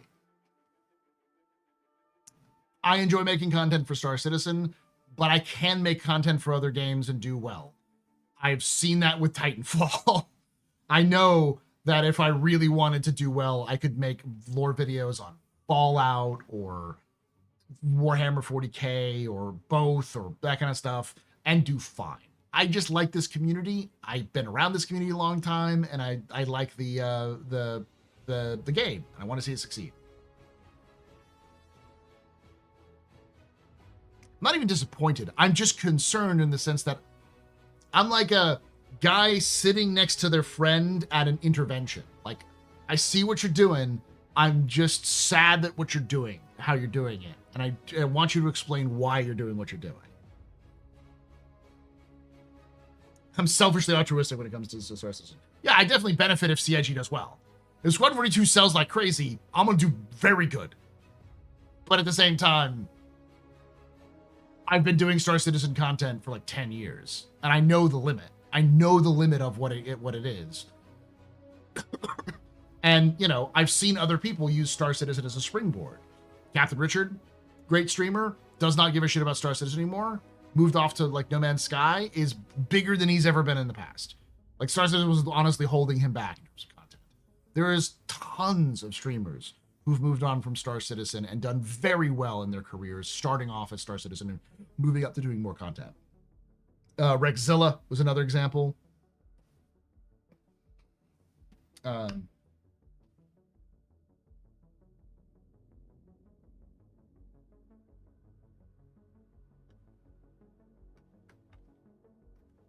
Rex whom what now? Yeah, he's an old name. It's a name I haven't heard in a very long time, you know. Are you going to check out The Expanse of Cyrus Reborn? Hell yeah. I'm also going to check out Exodus. I'm going to play Dawn of War 4. I'm terrible at playing it, but I'll play it anyways. When it comes to certain systems practices, I think CIG can certainly improve. They do some things well, many things they don't do well.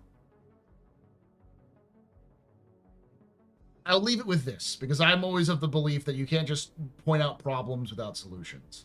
The solution to Squadron 42, in my point of view, is to do at least several months marketing to your own community about the game, and then several months marketing to people who don't know about your game, and to be guerrilla and efficient. Use the resources you have and the people you have. If you can get a hold of Henry Cavill, even just sitting Henry Cavill down and having him play the game and record it and then release that onto your YouTube video, on your YouTube channel, will do a lot of work. Go a long way to getting people interested in it. Maybe not paying for it. Yeah, you guys paying for YouTubers who are tangentially related to the space and science fiction genre to do a little feature on Squadron 42 would do well. And you don't even have to pay. Some people do it for free because they're interested in the project. Utilizing your resources that you have in the YouTube space goes a long way. Then doing interviews with game magazines, going to the summer games events, and even just doing some updated gameplay videos to show, because the preview is nice, the prologue is nice, but you should probably do a little bit more. Like you should do like FPS content preview, dogfighting preview, like space combat preview, and social preview, so people can get a general idea of what the game is like.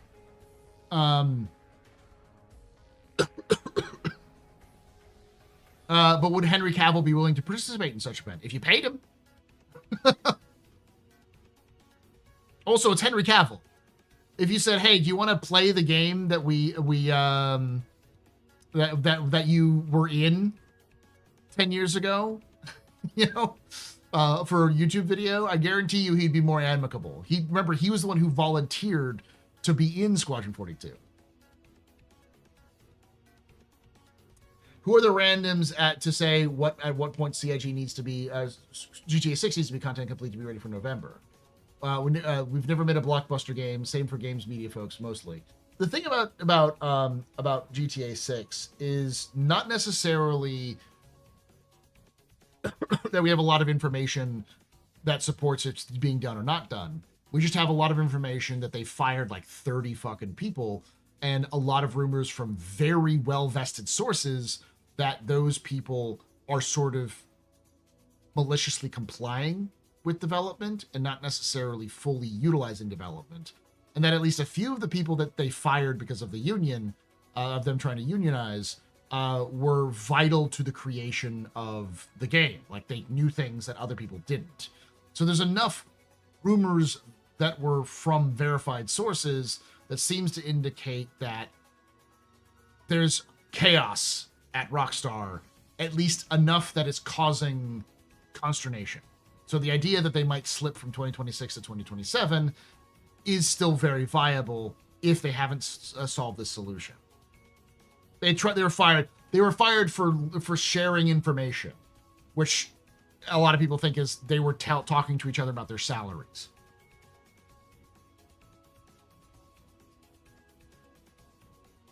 He volunteered to know that. Yeah. No, that was the story, was that he heard that they were doing Squadron 42.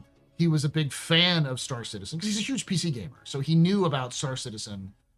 He's probably a backer. And he volunteered to be part of Squadron 42 before he became big. Like, he has a bit part. He plays Doc in Squadron. But he was like at that time they were like, oh, it's Superman, you know? Talking to each other about salaries isn't illegal. No, but it might be against the contract that they signed in, because it's UK. I don't know the UK rules because Rockstar's a UK company.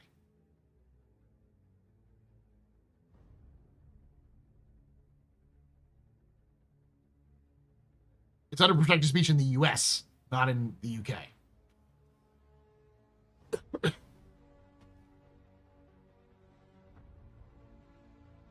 True, and the point of reference I have is 007, which announced content complete status roughly 5 months out. GTA 6 is at least 11 months out, you know? Yeah. And they're also different games in terms of complexity. Doc is the F8 pilot at the beginning of the title screen. In fact, when you first play, they boot up the game at the very beginning, when they're like, you know, you join the UAE Navy. That guy who's hopping into the F8, that is Henry Cavill. That's Doc.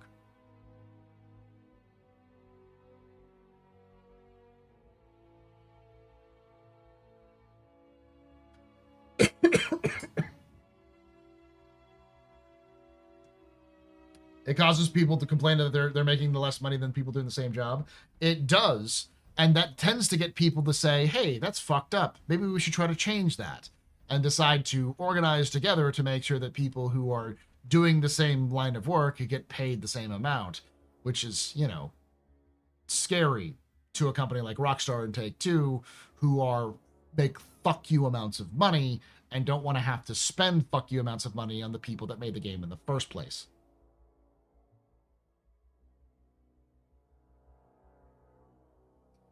Ubisoft Halifax literally unionized in December, and they shut them down this month. Because they unionized. Because Ubisoft doesn't want to have to pay them more money.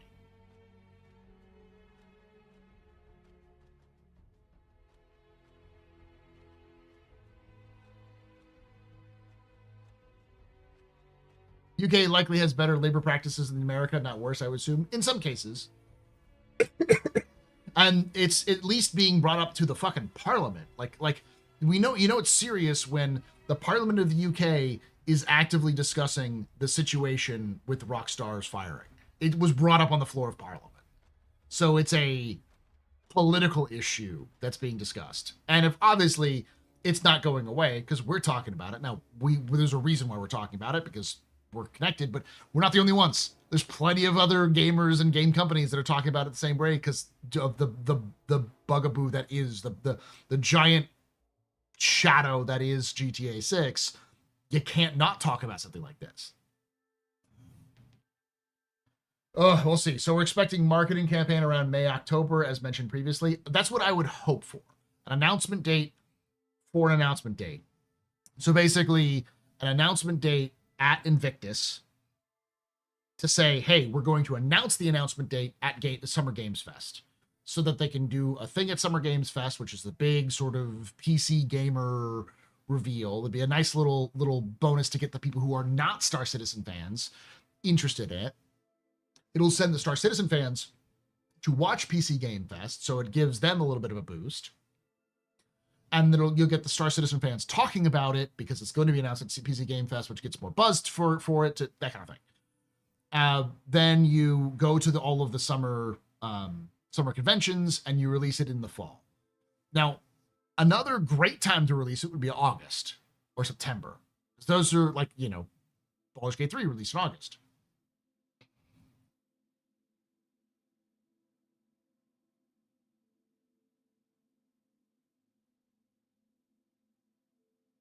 I bully managers at work to support my coworkers. They should support a union just to have, not to get strong armed by labor brutes like me. Yeah. Yeah, now it's a price difference. One of the things the other thing I would say, my last little piece of advice for CIG when it comes to Squadron 42, and this is based off of things that I've observed in the gaming sphere and based off the current situation, and feel free to disagree with me, chat, or people who are watching this after the fact, but I think Squadron 42 should sell at $50. I think that is the maximum they should sell. The base standard edition Squadron 42 package is $50. Because that price alone will get people interested in the game. That is a discussion point. It's a discussion point that's been happening this last year in gaming because everyone's been moving to the $70, $80, $100 mark. The fact that the games that did the best last year were all under the price of $60. No way it's happening. I think it's I think it's a good, smart strategy, only because you will also get more sales that way. It's one of those situations where if you sell it at $60 or even $70, that might turn off somebody. But if you sell it at $50, people will see that as $20 lower than the average, and they'll pull open their wallet to buy it, which means you're going to end up getting more sales at $50 than you will at $70, which means you'll earn more money at $50 than you do at $70.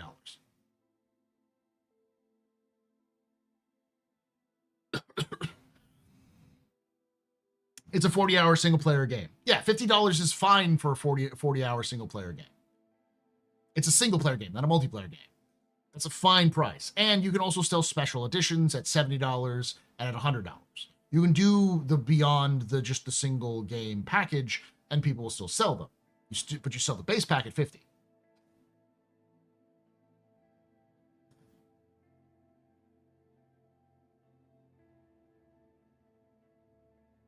It won't just appeal to old school gamers, it'll appeal to cheap ass gamers. People who are looking to purchase a game in a year when fucking hardware prices are fuck you expensive.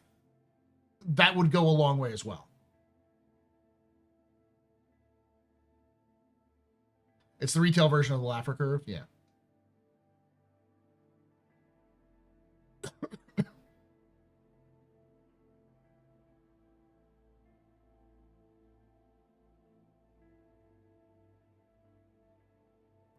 I think $50 plus different versions, which are cheaper for them, digital versions to do with like including a soundtrack and all those other things, will do well. The price itself can become a marketing tool.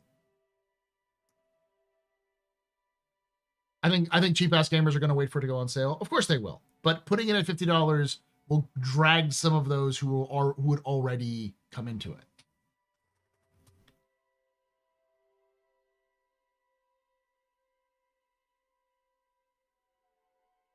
The soundtrack's gonna be fucking fantastic.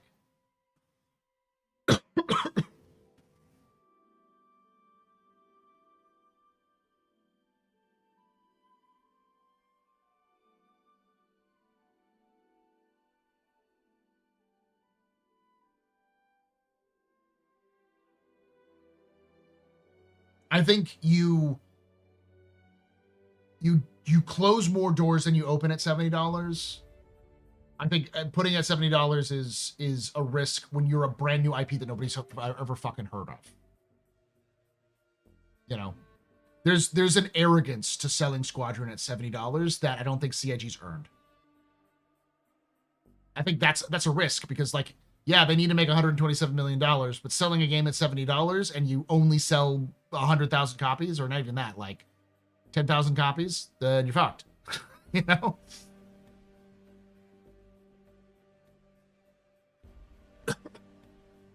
You get a lower introduction price with higher special editions. All your fans are going to buy the special editions because why not? And then your new people will buy it at the cheaper price.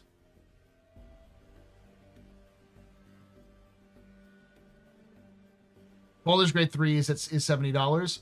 Yeah, but Baldur's Gate 3 is at $70 now. Let's see what it's sold at.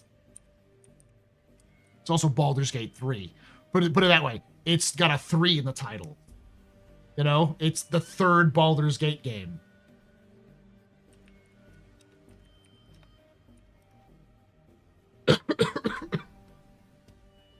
And also Baldur's Gate 3 came out, what, 2-3 years ago? This is in a time when we have Ramageddon.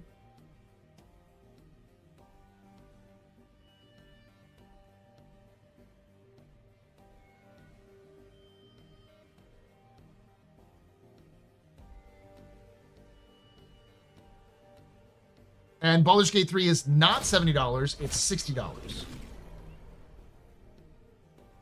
It's $59.99. It is time for you to join the others and complete our destiny. Keep that so you don't hear it.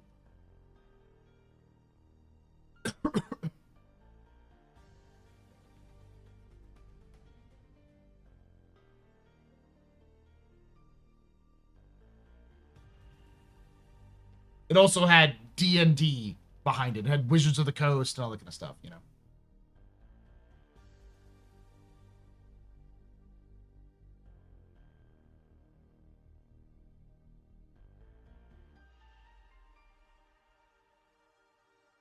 So we're really talking about a $50 to $100 range, not just $50. Exactly.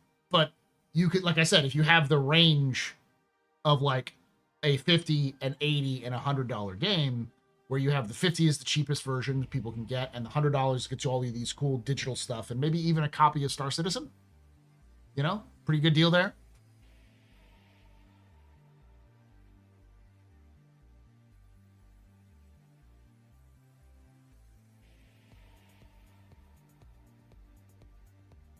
Plus $50 is going to be a lot more attractive in this economy going with potential trends of later in the year. Yeah, exactly.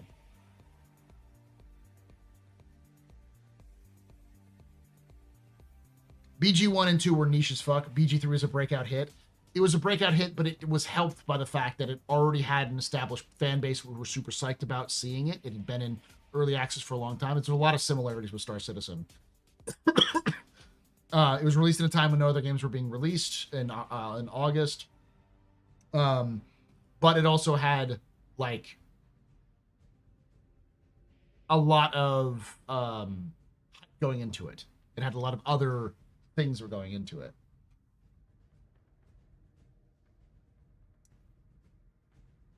Do you think we're going to hear about the Aurora soon? Yeah, soon enough. Yeah, $42 would be an epic marketing campaign. I think if CIG did if CIG was really smart, they would sell Squadron 42 for $42 as a pre-order.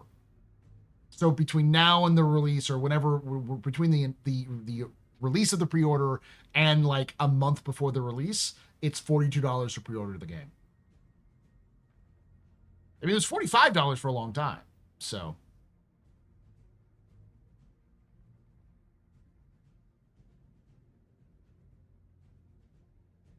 At $100, I'd include a copy of Star Citizen. Hell yeah.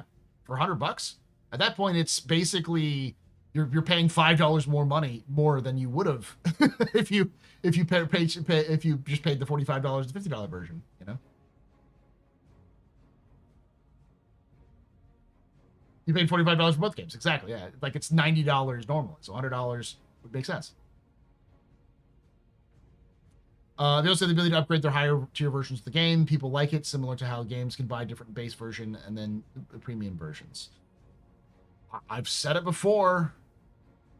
Steam makes a lot of sense, especially if you got to make $127 million in a lot of short time. Steam makes a lot of fucking sense. Yeah, it'll cut into your overall profits, but it's a big fucking audience. I'm not saying for Star Citizen, I'm saying for Squadron.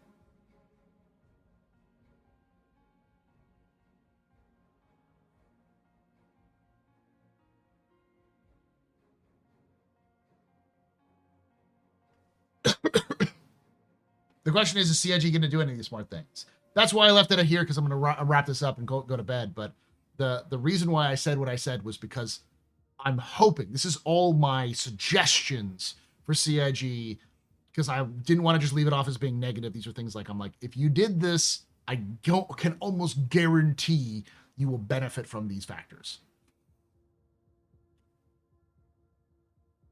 And it's not something that I'm just saying off the top of my ass. I'm saying, I'm saying, look at the trends outside of just the Star Citizen bubble, and you can see a lot of those trends matching up with a lot of these things.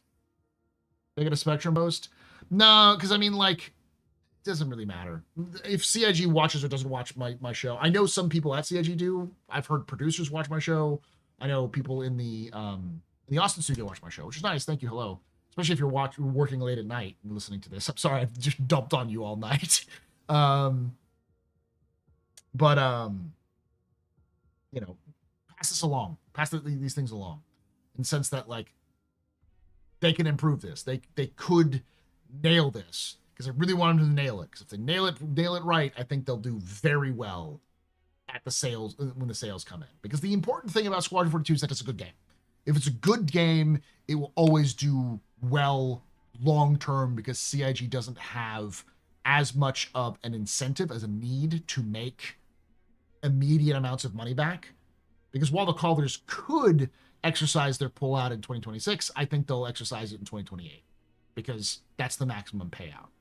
So having a good game that you can release and then slowly trickle in sales over time, you can have those spikes, especially around like Steam sales and stuff like that. Yeah, go for the long tail.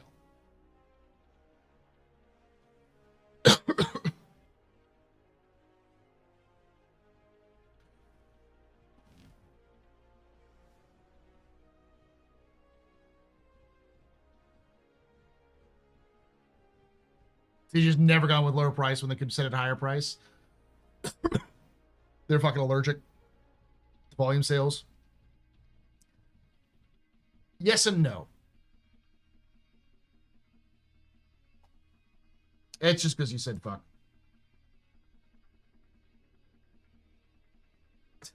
SCIG, Paul believes in you. I think you'll fuck it up. Prove me wrong and Paul right. You don't have a 1080 option? I am streaming in 1080, I think. I might be streaming in 720.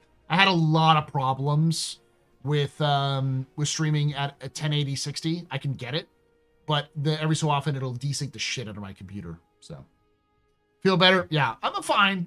The cough is just one of those things. I gotta go to bed. It is past midnight, or not past 9. It's past 11 p.m. here. I will see you all tomorrow. Not tomorrow. I will see you all on Friday. Tomorrow, throughout the rest of the week, I'm going to be working on lore stuff, content for the Astro Historian. Thank you for watching. Thank you for hanging out. And like I say every time, hope to see you someday. The Black.